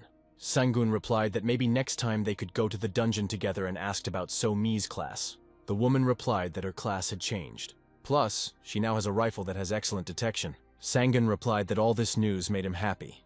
Now all that remained was to find a real healer. She replied that they could use the medical facilities, staff, potion, and other privileges. Then Gaean approached them and said that the government had approved the advance and they could continue the conversation. Sang-gun did not expect such a quick decision, and that he could receive an advance right now. People said that if he couldn't cope, he would have to return the amount 3 times over. Sang-gun replied that he understood everything, but at the moment his account and the Iron Fortress account were blocked, so further action needed to be taken. He explained that this was due to a recent lawsuit. The accounts were frozen as a legal sanction. People checked the information and were convinced that this was a temporary measure. Sang-gun said there were 2 solutions. Either unfreeze the account or pay in cash. People responded that unfreezing an account is not a simple procedure, but you can open a temporary account and deposit money into it. And then Gaean suggested leaving everything as is. Sang-gun added that he does not like the idea of people in power being allowed to do whatever they want. He called Wei over and asked him to express his opinion. He replied that the enemy of his enemy was his friend, and it would be nice to find another force that could come out with them and be a deterrent for both sides. Sang-gun said that if they hit Busan and Gwangju, they would definitely catch them off guard. The attacks were concentrated on the capitals, and if they hit the provinces, then the enemy would not expect it. Gayan said that it was a good idea. The enemy was concentrating all their forces on Seoul. Sangun said that if they quickly destroyed the provincial armies, the main enemies would be incapacitated. One of the men said that if he had made a decision, he had to move as quickly as possible, otherwise things would only get worse. Gayan quietly told Sangun that they were having cannibalistic parties, sacrificing prisoners and fallen soldiers. The guy said, in any case, we need to get to work. He divided the duties among the assistants, dividing them into groups. Fierce fighting took place at the city wall of Guangzhou. Some of the hunters ran out of silver bullets, while others were already planning to use magic. The leader of the scavengers, Hanzhong Ho, Death Sting, was angry. Was it really that hard to defeat this small city? It was not for nothing that he attracted Japanese and Chinese mercenaries. He raised his staff to the sky and called upon the dead. The next second, bony hands appeared from the ground. One of the S-rank hunters, Choi Chun-sung, shouted at him not to anger him. Ho drank some drink and said that he could fight him if he had time. The enemy tried to put anti-buffs on Chun-sung, but it didn't help. He rushed at the enemy like an enraged beast. Chun-sung shouted that they had better leave on good terms. He soared into the sky to attack again, but his strength gradually began to leave him, apparently due to the enemy's magic. And within a minute, he was tied hand and foot. But then he got a second wind and felt a surge of strength. Chong-sun destroyed everything around him and was merciless. But these were his last strengths, and he collapsed to the ground. The leader stopped the fight and approached Chong-sun. It was no longer that terrible monster lying on the ground. It was an ordinary man. All he could think about was that it looked like the whole city was going to burn down. And at that moment, a huge golden dragon appeared over the city. Jong-sun lay on the ground and looked at him, and the enemy came closer and closer and said where his strength had gone, and he could not fly as before. The leader approached the guy and raised his sword over him, and then a huge shadow fell on them. Sangun looked down and hoped it was not too late. He came down and said that he had come to destroy their entire gang. Sangun added that he was ready to hear words of welcome addressed to him. He swung the titanium stake and ordered his team to attack. Ho realized that he couldn't handle it, and decided it was time to leave. But then Gawolf appeared behind him and asked where he was going. Ho began calling his subordinates to protect him. Gawolf said it was useless, and nothing would stop him now. A blow to the heart was enough to kill the commander. Ho began to scream and lose his human form, and his subordinates ran away with shouts. But one of the opponents still decided to fight the Golden Knight. The Chinese hunter rushed at Sangun and thought he could kill him. But the Japanese leader shouted that he was a fool and that they had to leave. Yong-su stood up and warned the knight that these were S-rank hunters. Crocbane came up to him and asked if everything was okay. When asked who he was, the knight gave his name. He added that he received an order from the owner and must protect him. Crocbane gave Jong-su a potion so he could recover a little. And at this time, Eldrayan, on the orders of his master, incinerated everything around him. Sangun knew that Ho assumed he was weaker, so he brought in Chinese and Japanese hunters. Gaywolf brought the skull to the owner and said that it was not so good. Yong-su stood up and said that the city needed to be protected. Sangun replied that there was already someone to do it. Besides, they had killed their leader, so the rest would retreat. He asked if the hunter could send scavengers to clear the city. He replied that he would keep them informed. The Neo-Seinen city is the largest scavenger den on this side. It escaped government control due to its location, and began to develop from the Renaissance era, the Constellation era, and is now a hub for illegal trade between China, Japan, and Southeast Asia. Chong-sun said that salt production is a thing of the past, and now the main industry here is drug trafficking. Sangun looked at the city and said that it was too big for a small island. Chong-sun suspected that there were hunters involved who had connections to the Triad and Yakuza, and that the place needed to be cleared out. He then asked what to do with the slaves who were detained after the purge. Sangun replied that most likely, when they were freed, they would end up as beggars or as scavengers, which would lead to an increase in crime. However, solving these problems is not so easy. They have to do the least amount of damage, and that's a problem that can't be solved right now. Chung-sun added that all that remains is to watch, wait, and see. Sangun gathered the team and said that it was time for them to move on. Chong-sun called out to him and said that he also wanted to be of use. Sangun replied that he was more needed in this place now as a high-ranking hunter. Sangun arrived in the center of Kwanzhou and did not go unnoticed. The mayor of the city came out to meet him to express his respect. A minute later, a reporter ran up to Sangun and asked what made the Golden Knight come here and save them. Sangun said he didn't have time for an interview, and within minutes the trailer was speeding down the road out of town. And suddenly Chong-sun blocked his path. He said that he became an S-rank hunter, but only because he used to work in the forestry service. And when I woke up, I took the druid class, which then required a lot of training. Of course, he can focus on defense, but Sangun said that he is not the guild leader and cannot give him orders. He turned to Akalon and told him to get going, and Jong-sun stood and watched the trailer move away. Sangun said that Seoul and Gyeongsang province needed to be checked. The system reported that there was a battle with Pastor Lee in Seoul and suggested evacuation. And in Busan, a gathering of mermaids and sea animals was spotted near the hotel. Although the troops tried to hold out there, Sangun realized that the war was getting longer. Suddenly, Young-soon appeared in the trailer and Sangun asked how he got there. The man replied that he had turned into a flying fish and crawled through the gap. Sangun said that by staying here he would achieve nothing, and the stronger ones remained the losers. And he himself is just a mercenary, killing on command. Chong-sun replied that he was saving people, and that was the main thing. Even if you have to give up your moral loyalty for this, that is enough. All this is not because there is no power or ability, but because he cannot do it due to the instructions of the government and the association. Jong-sun said that he no longer wants to see people die in front of him. Sangun replied that he also did not want to do what the government or the association told him to do. Jong-sun looked at Sangun and said that they were afraid of him. After these words, he fell to his knees and bowed to Sangun. Then Wei came up and said that from what he heard, there were many reasons to make him one of his men. The second knight added that it was a mixture of revenge, suffering, and respect for his majesty. Here Sommel joined in and added that the desire to save people is a powerful thing. It will serve him well. Gawolf said that he was already ready to prepare the contract. Sengun said that he could not help Chung-sun, and there might not be any reward for his work. In the very next second they shook hands. This is what old Busan once looked like. But modern Busan was nothing like what it had been before. S-rank hunter Jongji raised her staff and summoned a thunder giant. A huge stone monster emerged from the water and was ordered to destroy everyone. She raised her staff again and bestowed the lightning bomb skill onto the monster. Jong-sun said that she specializes in spirits related to thunder and lightning, which is why she is a threat to mermaids. Sangun said that they were outnumbered and looked like they needed help. Jong-sun pointed ahead and said that this was an A-rank mermaid dungeon. The boss of the dungeon was the Triton Chief, an A-rank monster. Sangun noticed that this dungeon was smaller than the B-rank Goblin Empire. He approached Akalon and ordered him to increase the speed. Jai waved her staff and ordered the monsters to go back where they came from. The Triton warlord watched what was happening carefully, and the girl used her electricity to destroy the nasty toads. And then some green slime appeared above the monsters. It looks like the boss is making armor for his soldiers out of plastic and rubber trash. She was supposed to protect the monsters from her electric shocks. The green creatures, having received protection, rushed to attack again. Then Z used the open fire skill and aimed it at the enemy. At the same time, the military also began shooting at the monsters. But to their surprise, the bullets did not cause the slightest damage to the creatures. The girl realized with annoyance that their armor was enchanted.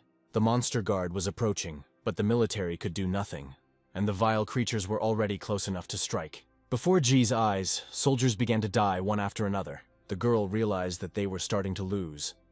It seemed like this was a test to see if reinforcements would come to them. The Thunder Titan tried to go one-on-one with these creatures, but Z shouted that it was too late. He will only waste his energy, but will not change the course of the battle. The girl ordered everyone to retreat immediately, but the monsters blocked the soldiers' way, and not everyone managed to escape. G looked at the battle. She could no longer do anything. She saw the approach of the Triton warlord. Those who were still alive realized that they had to flee. Their bullets were useless in this battle anyway. But the next second, the sharp blade of the sword cut their bodies in half. People fled the battlefield in panic, pushing and knocking each other over. The commander reported that the defense had been destroyed, and that it was necessary to urgently return to the secondary line. The girl replied that if they took up secondary positions, they would no longer be able to receive reinforcements, and then both the second and third lines would be broken through. People who did not have time to hide on the other side of the wall tried to shoot back in order to save themselves. But the monsters were merciless and left no one alive. G was informed that the city would fall in a few minutes. It was necessary to begin an operation to rescue survivors and think through further actions. The girl replied that they had already brought in all possible troops, and if they lost, it would be the end of Busan.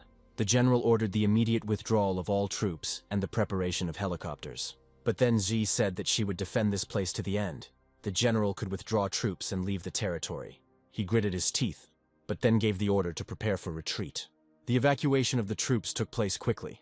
Z stood and watched the helicopters fly away. One of her guild members asked if reinforcements were possible. The leader replied that one could only hope for this now they needed to retreat and regroup.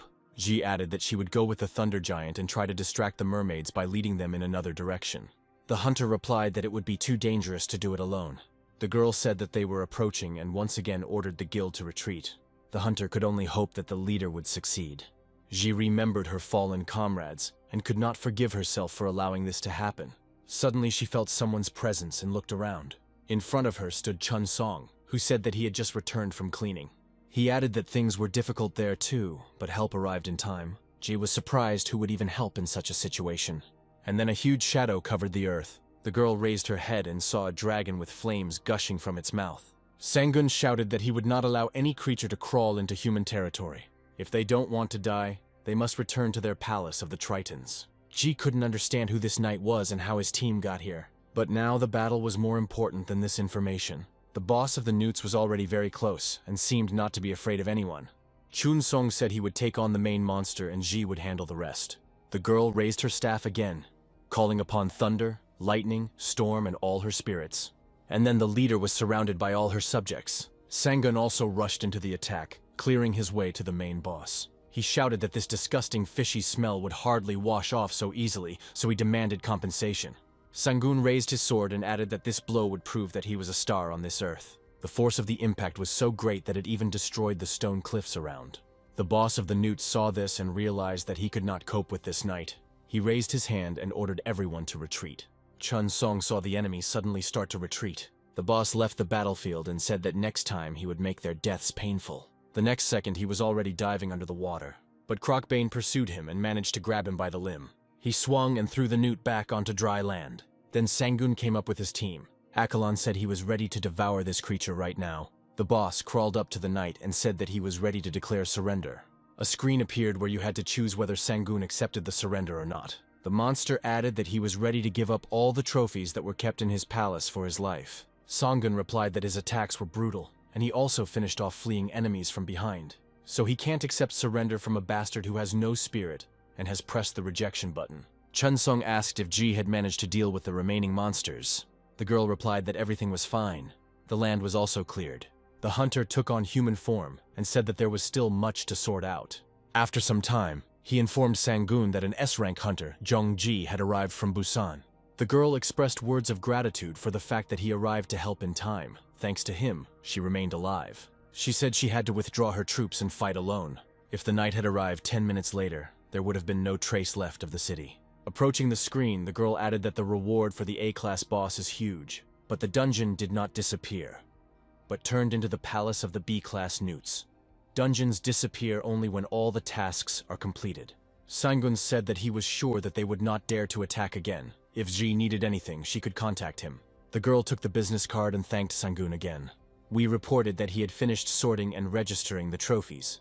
Chun Sung asked why Sangun didn't invite Ji to his team, but he replied that he couldn't act so thoughtlessly and team up with someone. At this time, everything was calm on the northern front of Seoul, but there was one downside. The hunters would not earn anything without a fight. It would be better if they guarded the provinces and would earn millions. The 6 archdemons praised the dishes and said that there was nothing better than dining in the fresh air. As usual, Pastor Lee invited them to a dinner party. The pastor was pleased and said that he still had a lot of delicious food. And then they brought in a huge cart with meat and blood pudding. At that moment, an assistant approached the pastor and whispered something in his ear. He learned that the Golden Knight had cleared Gwangju and Busan. Now the pastor understood why the knight had not appeared here. Tosadok noticed how the pastor's mood changed and asked what happened. And he said that a small problem had arisen and asked to listen to his request. The archdemons replied that they had eaten well, were full of strength and ready to help. The pastor showed a map and said that several power generators needed to be destroyed in the place he had spoken of. Remrem replied that he had more strength than everyone present, so he would go first. Pastor Lee suggested that they would draw attention to themselves if they attacked the province, and he would show off the incredible strength of the Butcher King. After some time, a warning appeared at the northern wall of Seoul that the S-class beasts Remrem and Goatman were approaching the defense line.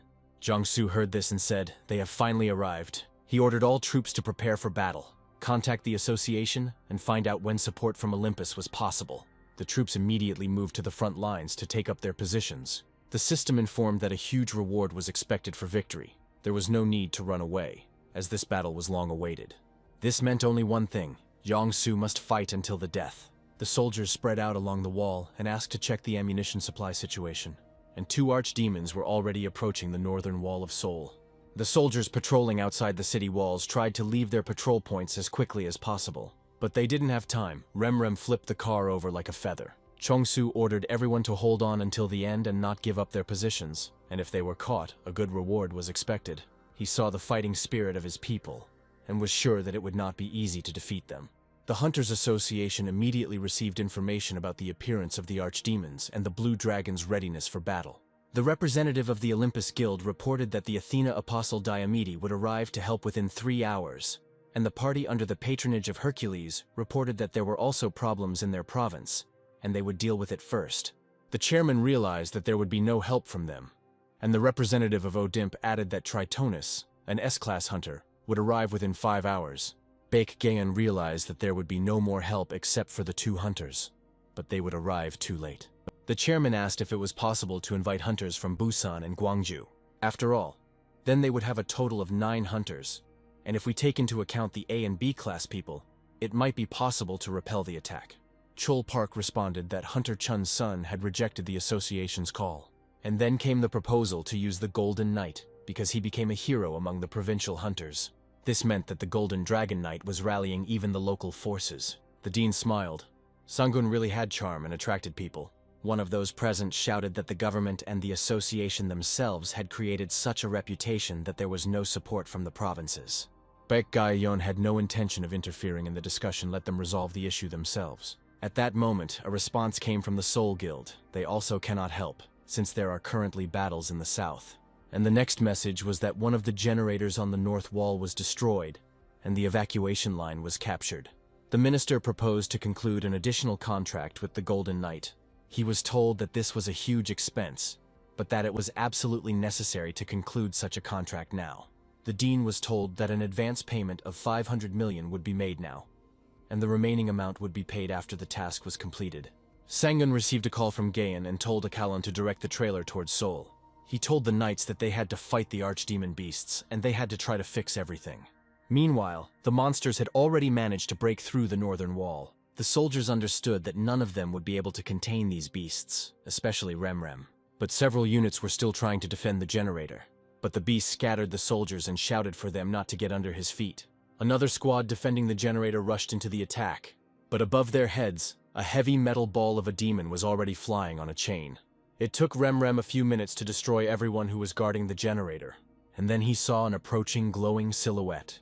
It was Diomede, and she said she had come to punish the demons of the evil god. The surviving soldiers saw the S-class apostle from the Athena constellation and shouted that they were saved. Diomede added that she would now lay his head on the altar of justice. Remrem replied that he would bring her head to the great Butcher King. Both opponents immediately rushed to attack each other. Goatman did not stand aside and called his minions.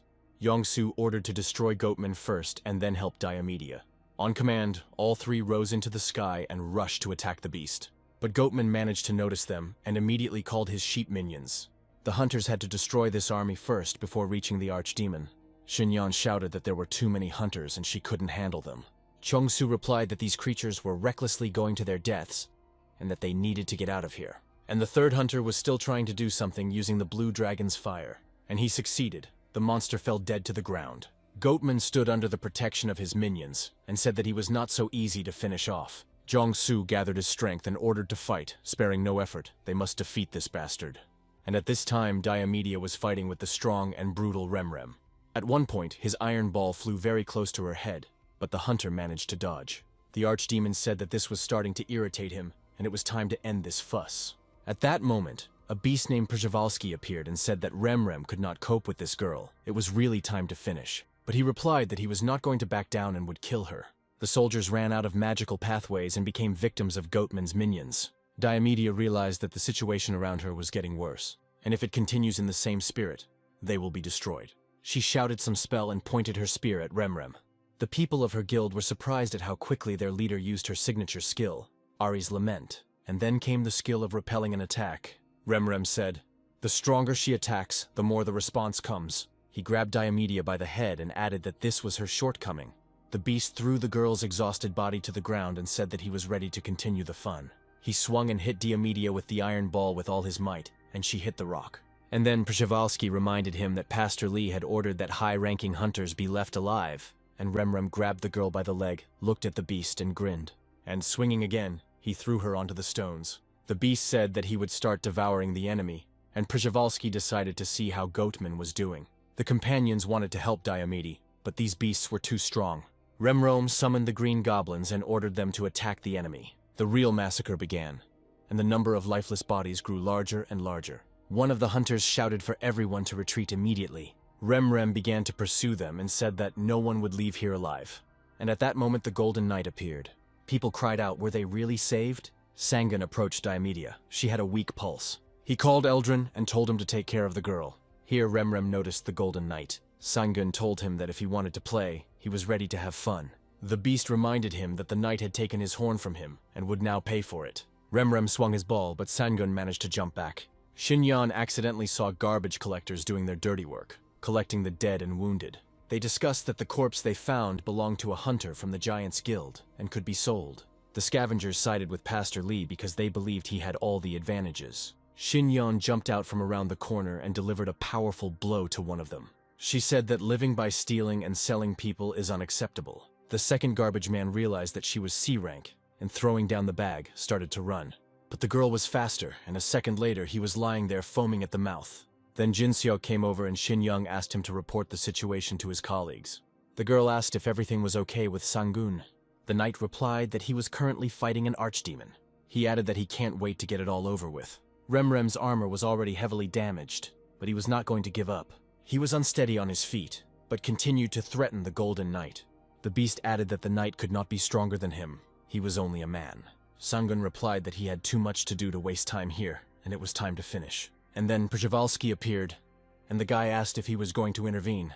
The horse shouted that Remrem had done a good job as bait, but now he would get down to the real business. Sangun covered his ears and said that he was not going to listen to his boring neighing. But then the rest of the archdemons appeared and came to help. Sangun said he liked the company that had gathered, and the next minute, Pastor Li himself appeared. He bowed mockingly and introduced himself as a pastor who served the Butcher King.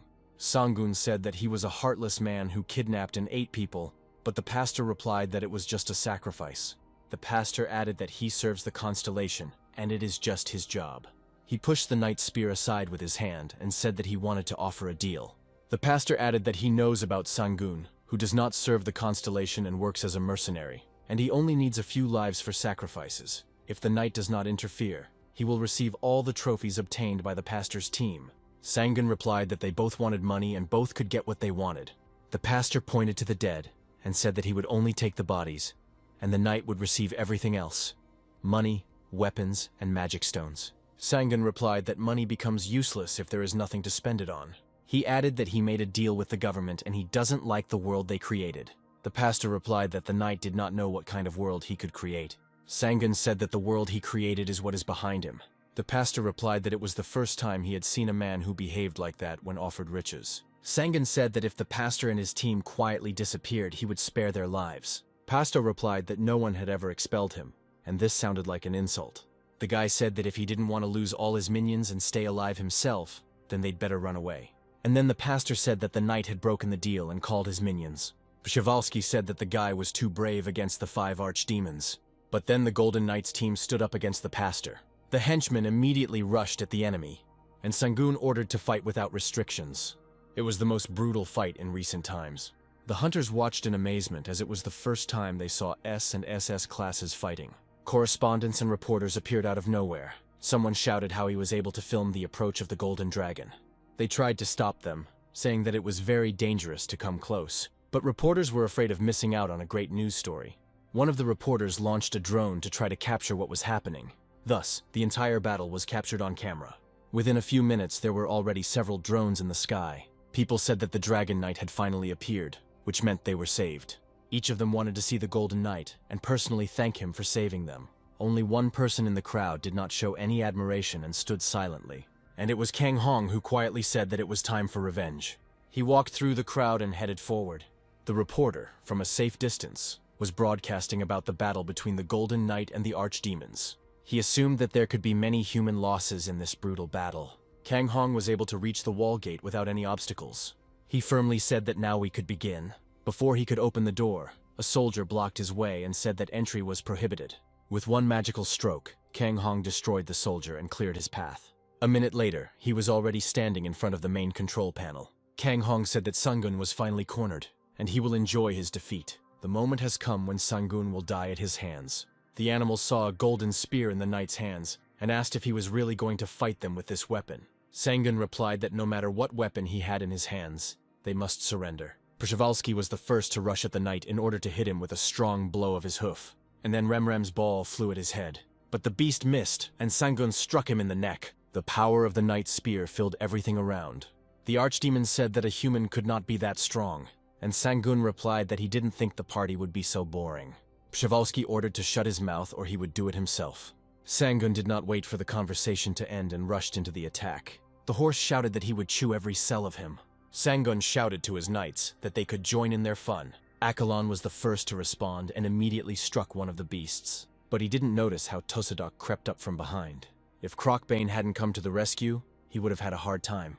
Sangun began to notice that the enemy's forces were weakening, but the animals continued to fight recklessly. Crocbane didn't have time to dodge, and Tosadok bit through his armor. Przewalski again tried to hit the knight with his hoof, but Sangun ducked and dodged the blow. And then the animals became stronger again, apparently receiving buffs from somewhere. At this moment, Somi contacted Sangun. She confirmed that the beasts are constantly receiving buffs that enhance their combat ability. Sangun asked who could be distributing the power up to them, if it was Pastor Li. Somi replied that it wasn't him. She would have understood that. A few seconds later, she said that the buffs were being handed out by Kang Hong. Sangun raised his head and saw Pastor Li and Kang Hong standing on the wall. Kang Hong said that he removed the barrier from the wall, so from now on they can do whatever they want. But Sangun's head must go to him. Przewalski looked at the knight and said that he was ready to continue. Sangun replied that he should be embarrassed that he was receiving buffs from a human. So Mi reported that the horse had received 5 buffs: Charisma, Hurricane, Speech of Courage, Greatness, and Cry of Despair. She added that its stats and speed had doubled, and its damage had been reduced by 40%. Sangun said that this was no longer a joke and asked if they had a chance to win. Gewolf replied that victory was something they made themselves. Samal added that although they don't have an anti-buff skill, they can still fight. Accolon said that according to his calculations, the chances of winning were 70%. Sangun had no choice but to continue the battle and not let his knights down. He added that they still have strength, and they must work as a team. And, having gathered their strength, the detachment rushed at the enemy. And the enemy immediately rushed forward. So Mi immediately transmitted the recording of the fight to the Hunters Association. It was a complete surprise to them when she reported that the buffs to the beasts were given out by the leader of the Soul Guild, Shim Kong-hoon. None of them could have imagined that he would cooperate with Pastor Li. The commander said that according to the current situation, this Kang Hong should be in Gangnam to stop Bohaku, as he might have contacted the vultures. And So Mi added that the barrier surrounding the wall had been removed, and this could only be done from within. The commander ordered to immediately locate Kang Hong and find out the truth. In addition, it is necessary to organize support for the Golden Knight, since it is not at all easy to deal with pumped-up beasts. Those gathered watched the battle live, and saw how selflessly the Knight squad fought the archdemons. And these animals were indeed endowed with incredible strength. Meanwhile, the team realized that these monsters had no teamwork, no strategy. They were fighting at the cave level. Accolon and Gewolf managed to knock Remrem down together, and at that moment, Sangun had already raised his sword over his body. Blood splattered in all directions, and he said that we should continue to act according to the same tactics. Kang Hong saw this and couldn't believe his eyes, and Pastor Li calmly said that if they lost this battle, then Kang Hong would bear the responsibility. The animals really had no tactics. Each of the archdemons tried to fight alone. Kang Hong saw and understood that without teamwork, his buffs were useless. It would be better to remove the buffs then. Pastor Li said that it was his failure, but Kang Hoon reminded him that these were the pastor's animals, and he was not responsible for them. A few minutes later, Yongsu delivered the final blow to his opponent. Shinyon said that they finally did it and would definitely get some nice bonuses. Pastor Li said they had no choice but to retreat. Kang Hong replied that it was time for him to return. Otherwise, his long absence would arouse the association's suspicions. The pastor said that he had done a good job anyway, and handed him the promised reward. Even though they lost, it is a sign of trust as a sign of further cooperation. Kang Hong replied that he accepted the gift and put the ring on his finger. And the next second he felt the effect of black magic, and the pastor reminded about responsibility in case of defeat. He bowed and added that his life would now be offered to the constellation of the Butcher King.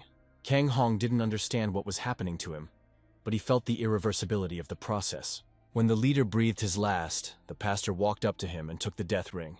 Przewalski said that they had received orders to retreat, but next time they would step on the throat of the Golden Knight. Sangun took off his helmet and understood that if the archdemons had not retreated, the wall would not have held. Achelon said he would take care of collecting the loot, and then Sangun noticed a hunter from Olympus running towards him and asking to talk, but the guy replied that he didn't have time, and besides, he was very tired.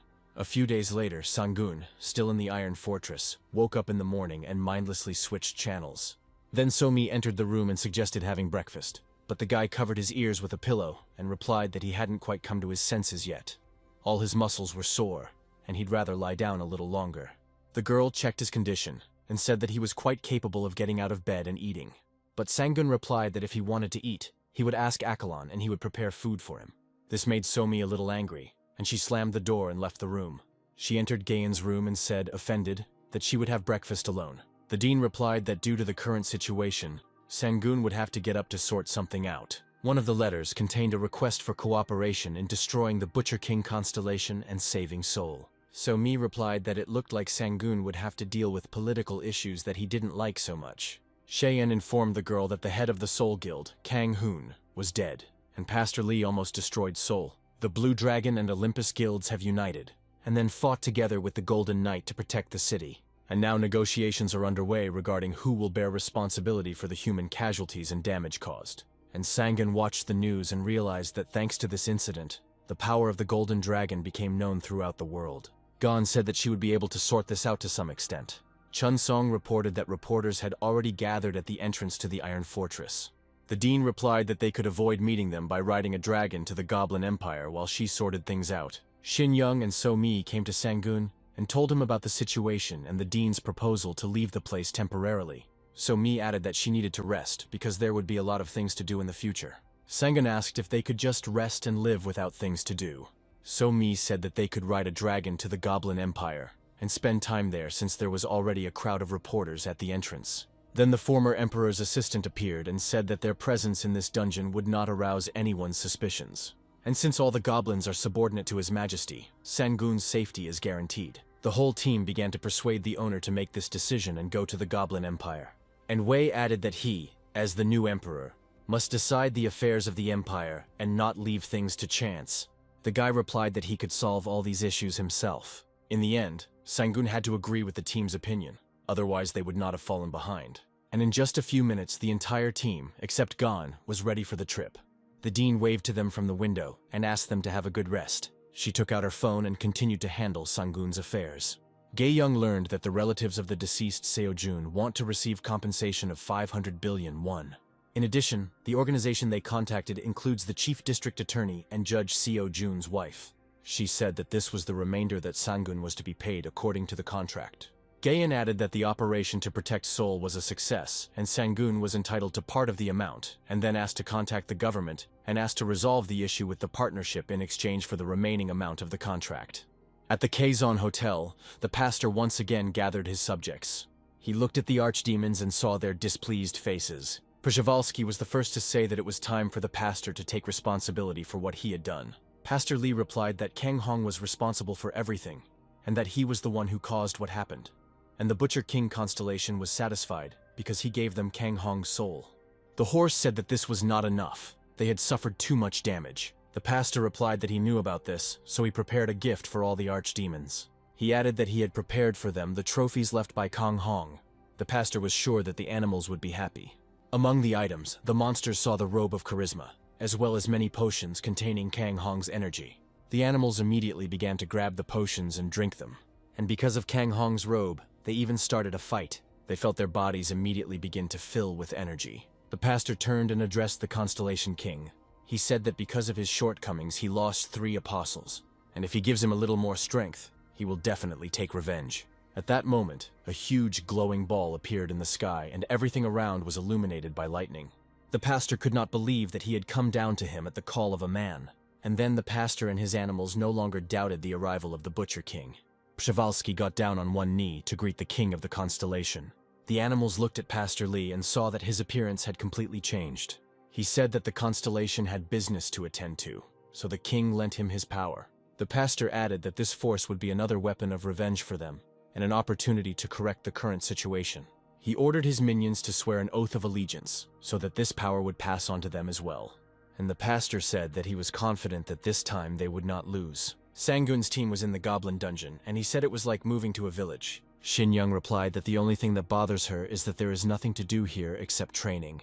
Then Somi came up to them and offered them sandwiches. She added that she had wanted to take a vacation for a long time, so she was very happy to be here. Shin Young declined the sandwich and decided to spend her time training instead. And Sangun said that he was now spending his time exactly as he wanted. The girl replied that sometimes it is useful to put everything aside and just relax. She added that he, more than anyone else, needed rest, and then apologized if he had done anything wrong. The guy replied that Somi shouldn't take all the responsibility, because she was already taking care of the guild and taking care of Shin Young. The girl thanked Sangun for the skills she and her daughter were able to acquire while being on a team with him. Sangun replied that he liked their care and asked them to take care of him in the future. Once upon a time, he lived alone and dealt with his problems on his own. He never thought he would have a family he would be afraid of losing. But now he has those who help him and are ready to give their last for him, or even lose a class. So Mi took the guy by the hand and said that fate is not something ready-made. It is a relationship that they themselves make ideal. And then Sangun said that he would like to continue to remain indebted to Somi. And then the girl stood up and said that she needed to take care of some things. Shin Yon came in from behind. Sanung was surprised that she didn't leave.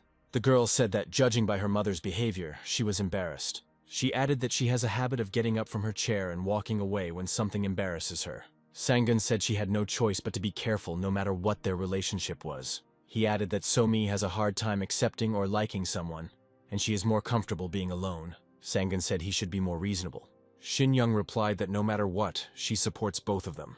Sangun asked to change the subject and talk about her training. He asked if she needed his help and the girl laughed. Shin Yon said that since she was cut off from the constellation, she can't properly upgrade her armor, so could Sangun lend her his. After all, her armor is too poor to catch high-level monsters, and she can't use Phoenix Flame Tanya. And then Sangun said that he had some idea. A few minutes later, they entered the now familiar shop. Shin Yon had never been here before, and this was the first time she saw a fox girl. Sangun said right from the start that he would like to sell Remrem's equipment. The girl did the calculations and replied that she was ready to give 74,300 points for everything. Sangun did not bargain and replied that he was satisfied with this deal. He then pointed to Shin Yon and said that she was cut off from the constellation, so she couldn't use Tanya's Phoenix Flame. The girl showed products that can help with this. While Shin Yon was looking at the items, Sangun walked over to the weapon stand. There was a ranged weapon here, but due to the knight's characteristics, he could not use it. The fox asked if the girl could learn magic, but Sangun replied that her class was knight. She pointed to the spears and suggested that something might fit. Lisitsa added that this would help avoid a ban on the use of ranged weapons. Sangun asked if there was a sample that could be used as a demonstration. The girl replied that after receiving 1,000 points, the spear could be provided for free. After payment, the three returned to the shore, and Sangun decided to test the spear himself. He swung and threw the weapon with all his might. The spear shot into the distance, and then there was a powerful explosion. Sangun and Shin Yon were amazed by the possibilities of the item. The fox said that the destructive power of a spear is determined by the concentration and strength of the thrower. Sangun waited, but the system did not issue any warning. He took out Titan's golden stake and asked if he could throw it in the same way. The girl replied that it was a complex weapon. Few people could use it. The stake was not intended for long-range attacks, and it might be possible to avoid warning the knights. And when Sangun said that he would buy everything that was available, the fox laid out several dozen such stakes on the sand. The guy decided to immediately test the stake as a spear and threw it with all his might. And then everything around was illuminated by a bright and hot light. Sangun shouted what he did wrong and what happened, and then the whole team scattered in different directions from the strong hot wind. The golden stake cut its way through the rocks like butter and disappeared into the sky like a rocket. So Mi and Chunsun came running to the noise and, coughing from the dust, asked what had happened. Sangun pointed to a pile of purchased stakes and said that they were testing a new weapon. He added that he sees no point in the second test and is happy with everything. And then everyone heard some kind of hum in the distance. Wai explained that this was the sound of the Emperor's horn when he left his castle. And indeed, a few minutes later, the goblin's chariot appeared. He and his subjects knelt down and greeted His Majesty in the goblin dungeon. Sangun asked what was wrong, since Gain had said that they could spend time here calmly and safely. The assistant replied that the chief goblin had some request for His Majesty. He said that the chief goblin would like to receive the magic stones and make an exchange. Sangun asked why he needed them. The assistant replied that these stones were the main resource for maintaining their world. The reserves were running out. It was unknown how many more years they could last. He added that there used to be monsters and beasts in the dungeon, and there were no problems with stones, but the ecosystem changed, and stones became rare. Sangun asked how they use these magic stones. The assistant said that they are fuel in their world, like oil is for humans. Sangun thought about it and decided to help the goblins. But he will have one condition: it is ineffective to hold on to resources that have become difficult to obtain. Instead, we need to start developing technology. Sangun said that in any case, environmental problems are not as dangerous as the gradual collapse of the empire due to resource depletion. He ordered to find means and methods to replace this resource and report to him about the results. Then Sangun asked what they were willing to offer him in exchange for the magic stones. Later, Wei asked what the master had asked for in exchange for the magic stones. Sangun replied that he had demanded an army of goblins. At the headquarters of the Hunters Association, issues were discussed. In particular, work on restoring the barrier and generators was completed. But it is also difficult to replenish the budget due to the costs of the Golden Knight. The commander asked if Pastor Li's location had been located. He was informed that he had not been seen anywhere lately, not even in Quezon. Satellite data showed he was last seen entering a hotel in Quezon, but he has not been seen since the explosion.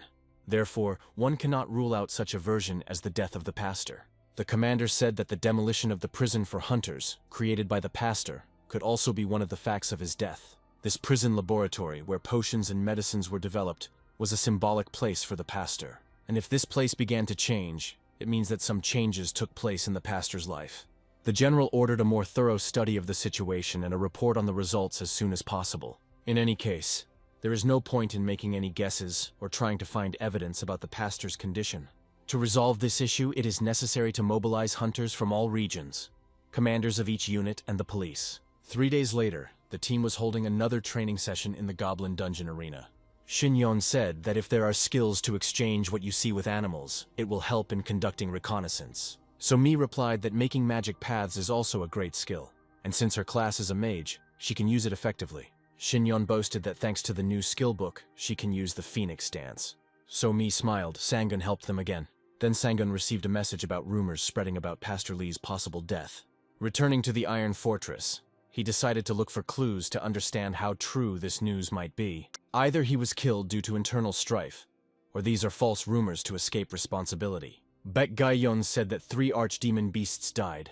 Perhaps the Butcher King constellation became enraged. Sangun said that if the Butcher King disappears, someone else will appear. Gayan replied that this was precisely why the association had not yet confirmed his death. Otherwise, the government would have to pay them everything immediately. Sangun said that since he did not personally kill the pastor, all that remains is to wait for official confirmation of his death. Gayan was sure that the association would announce a full gathering of hunters, and it was worth showing up to strengthen her position. Sangun replied that this was the last thing he wanted to do. He added that he would be with his friends in the dungeon and asked to let him know as soon as the call was announced. Arriving at the dungeon, Sangun saw that Akalon was collecting data and said that they would be moving out soon. Gawolf came out of the trailer and said that he was always ready to leave. He knew that the battle with them was not over yet, and Sommol completely agreed with him. Sangun said that he had no desire to participate in this, and he became a Golden Knight by pure chance. He pulled himself together and told the team to be ready to leave at any moment. Wei and Jinseok were currently training with the goblin army they had obtained. Sangun approached them and announced a possible imminent offensive and ordered them to prepare well. The day came when the association gathered all the hunters at the Seoul Tower Hotel for a general conference. Many reporters took the opportunity to report on the event and make stories. The governors of Quezon and Cheonhul provinces also attended the meeting. But everyone, without exception, was waiting for the arrival of the Golden Knight. And indeed, a trailer for Sangun and his team soon appeared. But it was a diversionary tactic. Sangun arrived by taxi to avoid meeting reporters. As he entered the hotel lobby, he immediately noticed how luxurious the building was inside. The girl from the constellation Apollo smiled pleasantly and said that the conference would be held on the 145th floor and added his place of residence at that time. She led Sangun and his team through the corridors and opened the door to a room where some of the hunters had already gathered. Shinyon noticed him and quietly rejoiced at their meeting. Sangun managed to put on his armor in the elevator, and now everyone present saw the arrival of the Golden Knight. He looked around and noticed that half of the soul guilds were missing from the hall. The girl pointed to a free table and invited them to sit down. After some time, the start of the meeting was announced. All those present were given materials with the agenda and information on the latest events. On the agenda were the Gangnam Damage Report, Kang Hoon's death, Chung Soon's manslaughter charges, Seoul barrier negotiations, and more. Sang-gun understood that all these points were connected with him. The chairman revealed that the former head of the Seoul Guild had been demoted to A class, and due to Kang Hoon's death, all members of the guild were under investigation. The colonel suggested that they discuss the matter of Kang Hong later, and now discuss the case of manslaughter committed by Hunter Chun Sun. After all, while carrying out a mission in Gwangju, he left the combat zone without permission. One of the hunters objected. Chun Song fought without any support, and left the place only after he took care of the safety of the city. The colonel replied that without an order from the association, this was equivalent to desertion, no matter what merits the hunter had. The chairman asked what their position was regarding Chun Suk joining the Golden Knight team. Sang-gun stood up and said he understood why the defense minister was talking about this. He added that as an academy employee, he understood that ultimately hunting groups cannot avoid politics. The important hunters were concentrated only in Seoul, and in the countryside there were not enough even A-class hunters. Thus the provinces rotted, and without strong hunters, security gaps arose. And while the guilds try to increase their power, the provincial hunters will continue to leave. Of course, Chun Sung is guilty of leaving his position, but they should think about the reasons. Sang-gun said that if Chun Sung was punished, the reaction of the other provincial hunters would exceed all expectations. And if they're worried about safety, then they should discuss Kang Hoon and Pastor Lee's deaths, instead of looking at Chun Sung's actions. The hunters present already understood that Sang-gun was right. Blue Dragon Master Young Soo said that the members who joined Sang-gun were driven by force, and if it weren't for him, the hunters would have been pulled in by Pastor Lee like Kang Hoon. The hunters had no choice but to flee or join the stronger. Chong Soo added that thanks to Sang-gun, the invasion was stopped, a major contribution that had not been made in decades. Sang-gun was surprised by Chong Soo's speech. It seemed to him that this guy hated him. The chairman listened to the master and said that next the conversation would be about Pastor Lee. The defense minister reported that unusual information about Pastor Lee had recently been discovered, and there were rumors that he had died due to internal strife.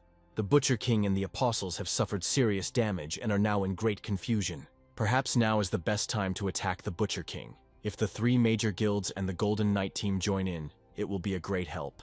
Sang-gun reminded him that he was a mercenary, and asked if the minister understood what he was talking about. The general replied that he knew about it, but the issue concerned the security of the country. If Sang-gun did not help, then millions of people would die. Baekgyeon suggested listening to Sang-gun's opinion since he doesn't want to follow orders. Sang-gun was not against the need to move north, but the archdemons were very strong. He asked if any of the hunters present had ever fought these beasts and could refute his words. But he personally can assure that the archdemons did not even use the ascension skill during the battle. Therefore, before you start attacking, you need to study everything carefully. Otherwise, they will all suffer seriously. A victory in which the allies perish will be a victory only for the government and those who hold forth in their offices. At this moment, events were taking place in the Palace of the Sun. Park Soo-ja, half-demon beast, believed that Pastor Lee died, but he became a beast. The pastor replied that his body had changed, but his soul remained faithful to the Butcher King, and then asked what had brought it here. Soo-ja, to prove her loyalty, sacrificed her eye, arm, and leg to the Butcher King. The pastor said that he had lost several archdemons, and those bastards would soon start attacking them. Ja asked again if the hunters would really have the courage to attack the Butcher King. The pastor said they had two targets, Kaesong, where his base is located, and Pyongyang, where the Butcher King's temple is located. Ja replied that if they allowed Kaesong to be captured and reached Pyongyang, they would be completely isolated and would be able to destroy them. And Pastor Lee can focus on his prison for hunters. He said that if Ja helped him, he would get all the potions and weapons he had. Half-demon Ja liked this proposal. Sang-gun asked what the intelligence reports were about the underground city, since there was confirmation that Pak Soo-ja's power was still enormous. The chairman replied that she was cooperating with Pastor Lee, so if anything happened, he would run there. One of the hunters reported that he had recently been clearing out scavengers there. The defensive line was well fortified, and it would be difficult to break through. Jong-soo asked if the defensive line was strong and the enemy was strong, then do they have a good strategy for it? The minister responded that the territories that the pastor and Ja are trying to control are not their property. In addition, the troops are exhausted from the recent battle. The minister recalled the Second World War between Russia and Germany and proposed using the strategy of the Soviet Union. He will call this operation the Great Breakthrough. Chong-su replied that such a strategy would require superiority in numbers, as well as considerable resources. The general proposed that the 7th Corps be designated as the strike force against Pyongyang, and that the 5 main corps would engage in combat on all fronts. One of the hunters said that for this, they need to go through the dungeons and expand the team, since this operation will be unusual. The minister replied that as soon as the plan of attack was determined, everyone would be notified and asked everyone to maintain confidentiality. Sang-gun told Gain that he didn't understand who they were going to surprise with a 100-year-old strategy. After all, the Soviet Union won the war, thanks to a system of huge production of powerful tanks, unique among communist countries. Besides, they were hitting vital places, so would their strategy be suitable to deal with Pastor Lee? The dean replied that in any case such a strategy should not be underestimated, but Sang-gun said that he had no intention of participating in it. After the meeting, Ko Chon-yan asked Jong-su why he took Sang-gun's side. The master replied that in the current situation he saw no reason to quarrel with him, but one day he will kill him with his own hands, and Sang-gun will answer for the death of his son. Members of one of the guilds secluded themselves in a room to discuss the situation. They called the high priest to ask his opinion. The huntress revealed that they had decided to join forces to defeat the Butcher King, but the pastor's whereabouts remain unknown. The high priest replied that the pastor's spiritual power could not be traced, so everyone was sure that he was dead, perhaps hiding in the north of the Korean peninsula. Then he asked her what she thought of Sang-gun. The huntress replied that he was still maintaining a passive position, apparently not wanting to attract attention to himself. The high priest ordered them to keep an eye on the knight. Perhaps he was hiding greater intentions that they could not yet predict. After some time, Sang-gun returned to the Iron Fortress. Wei, having learned the details of the past meeting, proposed increasing the size of the army. Gayan overheard their conversation and said that their fighting abilities were already good, so there was no need to invest too much. Wei replied that any battle must be prepared in advance. Sang-gun told the team not to hang around idle, as upcoming events could be unpredictable. The joint command for the operation to eliminate the Butcher King was located in the Ilsan area. Cho Pit-san was appointed head of the unified command. The guildmaster of the Blue Dragon Guild, Ko Jong-su, was in charge of the guild union. They approached each other and shook hands in a friendly manner. Jong-su reported that there would be 17 guilds on the hunter side. San replied that they had 5 corps on all fronts and 1 to attack Pyongyang. They decided that the strategy discussion would take place in real time during the attacks. Taking their places at the monitors, Sun explained that the preliminary strategy is widely used by modern troops. It was reported that there is currently no information about the situation on the front lines. Jong-su asked if there was a possibility that the enemy was attacking from the rear. San replied that, given the disposition of the troops, the enemy would not be able to besiege them. But Jong-su wasn't entirely sure that things would go that easily. He proposed to completely deploy the front line in order to distract the enemy's attention.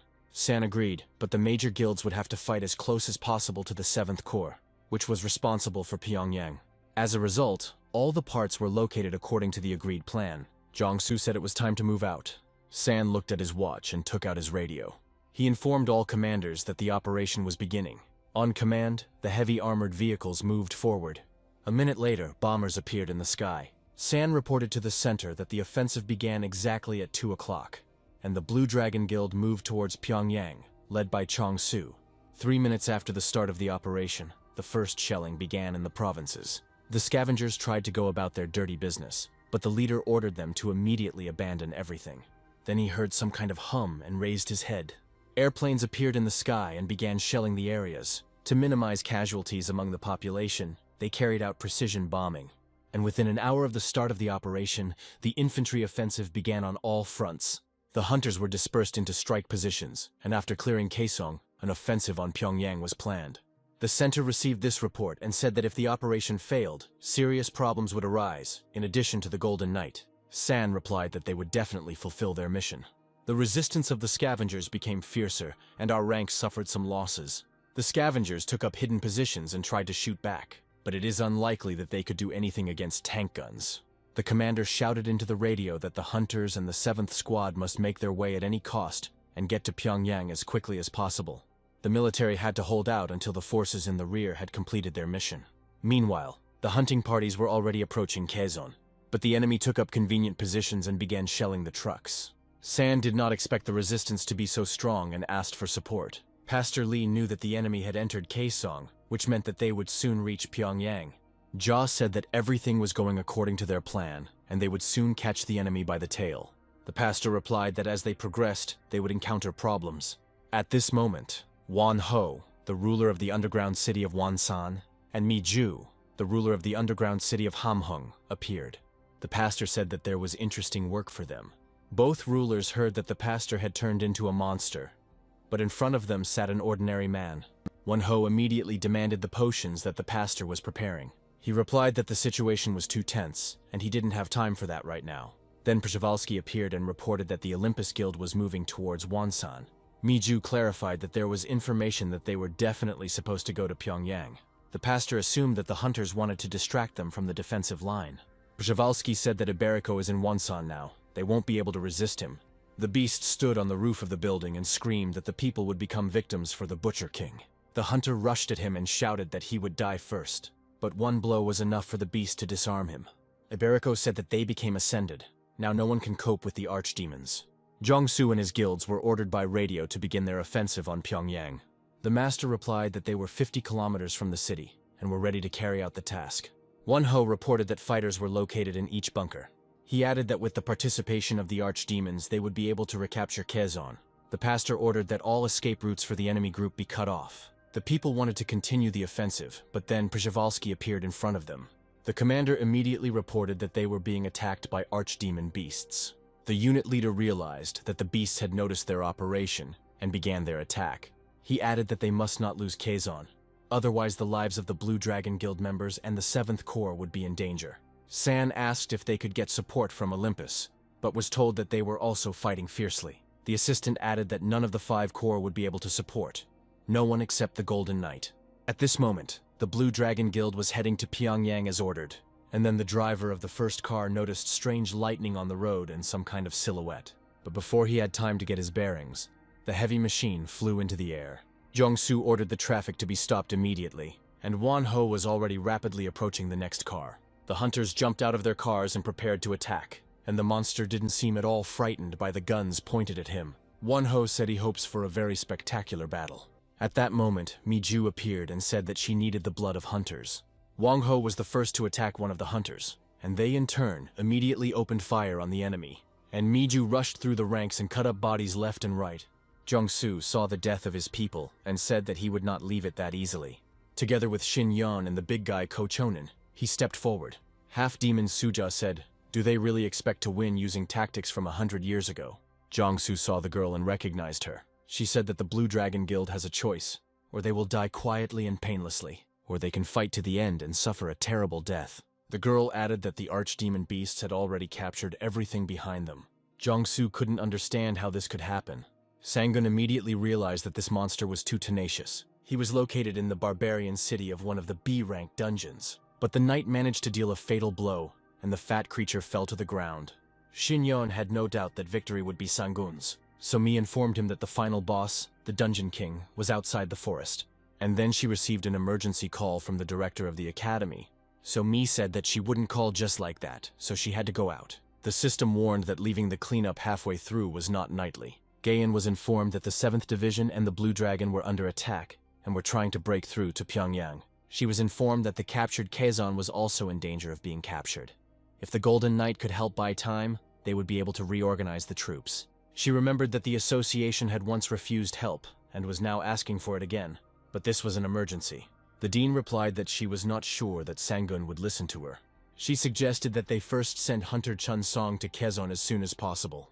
The situation in Quezon was indeed very tense. The archdemon beasts have surrounded the area around the city hall. There have already been proposals to retreat and save the best guys. The commander of the 2nd Company tried to get approval for the evacuation of people from the unit commander, but he gave the order to hold out until the Blue Dragon, which was heading for Pyongyang, retreated through Kaesong. Mi Ju stood on a pile of corpses and said that she didn't want it to end so quickly. Jiangsu lost all the people in his guild, but he couldn't do anything anymore. He looked at Suja with hatred and swore by the constellation that he would finish her off.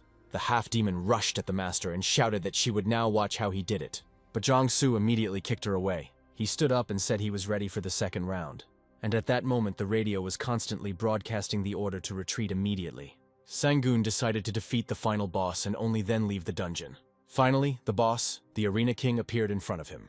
Sangun knew that battle was inevitable and struck first. After some time, he managed to disarm the monster.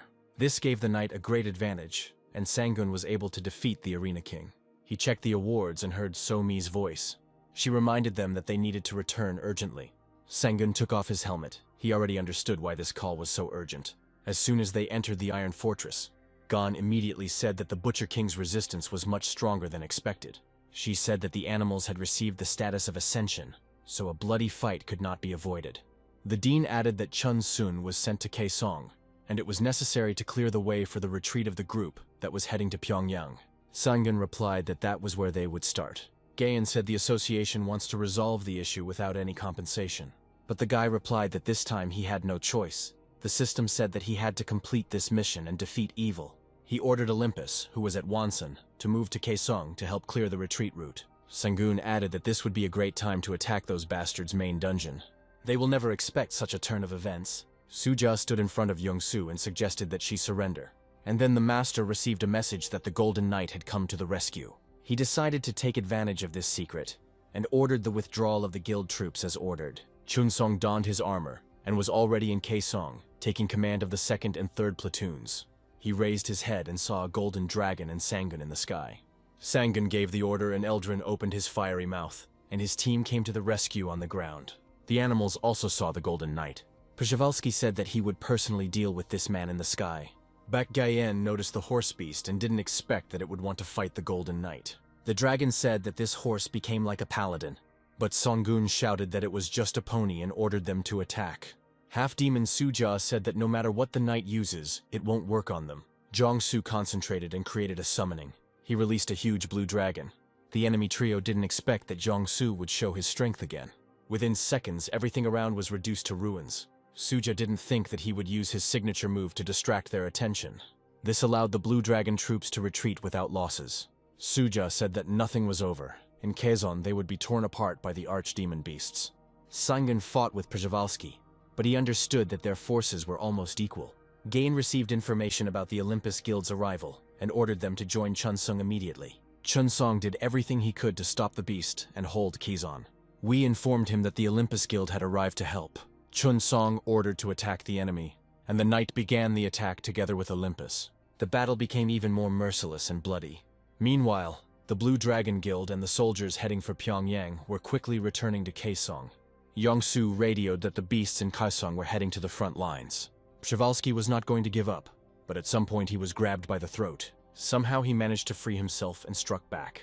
He informed his comrades that the Blue Dragon was returning, and there was a danger that they would be defeated. Sangun asked if they were going to fight further now.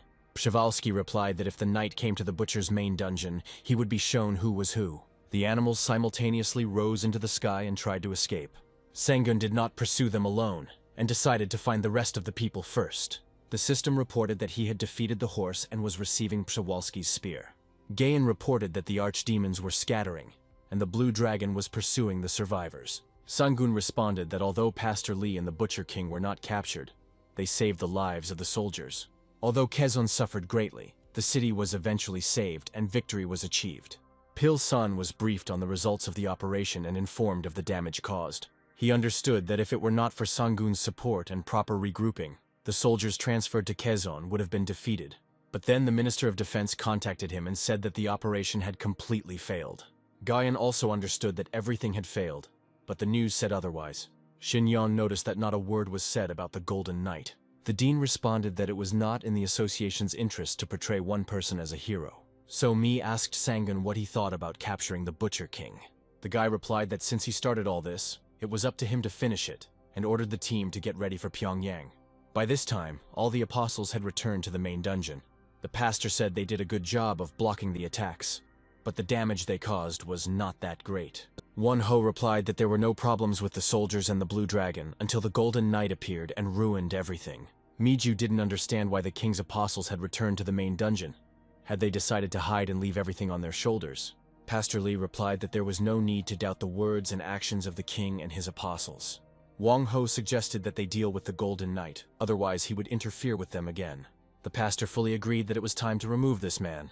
He added that the Butcher King's goal was to lure Sangun into the main dungeon, perhaps by borrowing power from another evil constellation. Suja realized that the pastor was talking about the constellation Frozen Ruler of Siberia. And then the pastor said that he knew that Suja and Sangun came from the same institution. The girl replied that the shelter was a dirty place. Children were forced to do hard labor and were severely punished. Most of those who graduated became scavengers, and Sangun is the most famous graduate. Suja added that she felt uncomfortable remembering this and asked to change the subject. The pastor said that the Knights team would soon arrive in Pyongyang and they should prepare. He stood up and asked everyone to follow him. The pastor added that the Butcher King could rule the world, and on account of this, blind creatures should appear. His servants, who did not exist before, the pastor said that they were bred by him personally through genetic means. But he kidnapped people not only for this or to create a potion, and now he is ready to introduce to the attention of the faithful dogs of the Butcher King. These are the arch-puppets. Sangun was in the Iron Fortress and was studying the characteristics, whether they were enough to defeat the Butcher King and the pastor. Shin-young looked at the screen in admiration, and So-mi said that it was the first time she saw such stats. Shin-yeon said that if her stepfather wanted, he could conquer the whole world. The girl turned away, and Sangun was surprised he had never heard such a nickname before. Gain said that he needed to figure out the enemy's intentions and use his powers correctly. Sangun replied that it looked like he would have to summon his heavenly army repeatedly this time. The dean added that while researching the possible location of the pastor, she discovered something interesting. She handed the guy a photo and asked if he knew where this place was and who was in the photo. Sangun was shocked when he saw this photo. Gayan said that traces of the presence of the Butcher King's apostles were found at the scene. It turned out that at that time, Pastor Lee had bribed the district hunter and the police. The dean showed 2 photos, and added that the pastor does not age because he absorbs the energy of living beings. She added that there was something else about the orphanage where he was kept. There was also the influence of the pastor there. Gayan said the pastor wanted to attract as many scavengers as possible to his side in the future, and was even able to replace the staff at the shelter with his own people. And Sangun was a typical victim of theirs. The guy was even more shocked, but pulling himself together, he ordered them to prepare for an attack. The dean replied that there were a few things that needed to be taken care of in advance. After the operation, the government banned visits to areas where fighting had taken place and where problems might arise. Sangun and his army may be considered traitors, which seemed useful before, but now it is different. Therefore, regardless of success, we will have to explain ourselves to the government. Sangun didn't understand why it was so hard to catch the bad guys. Gayan was silent for a moment, and then suddenly said that she had one plan. The next morning, the first reporter appeared near the Iron Fortress, announcing that the fortress was planning to implement social projects worth 10 trillion won. One of the sections of this project was the creation of an additional shelter, as well as the construction of barriers to protect the area. And Sangun is personally ready to provide financial support to the association in the fight against criminal constellations. And the government, in turn, is ready to present Sangun with a certificate of gratitude. Jong-soo understood that this guy was not so simple. He decided to add public opinion to his strength. He summoned Ko Chonan and ordered him to dig up information about the Iron Fortress.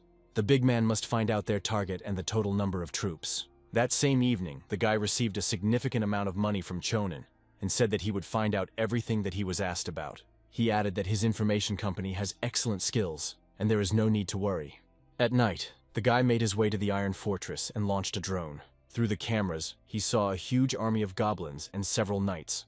Suddenly, Sangun appeared next to him and asked who he was. The guy said he was from a radio engineering club, lost control, and was now looking for his drone. Sangun once again persistently asked who had sent him here. The next second, he stuck a stake between the boy's legs and told him to answer if he wanted to return home alive. Sangun added that he could make him talk using other methods as well. He said that he would not take the footage away from him.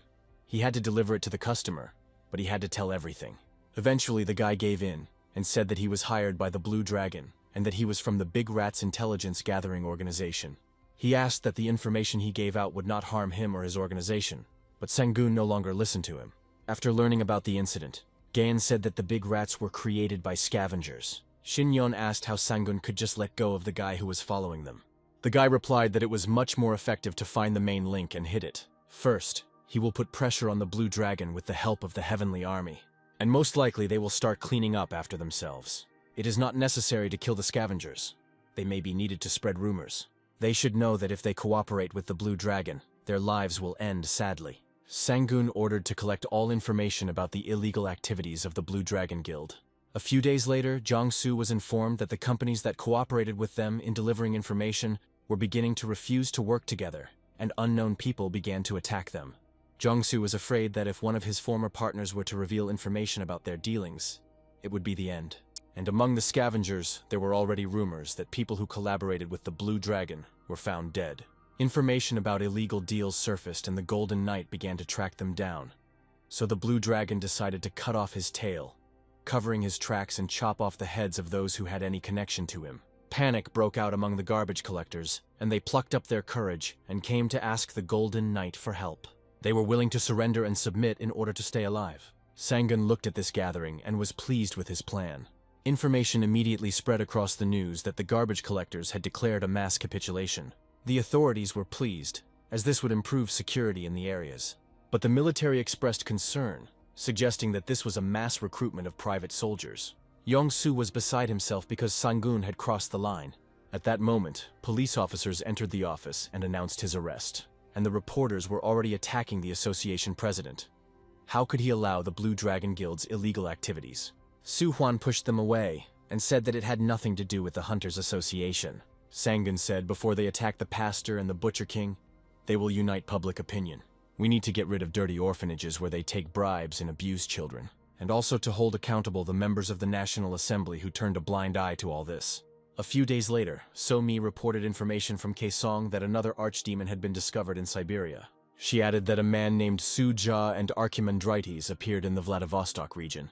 Rumor has it that these dolls are a mixture of archdemon and human genes. And indeed, the lawlessness of the archdemons reached Vladivostok. Those who did not resist to death were destined for Pastor Lee to create dolls. Sang-gun, without thinking twice, decided that he had to go there personally. When Shin Yong wanted to go to Russia too, he replied that this was not a tourist trip.